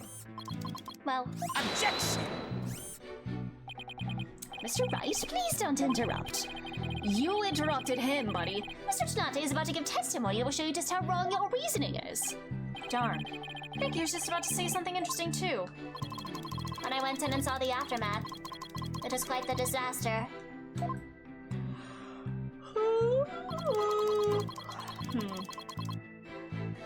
Hold it! You were able to tell this even with those goggles on. With these goggles, there's no way I could have missed something like that. I can see quite well with them. In fact, I can see every hair on your spiky head. Oh, you have a few grays, Mr. Wright. No, he's getting old! Poor Mr. Wright. You're always working so hard keeping our office together. Wait a minute, I don't have any gray hairs! Just kidding. Objection! Don't do that again! I object to the witness's attempt to prematurely give me gray hair. Mr. Tsunade, this court frowns upon untoward comments on a person's hair or lack thereof. I'm sensing a great wave of sorrow coming from the judge. My apologies, Your Honor. May I please continue my testimony?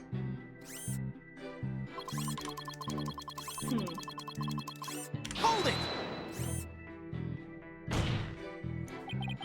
If she didn't write it, then who do you propose did?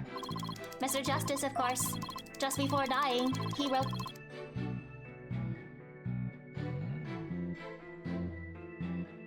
Apollo's not dead. A final message from your poor subordinate. Poor Mr. Justice. I'm starting to get all misty-eyed. Apollo is not dead, folks. So how can you be so sure it wasn't Detective Arm who wrote the message? It is very simple.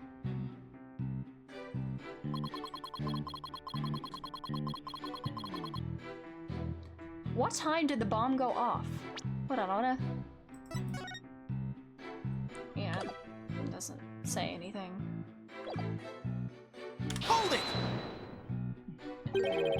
Do you imagine she was thrown back by the force of the blast? A bomb can inflict damage not only from the explosion itself, but also substantial secondary damage from the blast wind. Detective Arm unfortunately hit her head on some rubble. It's all stated in her autopsy report as well. Cause of death, trauma to back of head. Ah, the autopsy report. Hearing that song in Investigations is gonna be such a wild trip, because that line coldly to me is the updated autopsy report song. Yeah, the time of death is weird. What time did the bomb go off? Now do you see, Detective Arm could not have written that message. The reason for that being...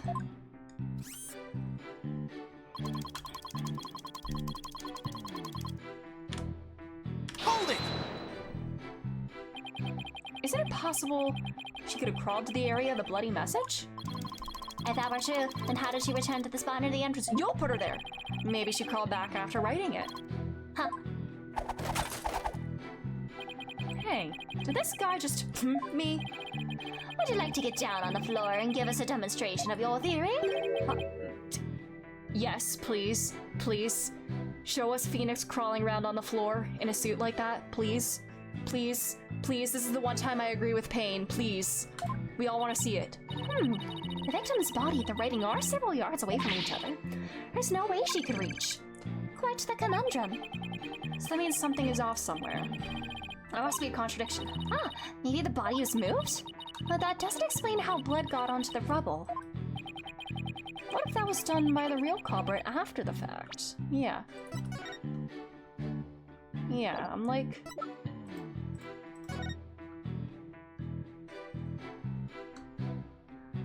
I don't know.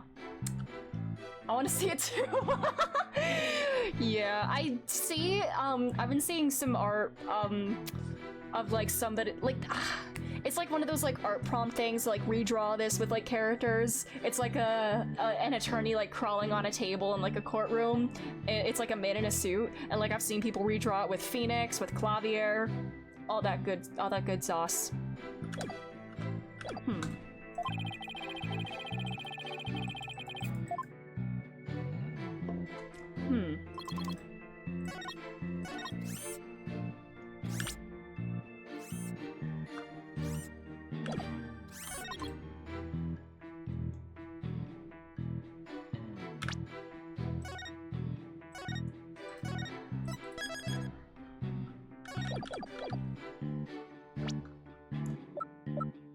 Do we know what time the bomb went off?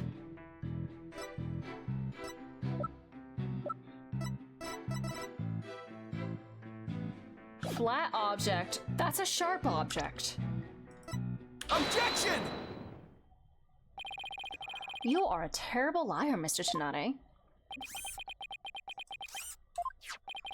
Take a look at this autopsy, specifically the part about Detective Arm's head injury. Cause of death, trauma to back of head, caused by impact with a flat object. Yes, what about it? Does this look flat to you? It's sharp and pointed. Oh my god. Bro, you're gonna blow up the courtroom again. Hey, you're right, boss. It is pointy, like your hair.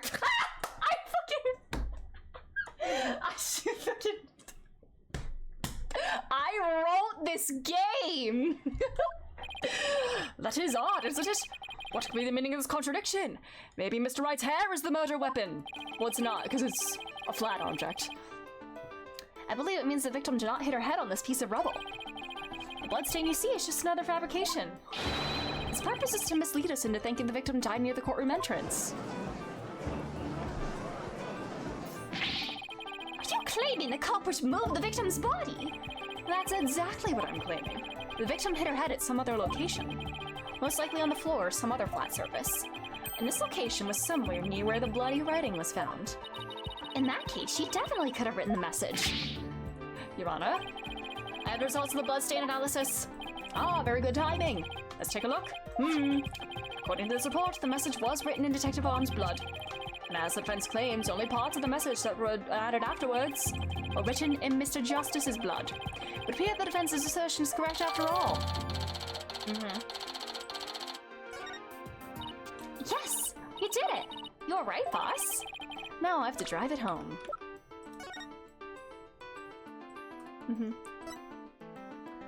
Yeah.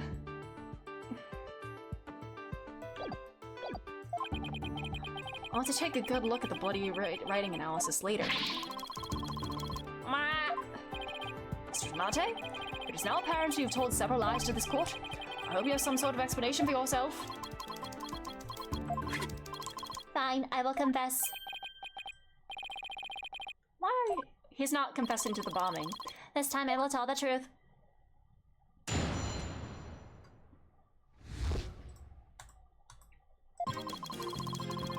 It is true that Detective Arm wrote my ID number. She very plainly wrote L10015R. I was shocked. But I did not detonate the bomb. Detective Arm must have mistaken me for the real bomber. Not wanting to be accused, I moved the body and covered the writing, my bad. I see. Such is your assertion that you merely moved the body. Is that it? That is correct. I did not kill Detective Arm. Oh, well, if that's all you did, then... Wait a minute. That in and of itself is a criminal act. Glad to see you finally crossed that finish line, Your Honor.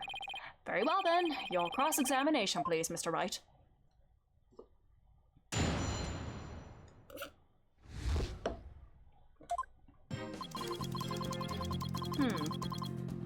Hold it! So you admit you actually did see the bloody writing Detective Arm left. My bad. I should have said so from the outset. And you are sure it was your ID number? I am sure. It was definitively my ID number.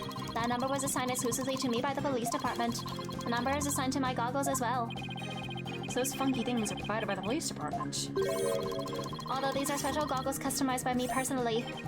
Speaking of personalized, these sunglasses of mine were custom made as well. They were specially created to be particularly dark and shiny. How do you see a thing in this room, though? Speaking of special, my gavel is made of mahogany and was custom made as well. All the designer things once again. It was specially created to make a particularly loud and resonating sound. Yes, bang that gavel. Wish I had something to brag about. Aww. You have a locket with your daughter's picture. That's worth bragging about. I have a loving family. Well, so does the judge. Confirm you saw the bloody writing clearly. And was your ID number? That is correct. My ID number was written in blood on the floor.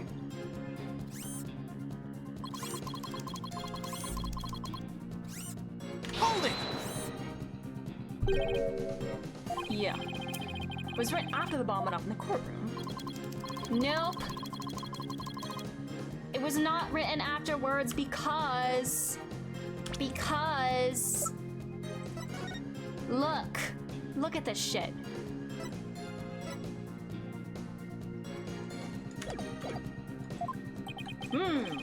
Sounds like you were in quite a tizzy.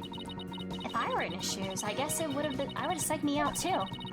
Can't imagine coming across the message "Sykes" written in blood. If I saw gasp in pain written in blood, it'd certainly make me gasp.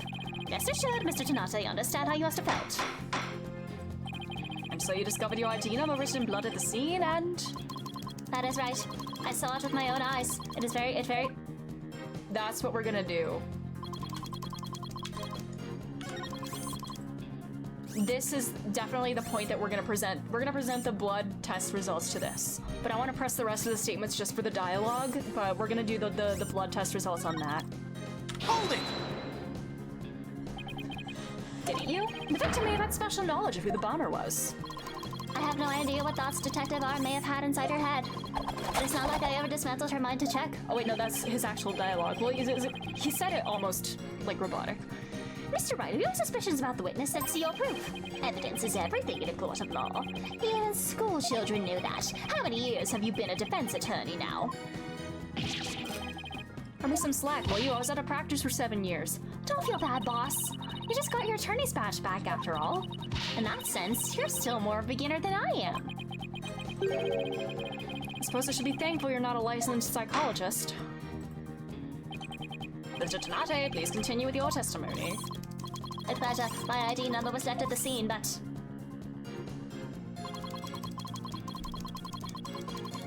Hold it! By mistaking, do you mean you had nothing to do with the explosion? That is correct.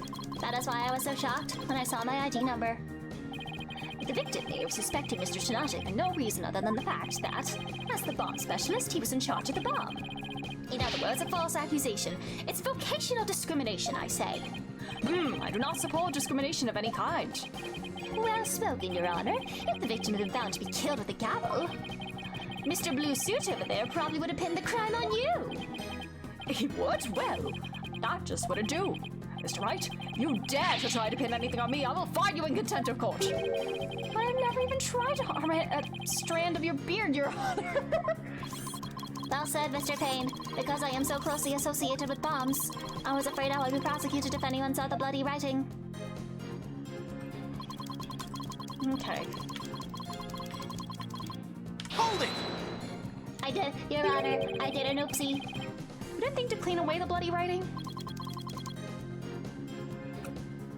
I didn't have time. By the time I found the message, the blood was already dry.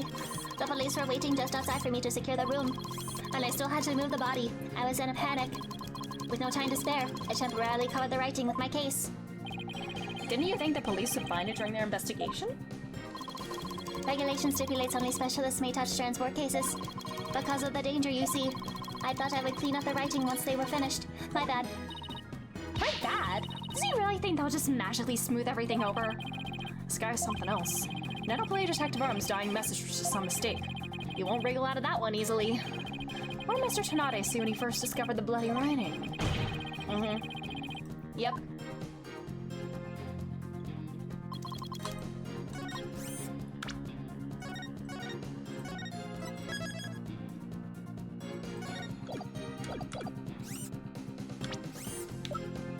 Objection! I just want to make doubly sure that L10015R is really what you saw written in blood.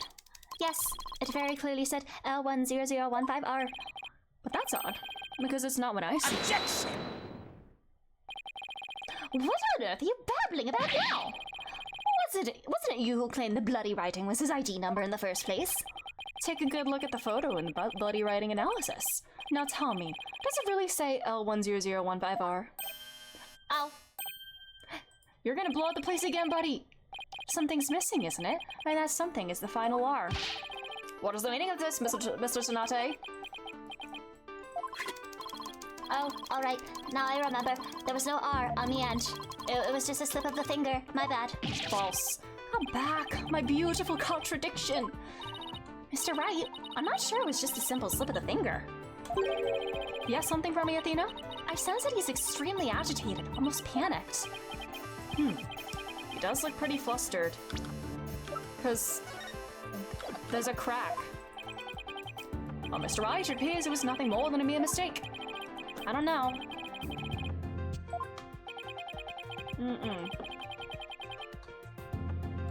he actually saw it. Maybe Mr. Tsunade really did see the R.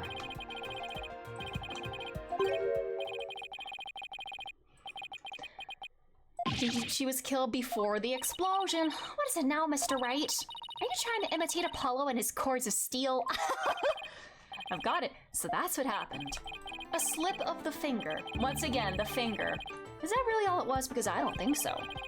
I propose that Mr. Tsunade really did see the letter R. But the photo clearly shows there is no R. No, Your Honor. Actually, just the opposite is true. Shows Mr. Tsunade actually could have seen the R. If you're going to make that claim, then you better be able to point out what you mean.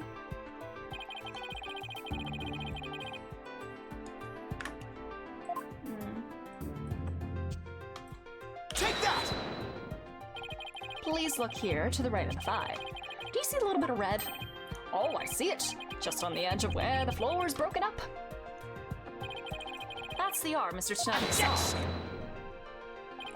It's true that the witness wears some very, very odd goggles, but that doesn't mean his eyesight is bad, nor his brain power. Watch that little smudge looks like an R to you. Objection! But what Mr. Tsunade saw wasn't that little smudge. There was a whole incomplete R written there. Before, the floor was damaged by the explosion. Oh, well, that explains it, huh? Care to explain what you mean? Because you just proposed that everything happened in the exact opposite order. Yep, because that's the way it really went down. The timing when the R was written turns everything about this case around turnabout. When was the message written? Before! The bloody message running off the edge of the damaged floor like that. We can only conclude it was written before the explosion. But that's ridiculous. If that were true, it overturns your own premise. That's right. It does. In fact, it turns everything upside down. The victim was not killed by the explosion in the courtroom. She was killed before the explosion ever occurred.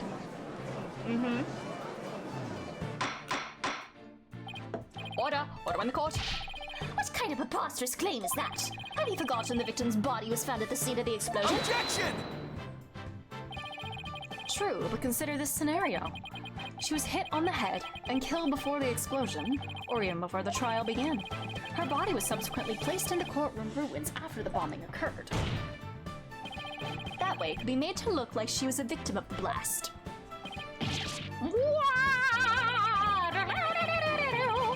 Sounds like you better look into what the victim was doing before the trial. Mr. Payne, did anyone see Detective Vaughn before the trial? Let's see. According to the police report... here it is. One person saw the victim before the trial. And that person was... Ted Tonate. What? No one besides Mr. Tsunade saw the victim. That appears to be the case, Your Honor. I would now ask the court to recall something. Specifically, Mr. Tsunade's words from yesterday. It is on the tattoo arm and I were transporting the bomb. Oh my! Mr. Tsunade, just before the trial, you were with the victim. The two of you were together at the scene of the crime, courtroom number 4. Your Honor, the defense requests new testimony. We wish to hear what he says about his whereabouts just before the trial. Mr. Tsunade, your testimony, please. My testimony, there is no need for... He's completely unnerved, Mr. Wright. He must have hit the nail on the head. Because all I did was transport the bomb to the courtroom. I already told you. Blast this thing! I was only in the courtroom with the victim because of our work. I swear I was only transporting the bomb there. Objection! You and the victim were alone together at the scene of the crime. In other words, you clearly had the opportunity to commit murder, did you not? Tisk, you always leave yourself so open to attacks, Mr. Wright. What now, Mr. Payne? Yes, Mr. Tsunade may have had the opportunity to kill Detective R, but an important piece of your assertion is missing. What important piece? The murder weapon! What do you claim was used to kill the victim? Mr. Payne has a point. Even if Mr. Tsunade had the chance, without a weapon, we can't accuse him of the crime. Well, Mr. Tsunade? Oh, yes, that's right. I didn't have any sort of thing that could be used as a murder weapon on me. Could she have been bonked with this? Because that's the only piece of evidence we haven't used. I couldn't possibly have killed Detective Arm. Did he really have nothing he could use as a murder weapon? What is it, Athena? Just looking over the victim's autopsy report. I'm hoping there's something in here that can point us in the right direction. Does it say she died from trauma to the back of the head with a flat object? Yeah, and to inflict that specific kind of injury, all you would need is a flat surface, right? A heavy blunt object with a flat surface could definitely be our murder weapon. Well, Mr. Wright, can you indicate if the culprit could be used to kill Detective Arm? I believe I can. Believe being the key word here. You can. Please do so now. Take that! Oh, yeah, that's kind of dumb. You fell right into my trap! I remember Edgeworth said that in the second case ever, and it had me rolling. So you confirm this piece of evidence was not the murder weapon. That narrows my candidates down by 1! I hope you don't intend to answer by process of elimination, Mr. Wright. Because if you do, prepare to see me do more of this to you! God damn. God damn it.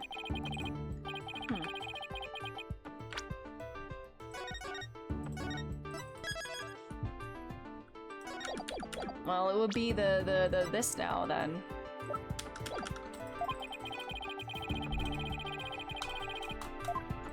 Yeah, the remote is too light. I guess... Take that! Oh? It was the bomb itself, wasn't it? God damn. God damn it.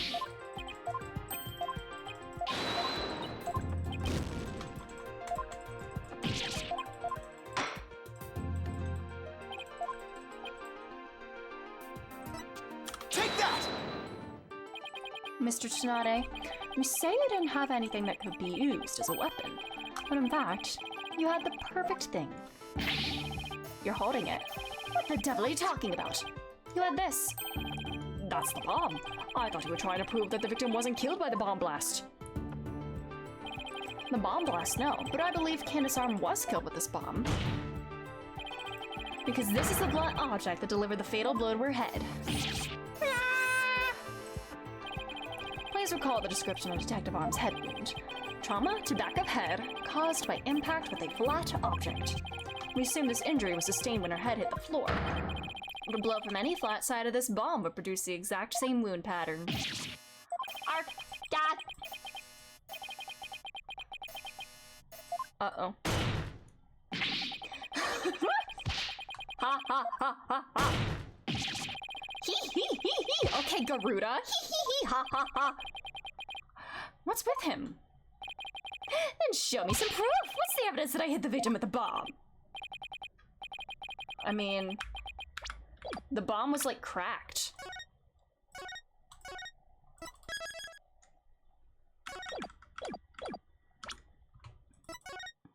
The crack there. Did you find any of the victim's blood on the bomb? That would be decisive proof. But too bad, the bomb's blown to bits. It's long gone. Boom! Game over, yeah! Ugh. Mr. Wright, is there really nothing on the bomb in the photo? I don't see any blood or anything. Wait, the timer display's a little broken. Maybe it broke when it made contact with Detective Arm's head.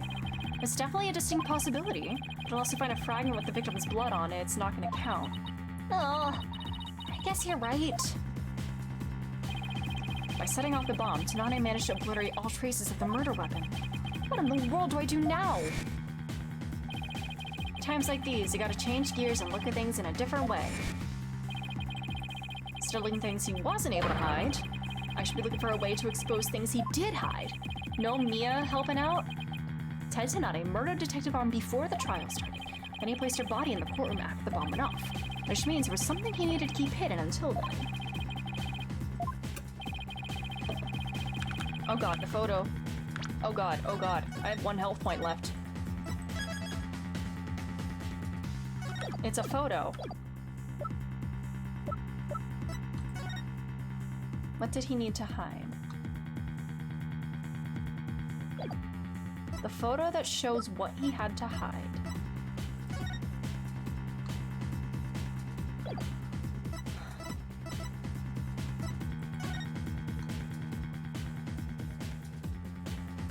The Rock. What if, is it The Rock? Is that the same goddamn rock? No.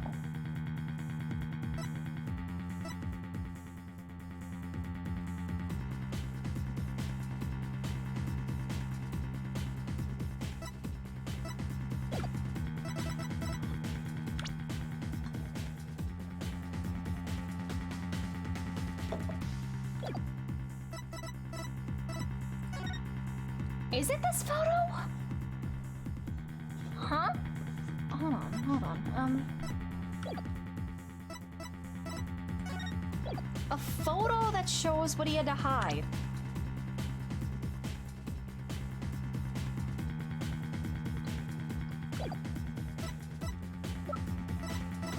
Is it just the fucking this? Take that! Ah, god damn.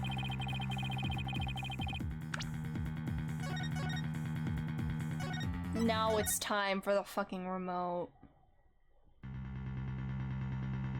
God damn it. Take that! Well, that's he says photo. He says photo. Okay.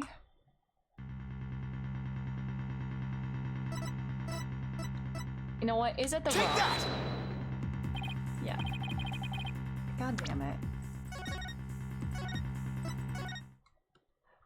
I'm starting, my brain's starting to shut down. It's late.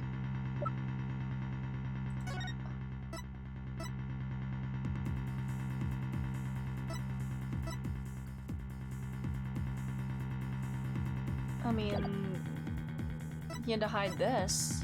Take that! Oh my god.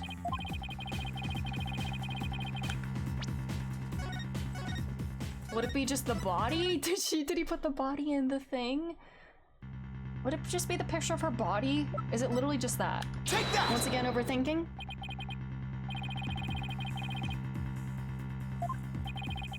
Once again, overthinking. If the murder took place before the trial, then Mr. Tanane would have had to hide the body somewhere during the trial. Hey, you're right. If we can figure out where that hiding place was, we might be able to find some evidence we can pin him down with. Take that! Wait, a box being big enough for a body? A box that was in the courtroom the whole time. Oh god, that's so morbid. A box nobody would touch if they thought there was a bomb in it. Getting flashbacks to another case in another game. I won't say. You know, hiding a body is with, yeah. What is it? Do you finally have some decisive evidence to show me? You're the one who's gonna show it to me. Come again?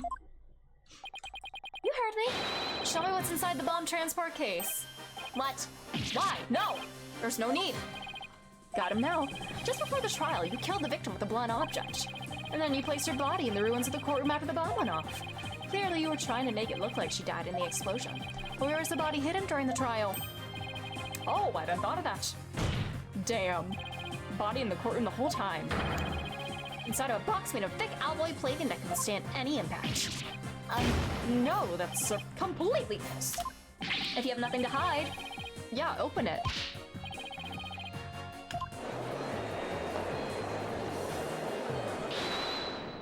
Oh, brother.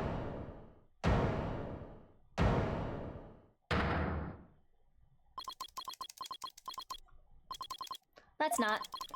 Not if you value your life. Oh my god, he's gonna blow up the place again. What's he up to now? Remain calm and listen carefully. This bomb will detonate in Buddy, you're... Do you really think this is gonna get you out of this? What? Huh? I repeat, this HA-3000 will detonate in 5 minutes. What's going on? Your Honor, I recommend you adjourn this trial before this bomb goes off. Oh, you're threatening me? Yeah. I am the only one who can disable this bomb. If you do not want to die, your only option is to listen to me. God, buddy, did you say is your training model, a fake to practice on? I did, but I also lied. This is the real deal. This is the HH3000. But the HH3000 we used to blow up courtroom number 4, wasn't it? How do you know it was the real HH3000 that blew up courtroom number 4? Huh? The bomb that blew up the courtroom was a different one. One that I made. So he admits? Would you take that as a confession on your part? Take it any way you would like. Just before the trial, I took the HH3000 out of the stuffed animal and put my own bomb into it. That was the bomb that exploded and destroyed courtroom number 4. Mr. Tsunade, please be reasonable. Do you really expect us to believe a crazy story like that? The HH3000, it is so unique. I've never seen anything like it. It is so unique that I could not replicate the detonation mechanism. So, I just had to have it. Besides, did anyone look inside the stuffed animal during the trial? Did anyone check to see if it really was the HH3000 in there? I must confess, no one opened the stuffed animal to check. So there really is a possibility the bomb was switched out because there's blood on it. No, not a possibility. A certainty. I did it. So we had a real bomb with them this whole time. You'll better get out of here while you can. We do not have much time. God damn. Order in the court. I'm out of here. Oh god, it's gonna blow! What the hell? You four are still here. Well, aren't you brave? It's just wouldn't do for the judge presiding over this court to run. But that horrible explosion the other day. The judge looks like he's about to book it for the nearest exit any second. As for Mr. Payne... That is... Oh, good lord, what... What is going on? And he's off. Mr. Wright, what did he do? It'd be pretty pathetic to run now, wouldn't it? Oh, but the bomb might really go off. Only 3 more minutes. Oh god, am I actually getting timed? Oh my god, am I actually timed here? I need to pee. Is it really the HH3000? What should I do? Fuck. God damn it, goddamn, Run like a yellow-bellied chicken. We're running. No, I can't do that! I can't run, not now! Mr. Wright, that look on your face! You weren't thinking of running away like a yellow-bellied chicken, were you? Boss, I never would have expected that from you. I only thought about it for a second. Unacceptable, Mr. Wright. If you think about running away again, I'll be forced to throw you out of this courtroom. I wish you would, Your Honor. Alright. Can't run now. Well, it's been fun, but I will be going now. With my dear HH3000, naturally. Oh my god! I was against having me followed. Even with no remote switch, this bomb can still be triggered manually. If I think I'm being followed, I will detonate it on the spot. Farewell. What the hell? Hold it! You're not going anywhere, Ted Tsunade. Oh.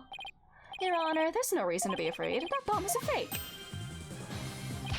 Are you sure, Mr. Wright? Huh. More of your famous bluffing. Even at the risk of your own life. Mr. Wright, none of your bluffing now, not at a time like this. Lives are on the line here. I'm not bluffing, and I have proof. Yes, of course, Your Honor. It's right here in the photo of the bomb, clear as day. Proof that Mr. Tsunade's bomb is not the real HH3000.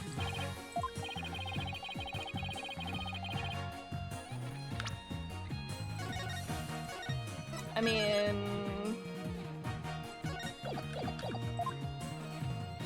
Oh, is it the crack? Take that! The display for the timer on the bomb in the photo is broken. Most likely it broke when Mr. Tsunade used the bomb to attack Detective Arm. But the display on the bomb in front of us is not broken. Oh, you're right. Therefore, this is not the real HH3000. Mr. Tsunade was clearly lying when he said he switched out the bomb in the stuffed animal. The real HH3000 blew up in courtroom number 4. The bomb is nothing more than a fake, a model used for training purposes. Fear not, Your Honor. I will examine the inside of this bomb transport case myself. Yes, please do that, Mr. Wright. No, stop! Oopie! Oopie! What is that? Is that a blood stain? Just as I expected. The lies have all been blown to bits, Mr. Tsunade. I'm confident DNA analysis on this bloodstain will confirm that it's Detective Arm's blood, and those results will conclusively prove that you murdered Detective Arm. Oh. How about it, Mr. Tanate? Think you can dismantle this decisive evidence? Dismantle it? You're too late! You missed your chance to run, so now you're out of time! This Sato 3000 about to explode! Don't try to threaten us, Mr. Tanade. I've already proved that your bomb is a fake. It's real! This bomb is the real thing, I tell you! It's real! Ha ha ha ha ha! Hee hee hee hee hee ha ha ha! Okay, Garuda! Jesus! Mad bomber, party of one. There's no time left. It's gonna blow! I have to disarm it! I have to take it apart! I can dismantle anything! I can take apart evidence! I can take apart bombs! I can dismantle it all! What is this music? Buddy? Not good.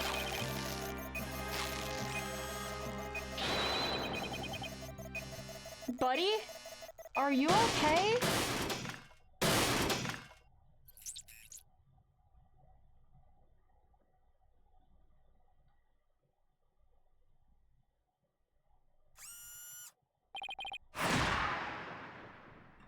Good show, I guess. Oh my god! I thought his head was gonna explode. Jesus. Happy New Year! Game over. Dismantle attempt failed.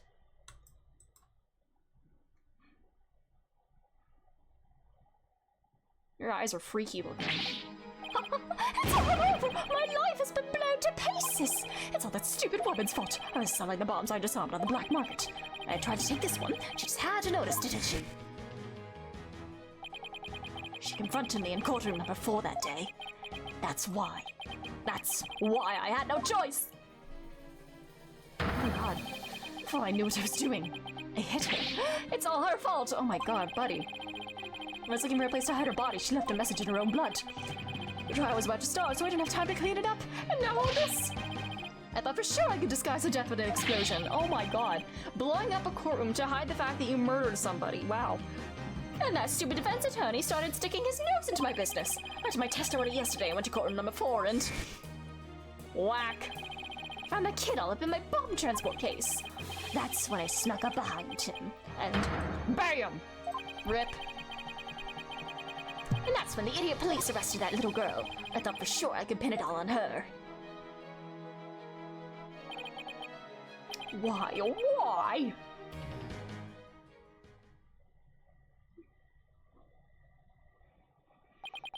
Ted Donate, you are hereby under arrest. On suspicion of the courtroom bombing and the assault on Mr. Justice. Your innocence or guilt will be determined at a later trial. And what about the murder? There's that too! Now that I see the members of the public have returned to the oh yeah, did the jury system actually go through? Do we have a... yeah, rip, gasp, and pain. Be that as it may. We'll now announce Mr. Juniper Wood's verdict. Not guilty! Yay! Confetti, yay! Oh, she's still here. Who's oh, there's the people are back. Yippee! Yippee! Yippee! Yahooey! It's a party in here. Court is adjourned.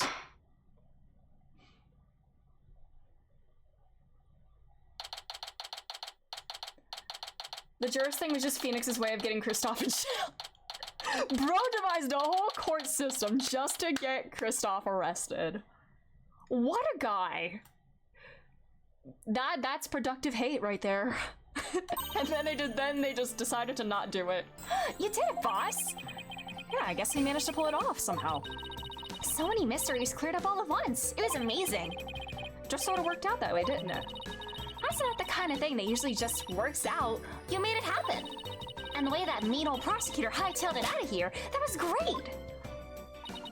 Mr. Wright, thank you for everything you did for me. I'm so happy for you, Junie. Now I can go back home to the forest in peace. What about the abominable snowman, though? I hope that both of you will come and visit me there sometime. That'll be nice. Thank you for the invitation. I don't know, Mr. Wright. I'm not so sure you can make it all the way to Junie's house. How high up do you live again, Junie? Around 3,000 feet, I think. What? That's no forest. That's a mountain. But you know, boss, there's something that still bothers me about the case. One little mystery we never got around to solving. Oh, that? Yeah. Oh, the thing that was bothering me the whole goddamn time. I'm sure this is probably gonna be brought up again in a later trial. The remote switch, right? Yeah, I wonder where it disappeared to. Maybe Mr. Tsunade just got rid of it somewhere. Yeah, it is a pretty big thing to leave unsolved, though. That was bothering me the entire time. Well, let's leave it up to the police to find. For now, we should be celebrating our not guilty verdict. I guess you're right. Hey, I know. Junie, should I go report the good news? You know, to that certain someone. Okay. Huh? Phoenix, you dumbass. No, silly, to Apollo. Oh, right. Well, why don't we all go to the hospital together to see him? Great idea. I bet he's bored out of his mind. Do we give him Steel Samurai DVDs? Okay. I hope he's watching the Steel Samurai there. So the courtroom bombing case came to a close. But the next trial is just over the horizon. There's never a dull moment with so many lawyers in the office, that's for sure. Apollo Justice, Athena Sykes, and me, Phoenix Wright. Between the three of us, there's no case you can't solve. When our powers combine, we're an unstoppable team. At least, that's what I believed. Oh no! Oh no. Oh no. But all of that changed with what Apollo said to us that day. What?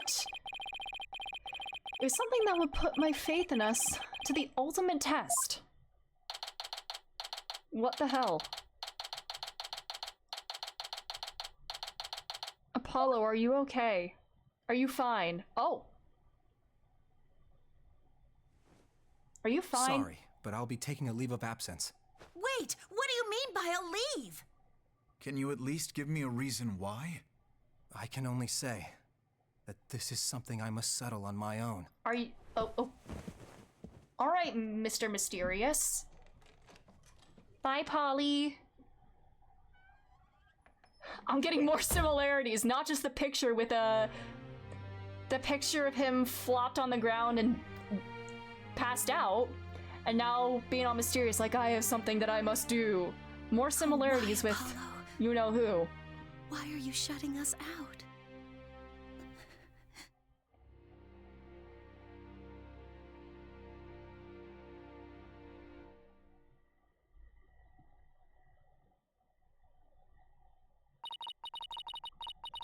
What happened to you, Apollo? Ever since you put that jacket on. Yeah, what's the deal with the jacket? What's the deal with the jacket? And now, for whatever reason, all my mind keeps doing is returning to the day I first met you. Oh. Aw. We had tackled our first case together, he and I, this past spring. And as we did, I came to know who he is and how he thinks. Are we gonna get some Apollo backstory here? It was a very peculiar case, one in which the victim was killed by a mythical Creature, a phoenix. I'm sorry. When is it Phoenix's turn to be accused? I mean, I guess he kind of was for a little bit in the first, the second case, but like, you know. But we did it! Yay! We're in Dual Destinies now. Yippee! The monstrous turnabout. What the? Are we getting the flashback case with Apollo and Athena? Okay. All right, we'll do that tomorrow because it's late and I'm tired. I'm hungry. I need food. And yeah. Oh my god, there's... Okay, yeah, there's the bonus episode. Okay. Okay. Alrighty.